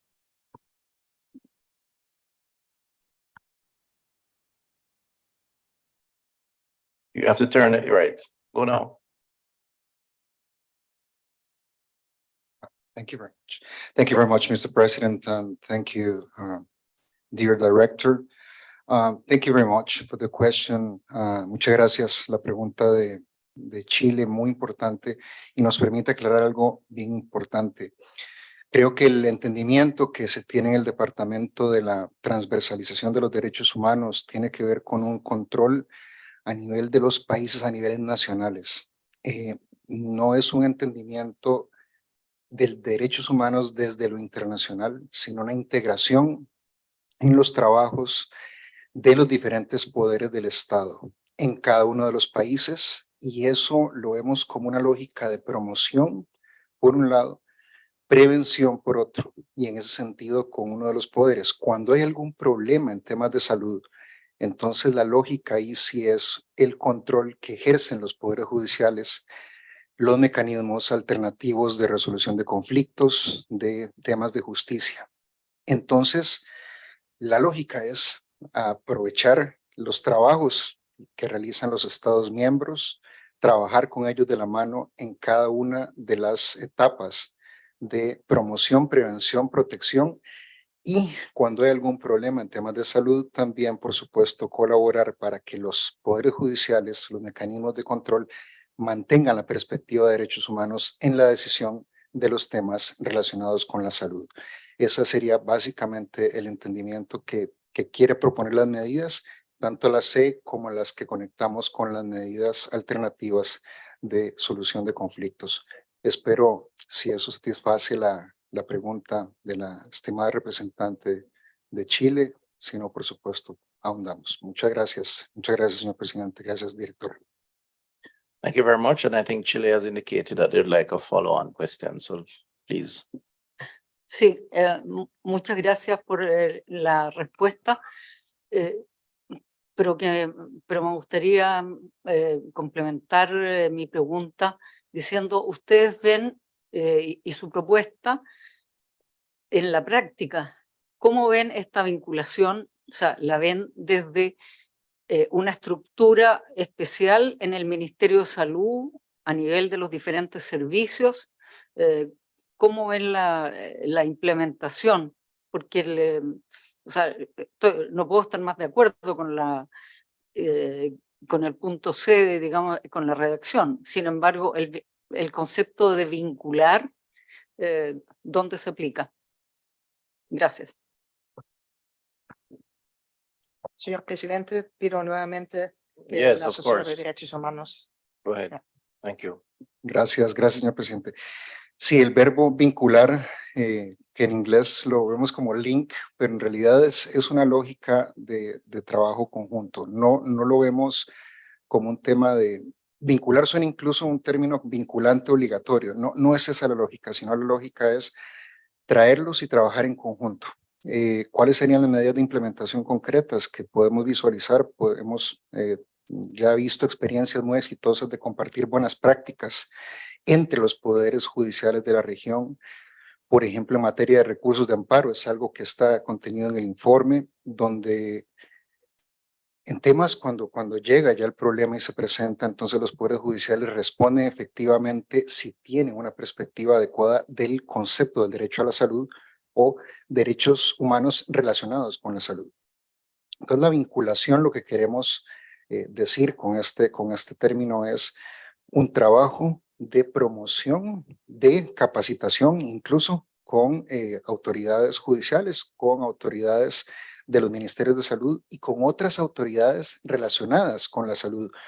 Una de las medidas, por ejemplo, que están propuestas es en el tema de asentamientos formales o informales en nuestros países, y ahí eso trasciende autoridades más allá del Ministerio de Salud o de poderes judiciales, trasciende a otras autoridades que tienen en relación con políticas de ordenamiento territorial, por ejemplo. Entonces, la palabra vinculación un poco lo que busca es, en la implementación, tanto compartir buenas prácticas como capacity building, como actividades de capacitación, y un poquito también el cruzar información y que las autoridades entre sí, también de diferentes competencias dentro de los Estados miembros, también colaboren entre sí en el mejor entendimiento del derecho a la salud. Gracias, señor presidente. Are you comfortable, Chile? Okay, all right. Okay, I recognize Brazil. Obrigado, senhor presidente. Obrigado Quero agradecer à secretaria pela elaboração desse relatório de progresso e sobre um tema que nos parece de grande centralidade na medida em que, enquanto houver direitos humanos, haverá um direito à saúde, e se não houver saúde, não haverá direitos humanos. Esse tema aqui se relaciona, como o próprio relatório diz, com o relacionamento da OPAS com outros organismos internacionais, e aí eu chamo a atenção às agências da família das Nações Unidas, né, do sistema das Nações Unidas, que tem trabalho de relevo nesse sentido. Eu queria deixar como uma sugestão para ser explorado no futuro, ou se já estiver sendo explorado, que daí nos informem em relatórios futuros, que a repartição estabeleça um contato com vistas à promoção dos direitos humanos, com órgãos das Nações Unidas, como ONU Mulheres, como o Fundo de Populações, a Organização Internacional de Migrações, Alto Comissariado para Refugiados, enfim, com a miríade, na verdade, de órgãos dentro do sistema das Nações Unidas, com quem a OPAS, na sua condição, inclusive, de braço da Organização Mundial da Saúde para as Américas, poderia estabelecer atividades de cooperação. E, se eu puder também fazer uma sugestão adicional, no parágrafo 3, literal D, se fala da promoção da ratificação da Convenção Interamericana sobre a Proteção dos Direitos Humanos dos Idosos, o que é um patrimônio da OEA muito importante na área de direitos humanos. Eu entendo que seria útil também, pela questão da ligação entre saúde e raça, que nós debatemos ontem, que a repartição pudesse também promover a ratificação da Convenção Interamericana para o combate à discriminação racial, que tem, enfim, possui um vínculo direto com os temas que nós discutimos. enfim, não peço para alterar o relatório, mas gostaria, enfim, talvez seja útil reter essas sugestões para consideração futura no relatório final desta reunião. Thank you very much, Brazil. I see no other hand up, so I'll hand back to you for any final comments, and then the director. Muchas gracias, Brasil, por esta última intervención. Sí, para informes futuros vamos a hacer más detalles sobre con qué organizaciones trabajamos, porque sí trabajamos con la mayoría de las organizaciones de Naciones Unidas sobre este tema. Y muchas gracias también el tema de incluir discriminación racial como uno de los temas centrales, y los organismos que trabajan con esto. Muchas gracias, y lo vamos a incluir. Thank you very much, Director. Gracias, senhor presidente. Eu creio que, primeiro, agradecer à Argentina, Chile, Brasil. Eu creio que os comentários muito importantes. Seguro que desde a aprovação dessa resolução no ano 2010, muito se ha avançado na região, no reconhecimento de que é fundamental adotar a perspectiva de direitos humanos, desde em la garantia de la salud universal como direito humano, hasta em muitas outras resoluções e discussões que se foram adotando no passado mais recente.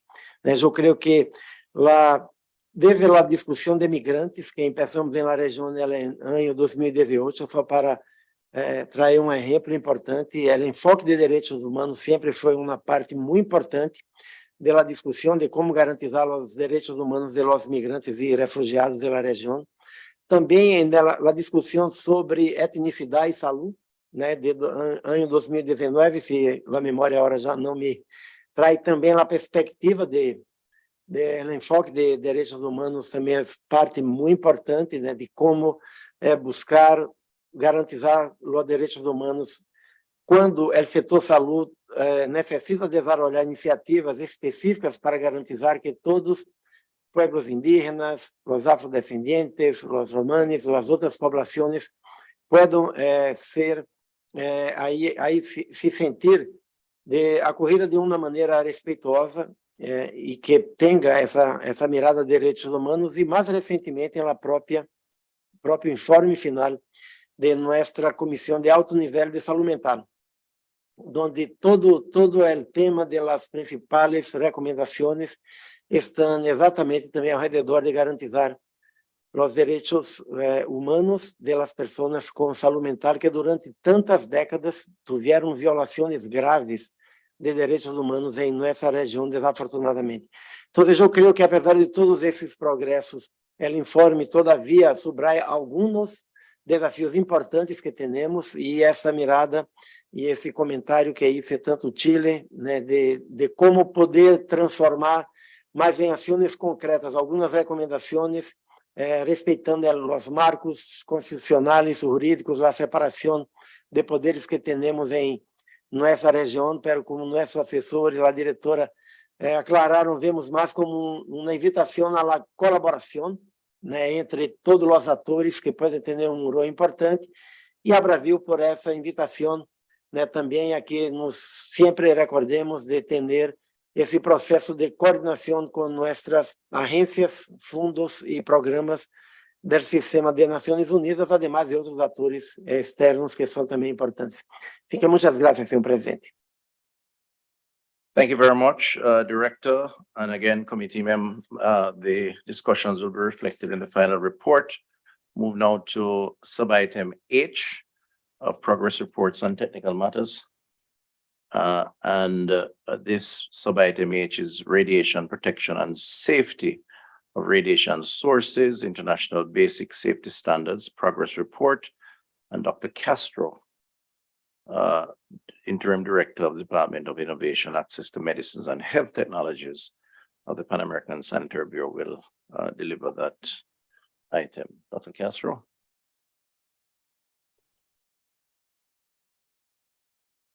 Buenas tardes, señor presidente, director, assistant director, estimados miembros del Comité Ejecutivo.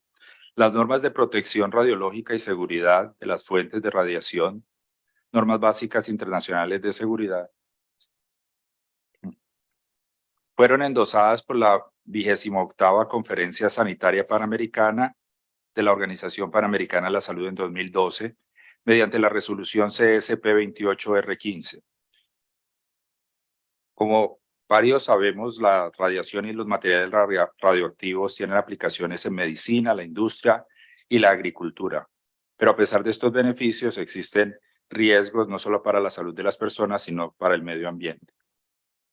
En el 2013, el Comité Interinstitucional de Seguridad Radiológica estableció un grupo de trabajo y a partir de allí se han desarrollado un número importante de actividades. Por su parte, la Organización Panamericana de la Salud y la Organización Internacional de Energía Atómica firmaron acuerdos prácticos sobre temas de común interés en 2012, 2017 y está a puertas de ser renovado en 2023, y a partir de allí se han hecho eventos internacionales enfocados a la difusión y aplicación de las normas internacionales de seguridad, y entre los eventos que vale la pena resaltar están los que se desarrollaron en Costa Rica y Jamaica en 2012, Uruguay 2013, Chile 2015, Antigua y Barbuda 2017 y Argentina en 2019. Se desarrollaron también conferencias internacionales sobre protección radiológica en medicina que tuvieron lugar en Alemania, España, Perú y Australia entre los años 2012 y 2020. Y se han desarrollado también congresos sobre seguridad radiológica y nuclear celebrados en Reino Unido en 2012, Sudáfrica, Corea del Sur y eventos regionales desarrollados en Brasil, Argentina, Cuba y Chile entre los años 2013 y 2022. Es importante resaltar que se han publicado varias guías de seguridad y documentos técnicos para proporcionar mayor orientación a los Estados miembros en este tema que tiene altos niveles de complejidad técnica. Algunos de los temas que han resaltado a lo largo de este proceso de cooperación técnica resalta el hecho de que los servicios diagnósticos por imagen, radiología intervencionista, medicina nuclear y radioterapia han aumentado prácticamente en todos los países de la región, pero también el número, no solo en número, sino también en complejidad tecnológica. Esto supone la necesidad de actualizar la regulación y el uso racional y seguro de dichas tecnologías. A pesar de los esfuerzos, también se encuentra que existen dificultades en relación a el acceso equitativo de procedimientos radiológicos para el diagnóstico y el tratamiento, dado que existe un alto nivel de heterogeneidad. A la fecha, 22 países cuentan con un órgano formal regulador y aún existen Estados miembros en los cuales dicho órgano regulador no está claramente conformado. Dentro de las enseñanzas extraídas que reporta el informe de progreso, aparece el hecho de la necesidad de seguir avanzando en la coordinación de los diferentes organismos encargados de seguridad y protección radiológica, la importancia de la cooperación internacional continua para fomentar la implementación de las mismas y la necesidad no solo de actualizar la infraestructura, sino las normas técnicas reguladoras nacionales. Con esto me detengo y dejo espacio, señor presidente, para preguntas. Gracias. Thank you very much. I now open the floor to the plenary for any comments, discussions. I see none. No. Cuba.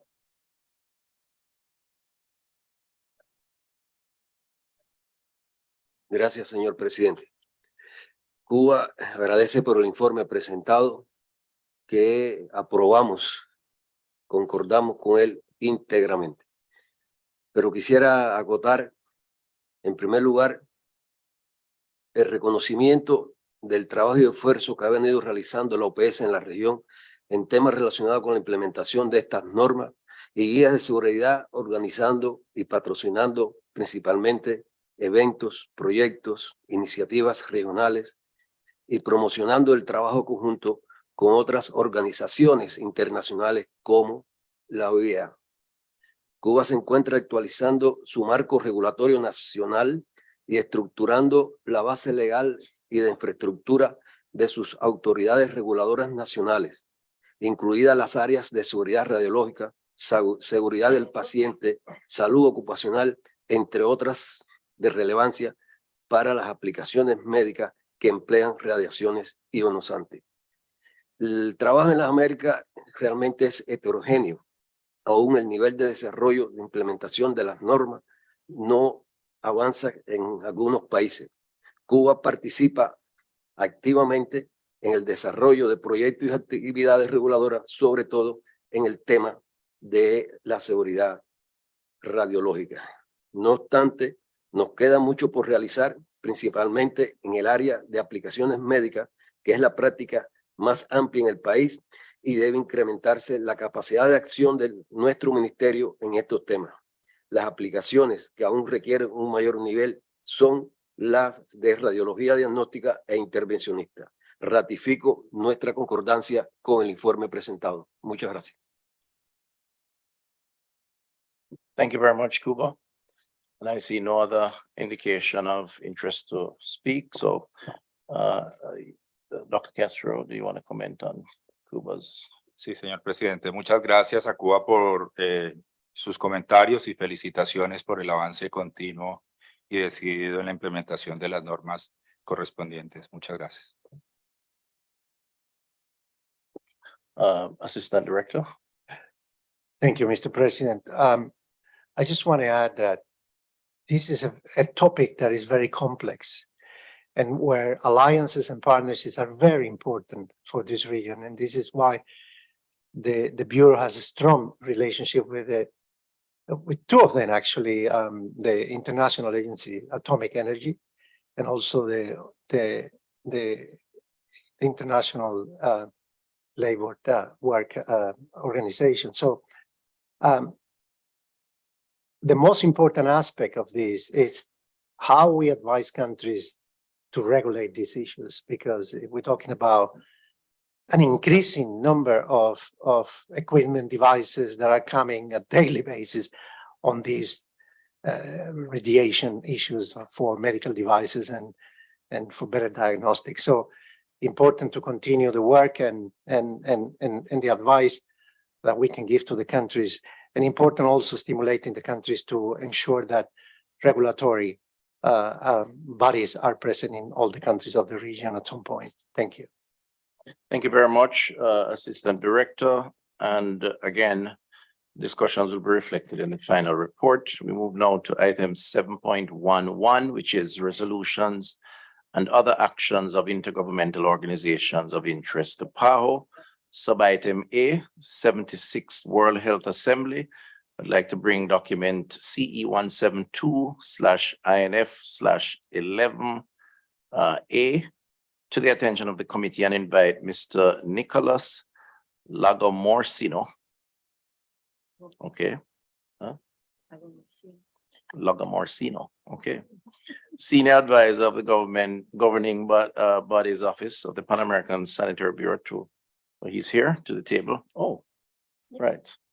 And we'll ask him to deal with the matter. Thank you very much.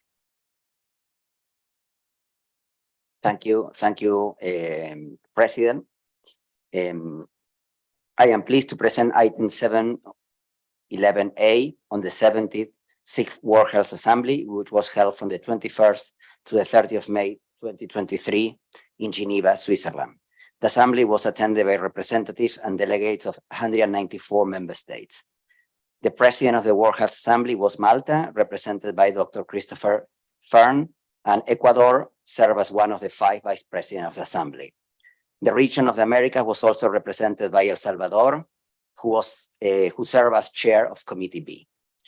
The document summarized the general proceedings and highlights from the assembly, as well as a decision of the 153rd session of the Executive Board, which was held following the 76th Assembly on 31st May. You also will find an annex to the document that contains a list of selected resolutions and decisions adopted by the Assembly that are of interest to the region of the Americas, to our region. And we are going to produce a revised version with documents containing a more exhaustive list for the 60th Directing Council that will be held in September. And if you have any comments, I'm here to answer. Thank you very much, Mr. President. Thank you very much. Any comments on this issue? Yes, well, okay, Brazil, then the United States. Obrigado, senhor presidente. De maneira muito sumária, agradecemos a informação prestada. Para o Brasil, a 76ª Assembleia Mundial da Saúde foi um marco na retomada de uma estratégia internacional baseada nos princípios da equidade e da solidariedade para o nosso país. Foi um momento que pudemos focalizar nossa defesa do multilateralismo para o enfrentamento dos desafios contemporâneos. E muito particularmente, o que talvez nos aproxime mais aqui a este órgão, nós não poderíamos deixar de destacar que esta Assembleia também foi especial pela aprovação da resolução sobre saúde dos povos indígenas, né, que já foi destacada no debate de ontem. Foi a primeira vez em 75 anos da Organização Mundial da Saúde que este tema foi incorporado à agenda da organização, vários anos depois da aprovação de uma resolução pioneira aqui no âmbito da OPAS. Gostaria de aproveitar esse espaço e agradecer o apoio dado pelos países da nossa região, à iniciativa brasileira, e dizer que estamos prontos para transformar este compromisso recém-aprovado em um plano global que certamente abordará questões caras para todos nós na nossa região, como medicina tradicional, vulnerabilidades, construção de comunidades resilientes, treinamento de recursos humanos, saúde mental e nutrição dos povos indígenas. Nesse sentido, reafirmo o compromisso do Brasil em avançar na nossa agenda de busca pela equidade em saúde, pela promoção da cultura da paz e do multilateralismo aqui em Genebra. Muito obrigado. Thank you very much, Brazil. I now yield the floor to the United States. Muchas gracias, señor presidente. Los Estados Unidos se complacen de haber colaborado con los Estados miembros de la región de las Américas, contribuyendo activamente a los exitosos resultados de la 76ª Asamblea de la Salud. Los Estados miembros de nuestra región promovieron una mayor equidad en salud y el progreso hacia una cobertura sanitaria universal, alentaron una mayor transparencia y responsabilidad por parte de la OMS y avanzaron las discusiones sobre los sistemas de salud globales y la seguridad. Los Estados Unidos quisieran felicitar nuevamente a Brasil, Colombia y México por su liderazgo en las resoluciones presentadas ante la Asamblea Mundial de la Salud y en las cuales los Estados Unidos fueron gustosamente copatrocinadores. Agradecemos también los esfuerzos encaminados de la OPS para apoyar a la región y esperamos participar activamente junto a los colegas Estados miembros de las Américas en estas decisivas reuniones directivas. Gracias. Thank you very much, the United States. I now yield the floor to El Salvador. Thank you, Mr. President. Quiero agradecer realmente que nosotros se nos fue concedido la presidencia del Comité B. Tuvimos un apoyo bastante grande de parte de los directivos de OMS y el acompañamiento también de la OPS como tal, así como también apoyamos las resoluciones tomadas durante dicha asamblea. Agradecemos también la coordinación del GRUA, creo que fue algo muy fundamental durante esta asamblea para poder coordinar y tomar las mejores decisiones entre los Estados miembros para todas las resoluciones aprobadas. Muchas gracias. Thank you very much. México. Muchas gracias, presidente. La delegación mexicana toma nota del informe presentado sobre la resolución de la Asamblea Mundial de la Salud. Nuestra delegación quisiera destacar que no se incluye en el reporte la resolución sobre el incremento de la cuota a la OMS y que reconociendo la moratoria existente en el pago de contribuciones a la OPS de algunos Estados miembros, para nuestra región denota las dificultades financieras que se tienen para cumplir con dichas obligaciones. Además, nos parece importante seguir abogando para que se reconozca la compleja situación económica que atraviesan los países ante los incrementos de las cuotas a los organismos, que además se complica con la reciente resolución de la OEA, también justamente con un incremento de cuotas, así como la correcta asignación y recepción de los recursos de la OMS a la región de las Américas. Por lo que quisiéramos solicitar el apoyo para compartir lo complejo de la situación con el secretariado de la OMS para que se tenga en consideración respecto a los próximos incrementos prospectados en dicho organismo y que repercuten en la OPS, así como para extender la preocupación de las Américas en cuanto a la distribución regional del presupuesto de la OMS. Si bien el secretariado de la OMS ha argumentado que dicha asignación ha ido en incremento, los recursos dirigidos a las Américas no corresponden a una distribución equitativa basada en la metodología aprobada por la organización. Muchísimas gracias. Thank you very much, Mexico. I yield the floor now to Canada. Thank you. Thank you very much for the report. I simply wanted to make a point about Canada's support to the Brazil resolution and thanking our colleagues from Brazil and others in the region for supporting the resolution on Indigenous health. And very much echo the comments and the commitment to not just working with Indigenous partners, but including Indigenous partners and expertise and knowledge and wisdom as leaders in this process. So thank you very much. Thank you. And I see no other indication of any intention to speak, so I'll come back to you for your comment. Thank you very much, Mr. President. Thank you to all the delegates in Brazil, United States, El Salvador, Mexico, and Canada. I had the opportunity to be there in the room when the resolution was approved on the indigenous people, and it was really an emotional moment. And not only the region came together, but also the whole world came together in a very divisive WHA. So I think, so I completely concur with also with the US and Canada and the other member states here. So, and thank you also the USA for the United States for the comments and for the mentioning of the resolutions that supported by Mexico, Colombia, and Brazil, and supported by most of the many member states as co-sponsors, also as Canada mentioned.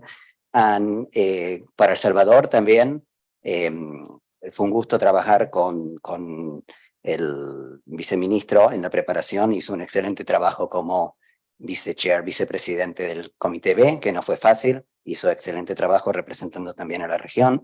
Y con respecto al comentario de México, muchas gracias.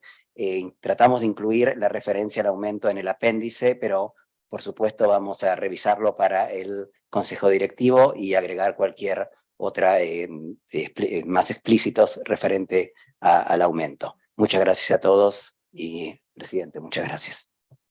Thank you very much for that. And Director? Thank you, Mr. President. Very brief. I think that I also want to congratulate all the member states from the Americas. I think that our participation as a region was very important during the World Health Assembly. At least 3 resolutions were proposed by our member states, including the historic resolution that the delegates from Brazil mentioned. And it also was important that after the initial discussions, many countries, or almost all the countries in the region, supported these 3 resolutions that were approved during the World Health Assembly.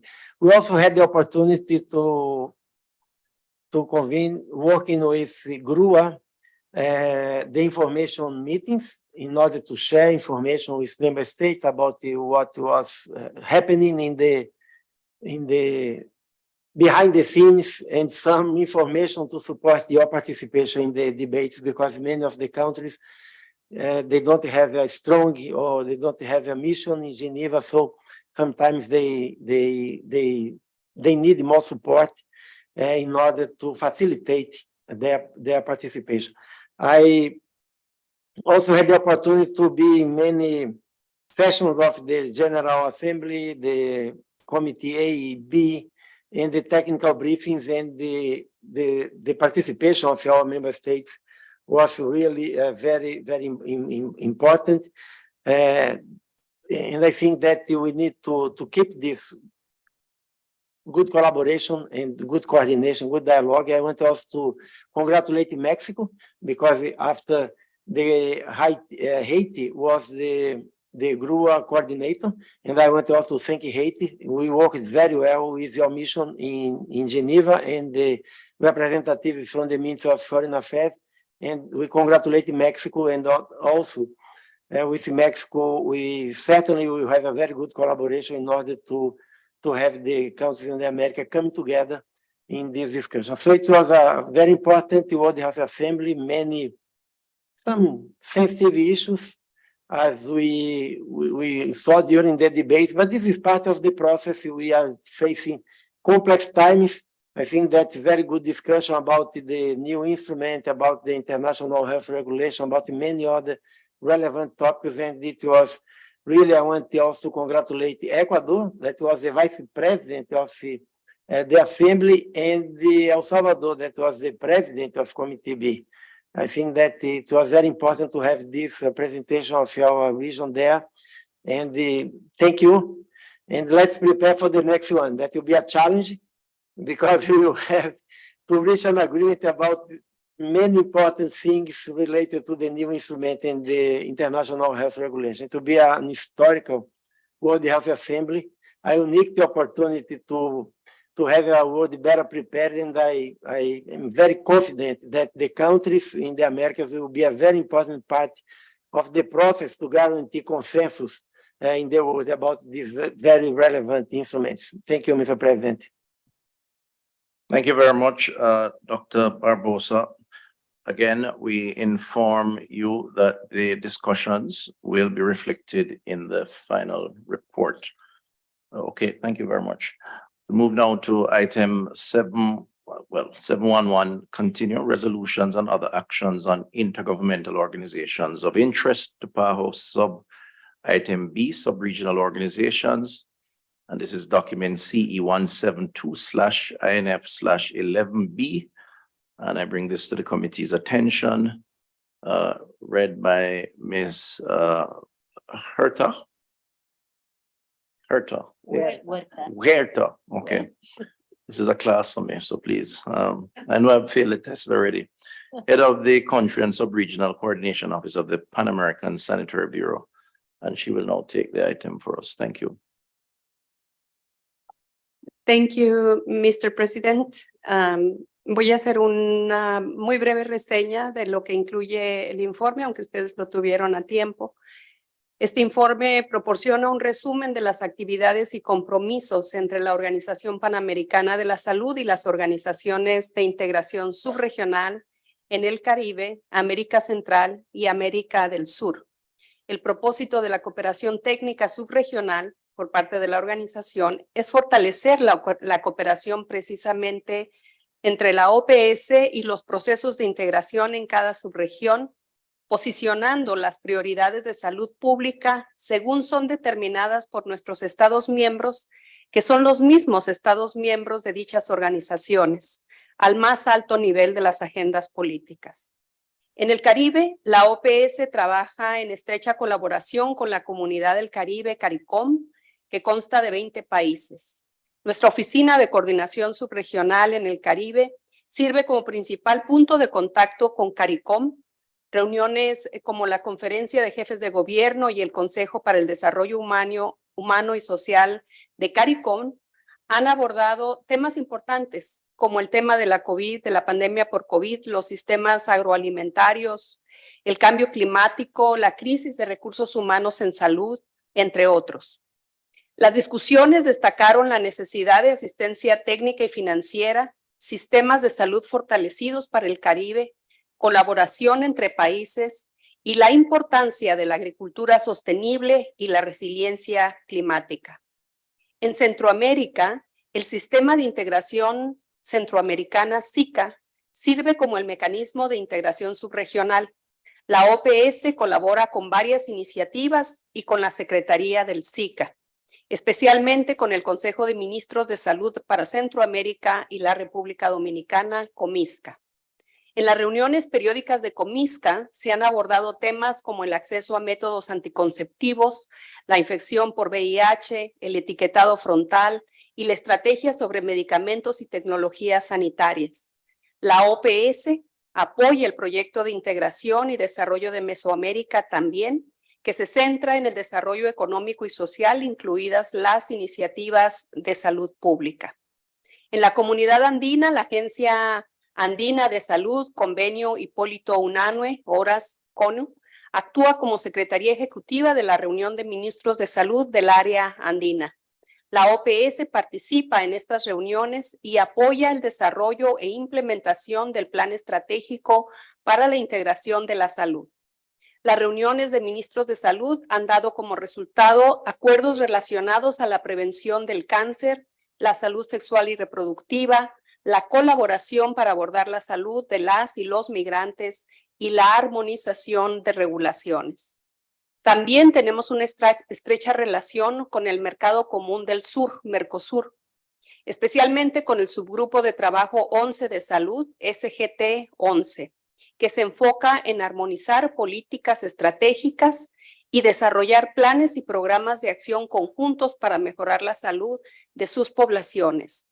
Las reuniones de ministros de salud del Mercosur han abordado diversos temas, entre ellos el impacto de los plásticos en la salud humana, la vacunación en zonas fronterizas y las políticas para entornos más saludables y sostenibles, entre otros. En el informe de progreso también se incluye información sobre las acciones realizadas por el Foro para el Progreso y la Integración Americana del Sur, PROSUR, que igualmente promueve el diálogo y la cooperación entre los países suramericanos. La reunión de ministros de salud de PROSUR aborda temas de salud subregional y las actividades más recientes incluyen la realización de un seminario sobre la producción sostenible de vacunas y la ampliación de la capacidad de inmunización. Por supuesto, prioridades bien identificadas y promovidas por la OPS. En general, el compromiso de la OPS con organizaciones subregionales en el Caribe, América Central y Américas del Sur tiene como objetivo fortalecer la colaboración, abordar de manera conjunta los desafíos de salud subregionales y promover el desarrollo sostenible en estas regiones. De hecho, en el corto tiempo que tiene el doctor Barbosa en el cargo de director de la OPS, ya ha tenido la oportunidad de participar en reuniones del CARICOM, COMISCA y Mercosur. Finalmente, queremos compartir con ustedes que estamos motivando a estos mecanismos de integración subregional para que aprovechen el marco del Consejo Directivo de la OPS para realizar algunas de sus reuniones periódicas de trabajo en los márgenes de esta importante reunión de nuestra organización. Muchas gracias, señor presidente. Thank you very much. I now open the floor to the plenary for any comments. Okay, I recognize Argentina. Muchas gracias, señor presidente. Agradecemos la presentación del documento. La Argentina toma nota y desea destacar la importancia de los foros de integración subregional como lo es el Mercosur. En este sentido, agradecemos la cooperación técnica brindada por la OPS en el marco del memorando de entendimiento firmado con el Mercosur. En particular, destacamos la declaración de las ministras y los ministros de salud del Mercosur sobre el proceso del INB, adoptada la semana pasada en la 52ª reunión de ministros de salud del Mercosur y Estados asociados, durante la presidencia pro tempore de la Argentina. En este documento, los ministros y las ministras declararon, entre otras cosas, reafirmar la relevancia y la importancia estratégica de continuar con la participación y el acompañamiento activo del Mercosur en todos los procesos y las iniciativas coordinadas en el INB, sobre la base de los principios de soberanía, equidad, cooperación y solidaridad internacionales. Esto es resultado del trabajo continuo de la Comisión Intergubernamental del Reglamento Sanitario Internacional, CIRSI, que promueve y facilita la participación conjunta de nuestros países en los procesos en curso de la OPS-OMS, como el INB y el Grupo de Trabajo sobre las Enmiendas al RCI 2005. Asimismo, resaltamos la adopción de la estrategia Mercosur sobre cambio climático y salud y la realización del 10º Foro Empresarial, el sector salud como eje del desarrollo hacia la autosuficiencia regional de la industria de la salud, que contó con la participación de referentes de ciencia y tecnología, comercio internacional, desarrollo productivo y laboratorios públicos de los estados parte. El foro focalizó sus debates en los bienes sanitarios estratégicos como medicamentos, ingredientes farmacéuticos activos, vacunas, diagnósticos, equipamiento y las nuevas tecnologías para la gestión de la salud. El trabajo conjunto de los estados parte del Mercosur en estos temas es muy importante y en este sentido alentamos a los demás países a consensuar posiciones conjuntas en los temas de relevancia internacional, lo que seguramente fortalecerá el posicionamiento de la región de las Américas. Finalmente, promovemos la continuidad de estos grupos regionales de trabajo junto con la colaboración de la OPS para que la voz de nuestra región continúe representada en estos procesos de salud global. Muchas gracias. Thank you very much. Argentina, the floor is now open to Uruguay. Muchas gracias, señor presidente. Bueno, en primer lugar, agradecer el documento que muestra este gran trabajo que la organización tiene con las subregiones, los subgrupos, y en particular Mercosur. Como bien decía la colega de Argentina, hemos firmado nuevamente el memorándum de entendimiento que plantea las necesidades actuales de la región, como bien se decía, lo referente particularmente a cambio climático, que como algunos ya saben, muchos de nuestros países están atravesando por algunas situaciones específicas y que no tenemos a veces mucha experiencia y que estos trabajos en conjunto hacen que podamos prepararnos a mediano, corto y largo plazo. Así que celebramos ese apoyo que le da la OPS a nuestra región para estos encuentros y para poder desarrollar una estrategia. También quiero hacer hincapié en el trabajo que venimos realizando en Fronteras Saludables, que también es con gran apoyo de OPS, donde se nos ha podido dar insumos, pero también apoyo económico para desarrollar diferentes tareas en vistas de poder intercambiar, socializar y trabajar en conjunto los países en los temas limítrofes que hemos detectado a lo largo de varios workshops que hemos realizado, la necesidad de poder socializar y aunar esfuerzos, y la OPS ha estado ahí como gran soporte. Así que agradecer ese apoyo y también alentamos, como bien decía la colega argentina, de poder generar más unión en los bloques y buen posicionamiento, y sobre todo que podamos también compartir, si en algún momento llegamos a un documento final del trabajo en Fronteras Saludables, poder socializarlo y compartirlo con los otros bloques de la región de las Américas. Muchas gracias. Thank you very much. Uruguay, I see no other indication of Mexico. Oh, sorry, Mexico. The floor is yours. Muchas gracias, presidente. La delegación mexicana toma nota del informe presentado sobre el apoyo a las organizaciones de integración subregional. Reconocemos la importancia de trabajar con dichas organizaciones en aras de atender las necesidades específicas de las subregiones, potenciando el aprendizaje horizontal y el fortalecimiento colegiado de capacidades. Consideramos que, si bien el informe es muy amplio, podríamos ser más específicos en la presentación de la aportación en términos de resultados realizada por la OPS a alguna de las actividades mencionadas en el informe. Sugeriríamos también se incluyera una presentación sobre las acciones y el presupuesto asignado a ellas, lo anterior a fin de valorar en su justa dimensión la aportación subregional de la OPS.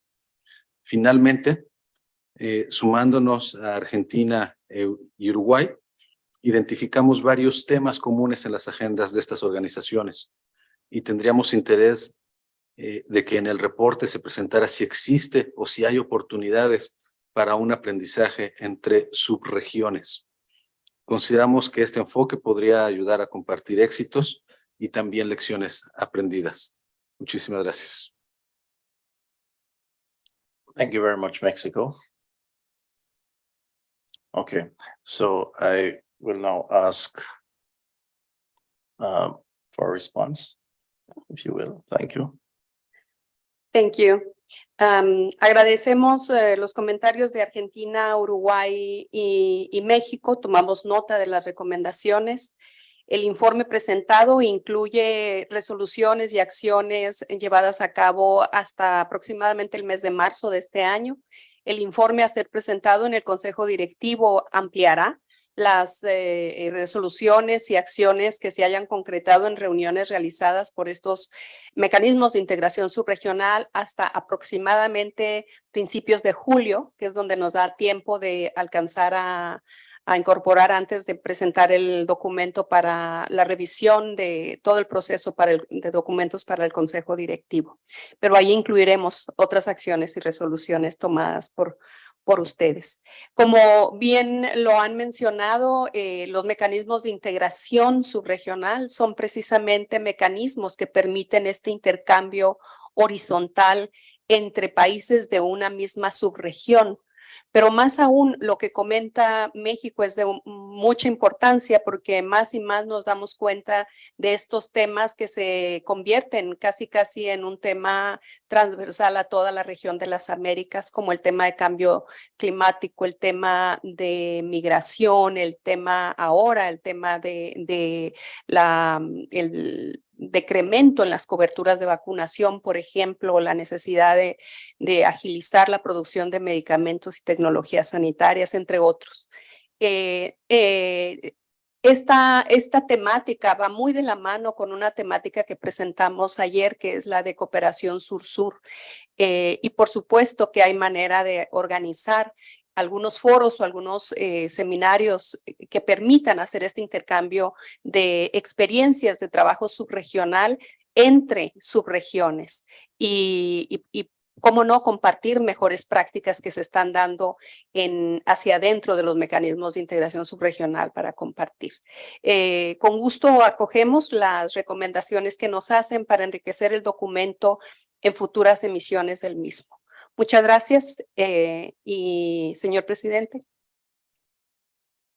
Thank you very much, and I'll ask the director if he has any comments. Gracias, señor presidente. De manera muy breve, agradecer a las contribuciones de Argentina y de Uruguay sobre el tema, y México también. Como la señora Huerta ha mencionado, en este 5 meses que estoy, ya tuve la oportunidad de participar de manera presencial o virtual de reunión con los ministros de Salud de CARICOM, de Comisca y de Mercosul. Y en todas essas reuniões, además de subrayar temas importantes de la agenda de prioridades que tiene en cada una de las subregiones y que están alinhadas también con las prioridades regionales que tenemos en la región, de ofrecer la cooperación técnica de la OPS en apoyo al secretariado de estos mecanismos.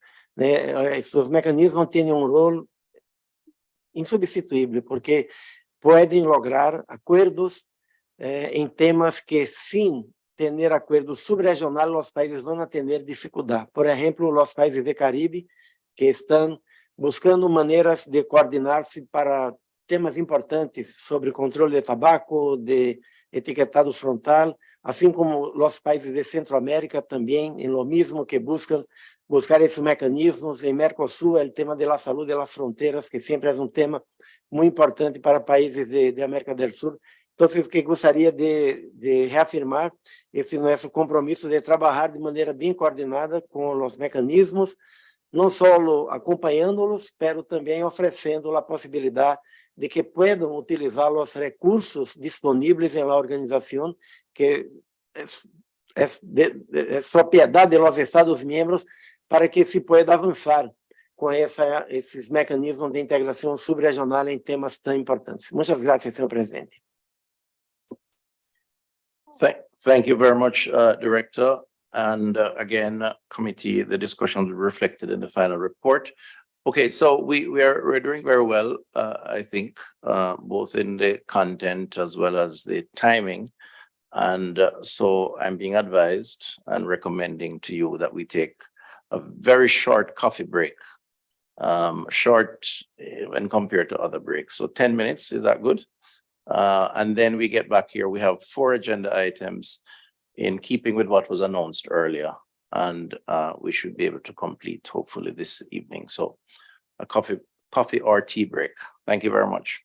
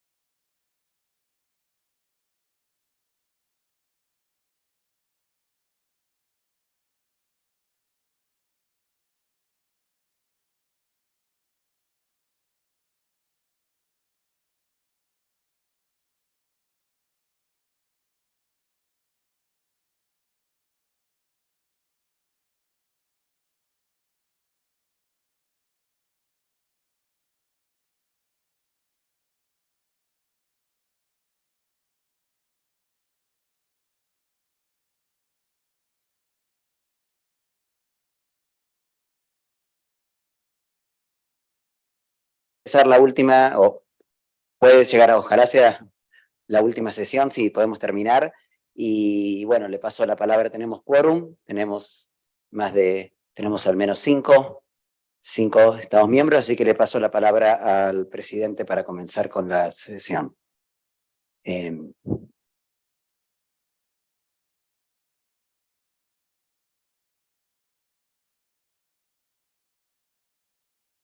Thank you very much, and welcome again. So we move now to item 2.2. Representation of the Executive Committee at the 60th Directing Council of the Pan American Health Organization, 75th session of the Regional Committee of the World Health Organization for the Americas. I'd like to bring the document CE 172/2 to the attention of the committee and yield the floor to the Secretary to present the item. Madam Secretary. Thank you, Mr. President. In accordance with Rule 54 of the Rules of Procedure of the Executive Committee, the committee shall be represented at sessions of the Council or of the Conference by 2 representatives appointed by the committee from among its members. The committee may designate alternates in the event that either of the representatives is unable to attend the pertinent session of the Council or of the Conference. The representatives of the committee shall be responsible for making appropriate reports on the actions and discussions of the committee, containing such information as may be useful to the deliberations of the Council or the Conference. That is all, Mr. President. Thank you. Thank you very much. So I kindly ask the committee to nominate 2 members to represent the committee at the 60th Directing Council. I recognize a member from Brazil. Obrigado, senhor presidente. Nós gostaríamos de sugerir a indicação de Bolívia e Jamaica como representantes do comitê. Obrigado.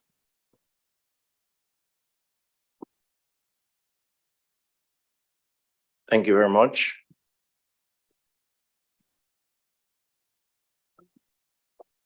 Any other nomination?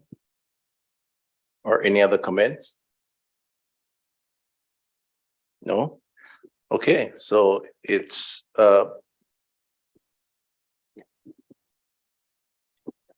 sure. So I declare therefore Bolivia and Jamaica as the appointed representatives. Now I'd like to request the nomination of 2 members to act as alternates.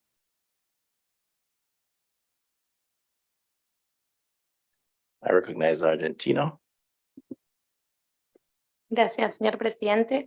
La Argentina desea nominar a Cuba como vicepresidente del comité y a Chile como representante suplentes. Gracias.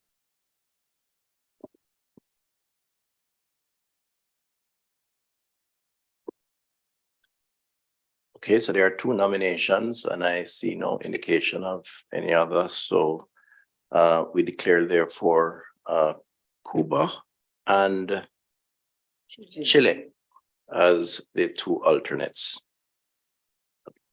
I would like to inform the committee that these appointments will be recorded in the final report as a decision. Thank you very much. Okay, so we move now to items 2.3, draft provisional agenda of the 60th Directing Council of PAHO, 75th session of the Regional Committee of the WHO for the Americas. Document CE 172/3 to the attention of the committee and invite Mr. Nicholas Lagomorcino, Senior Advisor for the governing bodies of the Pan American Sanitary Bureau, to come to the head table.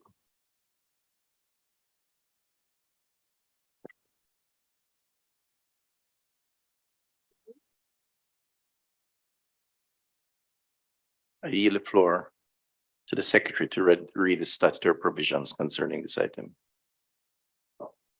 Thank you, Mr. President.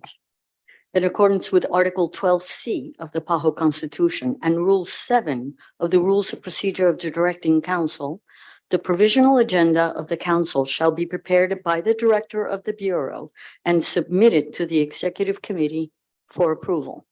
Thank you, Mr. President. I now yield the floor to Mr. Lagomorsino to present the item.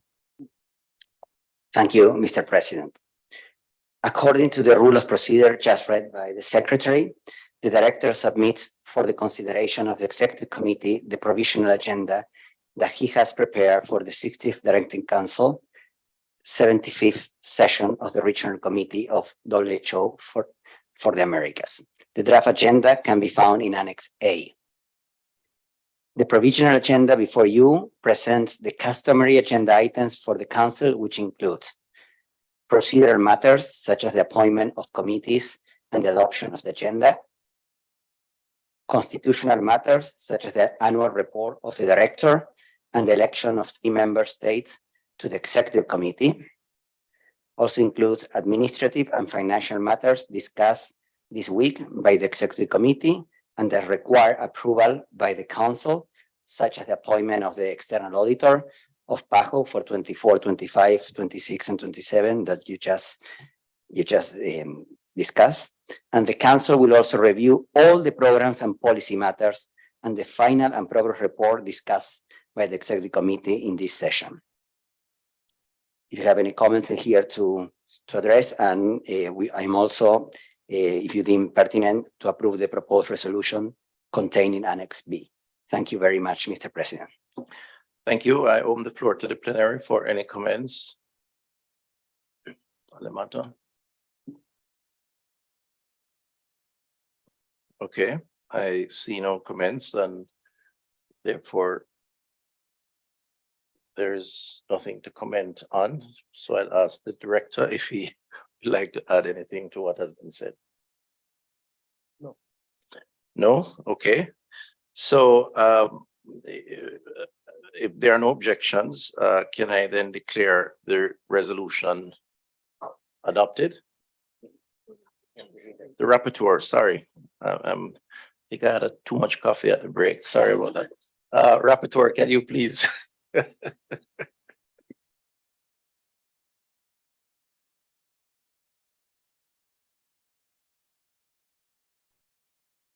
Gracias, señor presidente. Pasamos a leer la... Sí, ahora sí. Pasamos a leer el proyecto de resolución, orden del día provisional del 60º Consejo Directivo del OPS, 75ª sesión del Comité Regional de la OMS para las Américas, la 172ª sesión del Comité Ejecutivo, PP1, habiendo examinado el orden del día provisional, documento CD 60/1, preparado por el director de la Oficina Sanitaria Panamericana para el 60º Consejo Ejecutivo del OPS, 75ª sesión del Comité Regional de la OMS para las Américas, que se presenta como anexo A del documento CE 172/3. PP2, teniendo en cuenta las disposiciones del artículo 12.c de la Constitución de la Organización Panamericana de la Salud y del artículo 7 del Reglamento Interno del Consejo Directivo. Resuelve, OP1, aprobar el orden del día provisional, documento CD 60/1, preparado por el director de la Oficina Sanitaria Panamericana para el 60º Consejo Directivo y la sesión del Comité Regional de la OMS para las Américas. Esto es todo, presidente. Muchas gracias.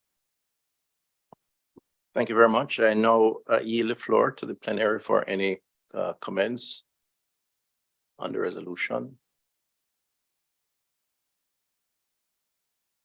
Okay, I see none, so I believe it is appropriate at this time, since there are no objections, to declare the resolution adopted.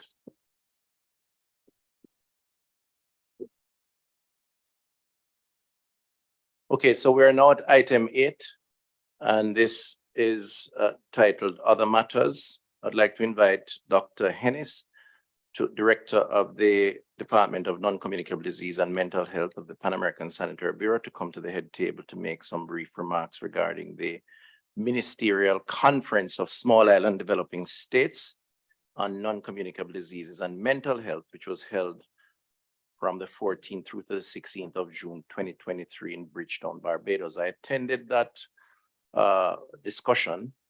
20 countries participated, Small Island Developing States, SIDS, and I thought it was quite a useful exercise, and it's very important. So I really appreciate this intervention. Thank you very much. Thank you, Mr. President. Honorable delegates, Director of the Pan American Health Organization, Dr. Jarvis Barbosa. Thank you for the opportunity to present a brief synopsis of the ministerial meeting on NCDs and mental health in SIDS. Now, the SIDS are the Small Island Developing States, and they are a distinct group of 39 states that face unique social, economic, and environmental vulnerabilities. 16 of the Small Island Developing States are in the Americas, principally in the Latin and non-Latin Caribbean. There are 15 Small Island Developing States in the Western Pacific, 6 in the Africa region, and 2 Small Island Developing States in Southeast Asia.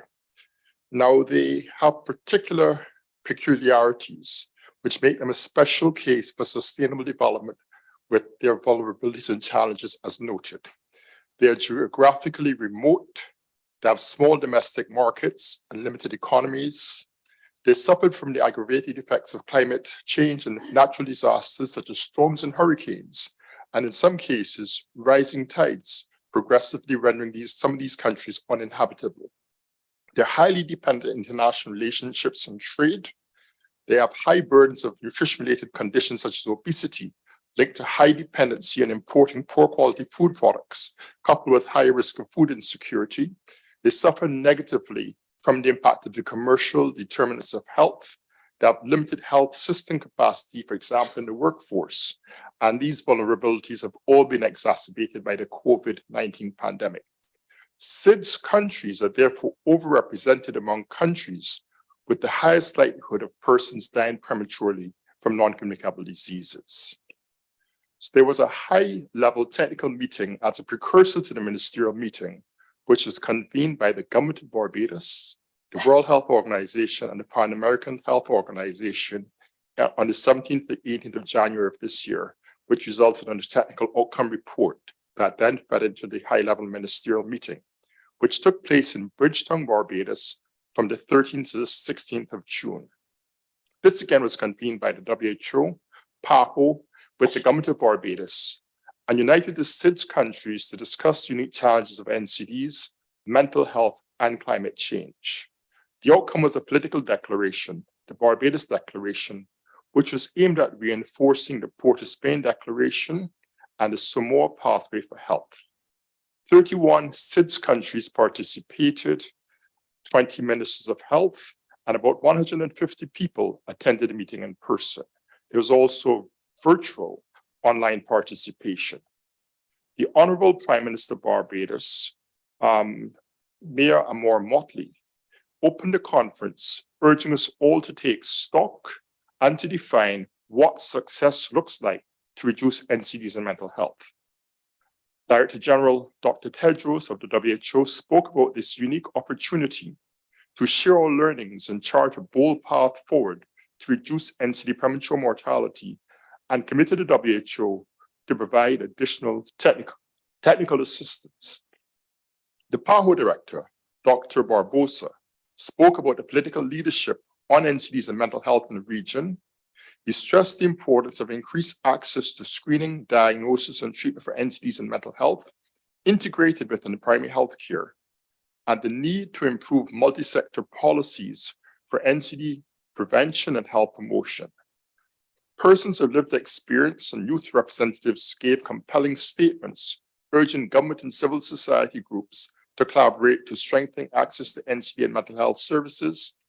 And the consultations, discussions, and the outcome document were co-chaired by the governments of Barbados and Fiji through the ambassadors based in Geneva. And the outcome document was adopted by the high-level ministerial conference with the following commitments. on NCDs and mental health in SIDS to accelerate policies and actions to prevent and control these illnesses. In sum, to address relevant factors through comprehensive rights-based and equity approaches that are grounded in local culture and traditional knowledge, urging the continued global leadership by SIDS and NCDs in mental health.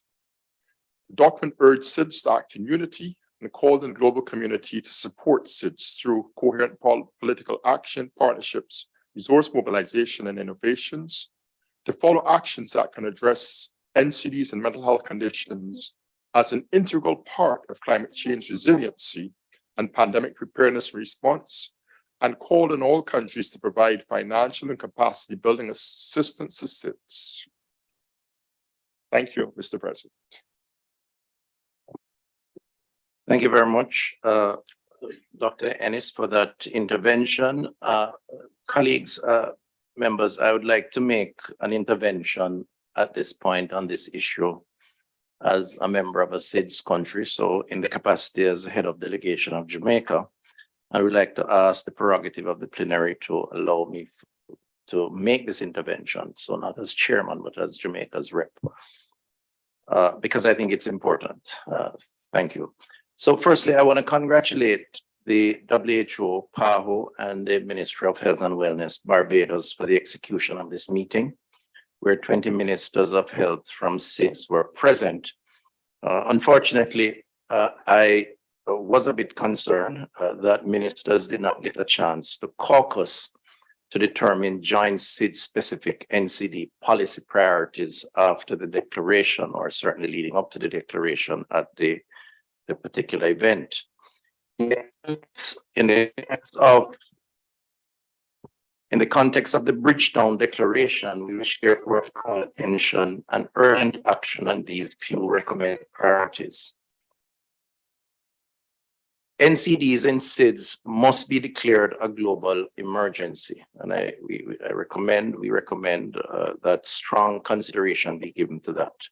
The declaration did not state or elevate the issue to that level. We think it's sufficiently important. Even at the heights of the COVID pandemic, more persons were dying from hypertension than from COVID.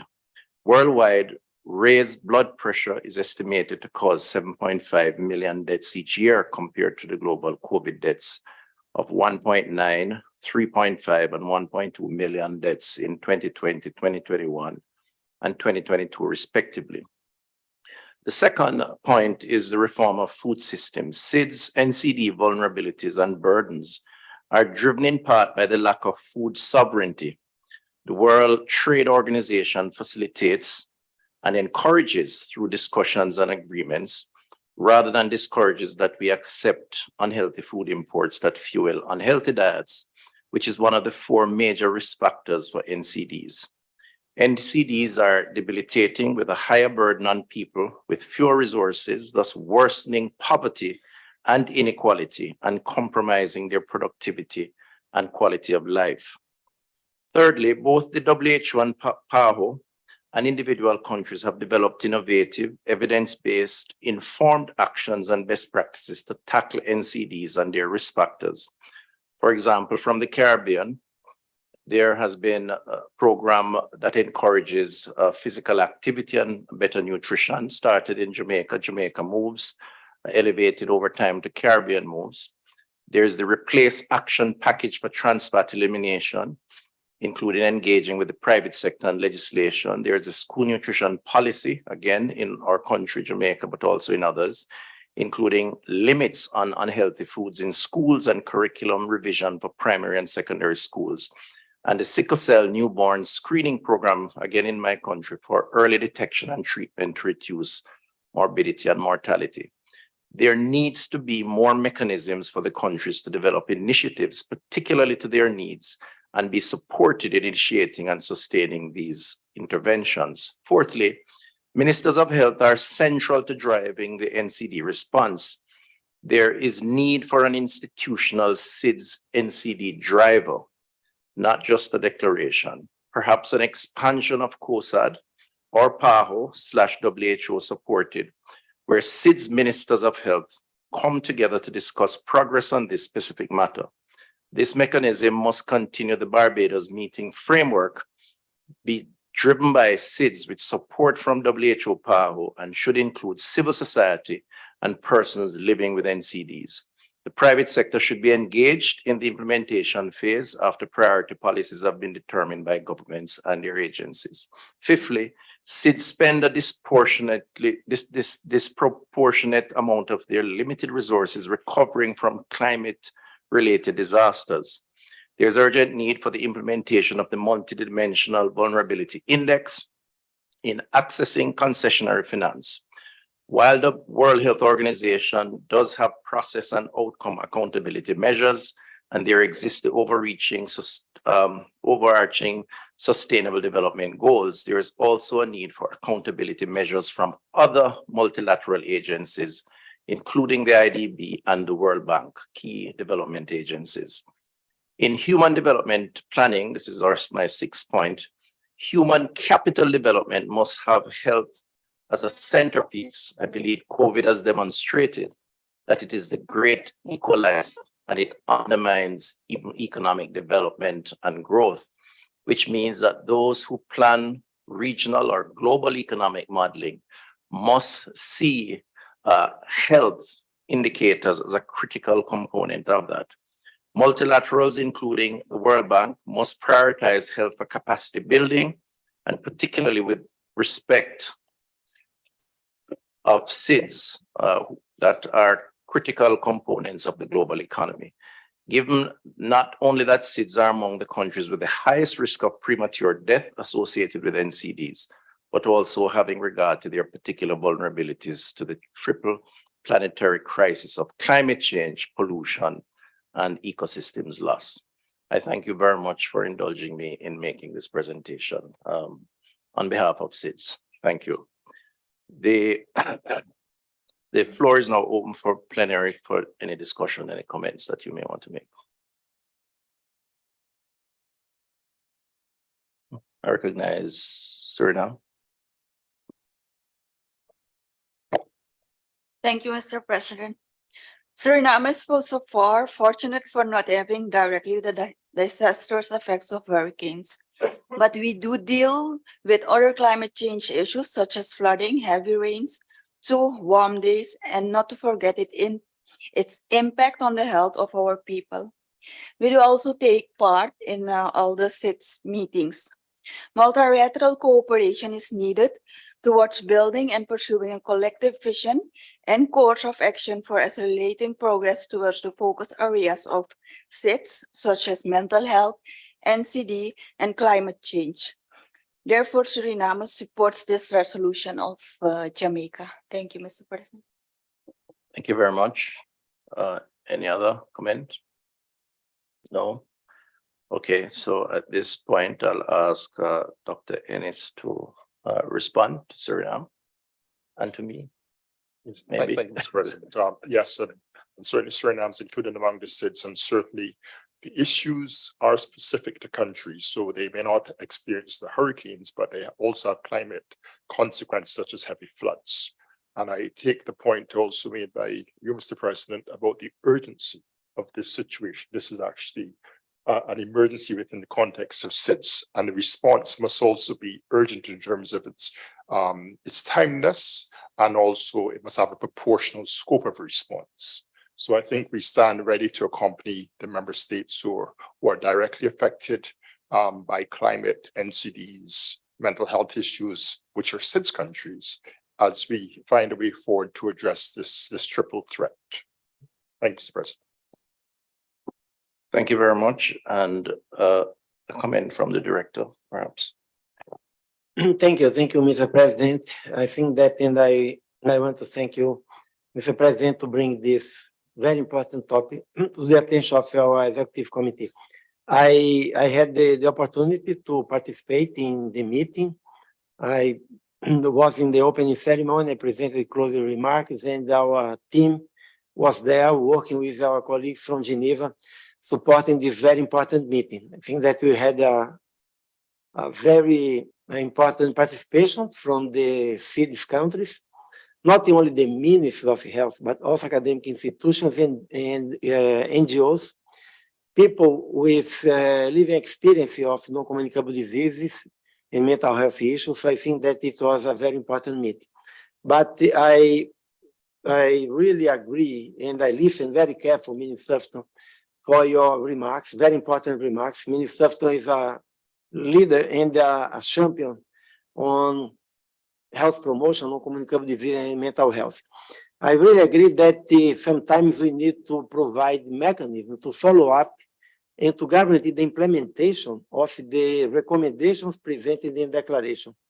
So it's very important, and maybe we are missing, and we are committed to coordinate with our colleagues in Geneva. I will bring this to the attention of the WHO Director General, because we had 15 recommendations, very good recommendations, covering a very comprehensive package of issues that we are dealing of, from the need of a multi-sectoral action and approach to support a healthy lifestyle, because as in our region, we released a publication by the beginning of this year, Panorama, with the FAO, FAO, and other UN agencies, showing, for instance, that in the Caribbean, the access to healthy foods are very expensive. A family in the Caribbean, they will need to pay 50% more than a family in the US to purchase the vegetables and fruits. So it's not only, we are not only talking about the individual choices, but also about the public policies that need to support the healthier choices that we are convincing people that they need to adopt. We also had in this resolution the need to have non-communicable disease and mental health integrated into primary health care, to offer and to guarantee access from the most vulnerable populations for screening, diagnosis, treatment for non-communicable disease. And I also listen this very important statement that indeed we have a global emergency related to non-communicable disease, not only because this is a very important burden in the mortality, but for many reasons that you have highlighted, Minister Tufton, because at least 1/3 of these deaths are preventable, could be prevented, because many of the deaths and the burden of diseases related to non-communicable diseases and mental health for the next generations can be prevented if we start acting now. And because the most vulnerable population, the poorest families, the communities in small island development states, they are particularly vulnerable to this issue. So indeed, I think that this is a very important point that we need to bring to the global debate, because the resolution, the declaration, sorry, was a very important one, but we really need to translate this in more global commitment about how we can support these countries and communities to address this very important issue. Thank you very much for bringing this to our attention. Thank you very much, Director. I now yield the floor to any delegate who has something else, another issue maybe, to propose under the heading Other Matters. I take note of Mexico. Mexico, you have the floor. Muchas gracias, presidente. Yo ofrezco una disculpa, pero regresaría al mismo punto, no solo respaldando el posicionamiento de Jamaica, sino además sumándonos. Tenemos 3 temas que se han mencionado ahora como prioritarios en México, que es salud mental, hipertensión y ambientes saludables, que incluye sistemas de alimentación saludables y accesibles. Por lo tanto, como delegación queremos respaldar y sumarnos al posicionamiento de Jamaica, y además, como comenta el señor director, sumarnos a cualquier esfuerzo de implementación de política pública en este sentido. Muchas gracias. Thank you very much, Mexico. Any other matter from anyone? No? Okay. So the again, the information as discussed will be reflected in the final report on this particular issue. So we're now at the item 9, closure of the session. And in closing the session, I'd like to invite the director to make his final remarks. Thank you, Mr. President. The President of the 172nd Executive Committee, Honorable Christopher Tufton, Minister of Health and Wellness of Jamaica. Mr. Rapporteur, Dr. Álvaro Terrazas Pelais, Vice Minister of Bolivia. Other distinguished members of the head table, Honorable Minister, Vice Ministers, Secretaries of Health of WHO member states, the distinguished member states delegates, fellow PAHO and WHO colleagues, representatives of non-governmental organizations in formal relations with the Pan American Health Organization, esteemed ladies and gentlemen. Very good afternoon to you all. It's with a wonderful sense of fulfillment that I'm standing with you this afternoon to end this 172nd session of the Executive Committee of the Pan American Health Organization. During these past 4 days, we have successfully navigated through 42 agenda items, reviewed 80 progress reports, 5 final reports, and approved 12 resolutions. A very good production indeed, and I congratulate you for this very constructive and productive meeting. We have now come to the end of a highly productive and engaging week, and on behalf of the entire Secretariat and on my own behalf, I wish to extend my sincerest thanks and heartfelt appreciation to you all for your individual and collective contributions to delivering on this week's extensive tasks. When you, our member states, provide critical analysis of proposed policies, strategies, and plans of actions, and evidence-based guidance and direction to the Secretariat, with the level of dedication and thoughtfulness that you displayed this week, you are ensuring both the quality and the relevance of PAHO's technical cooperation programs, both now and well into the future. We have emerged from the COVID-19 pandemic, and while we cannot let our guard down, we need to take this as an opportunity to accelerate the action to recuperate lost public health gains and increase resilience in our health systems. It is vital that member states continue to actively participate in the discussions regarding the revision of the international health regulations and the intergovernmental negotiation body in WHO. I want to reiterate the invitation for the meeting, face-to-face meeting that we will have here in Washington in the same venue in July. We also had a very important brief session on COVID-19 response external evaluation report, which is the fifth external evaluation of COVID-19 response among all WHO regions, and it symbolizes a significant milestone for PAHO and the global public health community. The Bureau reaffirms our unwavering commitment to accountability, transparency, desire for improvement, and continuous learning. Let me switch to Spanish, Mr. President. Me complace sobremaneira que los auditores externos han emitido dictamen de auditoría sin reservas sobre los estados financieros de la organización correspondiente al año 2022. Además, la oficina reconoce y agradece las observaciones formuladas por los auditores externos sobre los mecanismos generales de gobernanza y control interno de la OPS. El secretariado se encuentra actualmente revisando el reporte de los auditores externos que nos foi compartido muy cerca de la reunión, pero estamos ya preparando una respuesta que vamos a compartir con todos los Estados miembros de una manera muy transparente sobre las medidas que vamos a adoptar para cada una de las recomendaciones. Ustedes examinaron cuidadosamente los informes de progreso e informes finales sobre uma série de estratégias e planos de ação que aún estão em execução ou que já han concluído. Todos estamos de acordo em que, aunque sigamos construindo sobre a base de nossos êxitos coletivos, todavia queda muito por fazer para abordar os retos persistentes.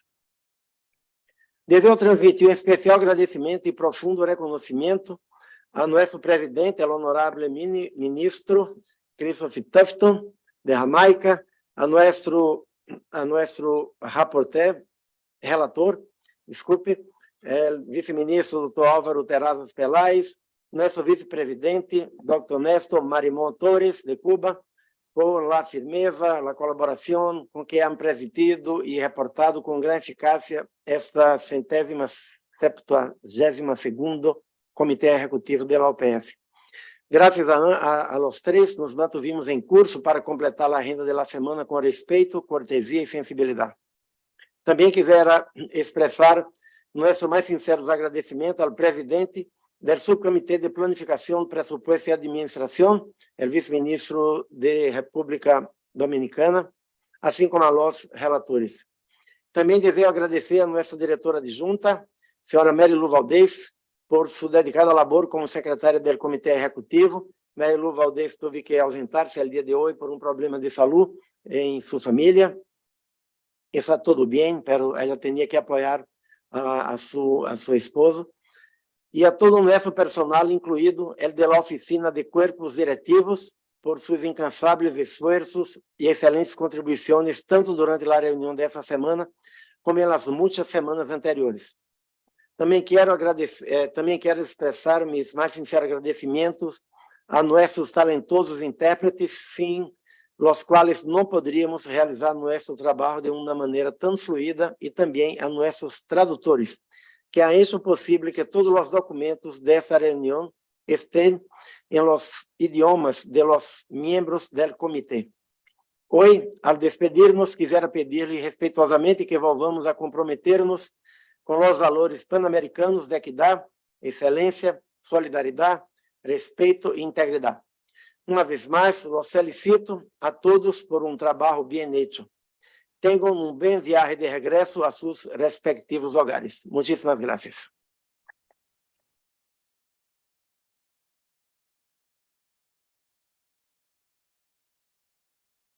Okay, thank you very much. So the job is mine to officially and formally declare the close of the 72nd session of the Executive Committee of the Pan American Health Organization. I want to also lend my voice in thanking all of you for attending. I want to especially recognize the Director General and his team for their leadership. I thought that things were well organized, and I appreciate all the support I got sitting in this chair. And my apologies again for the one-day lateness due to travel arrangements. But I think we had a productive session. I'm pleased. I would like to say thanks again to all of you. Safe trip home. And if you're ever in the business of a holiday, Jamaica is a good place to visit. Thank you very much and have a good one. Thank you. I think I have to officially, as president, declare the 172nd session of the Executive Committee of the Pan American Health Organization closed. Thank you. Okay, sir.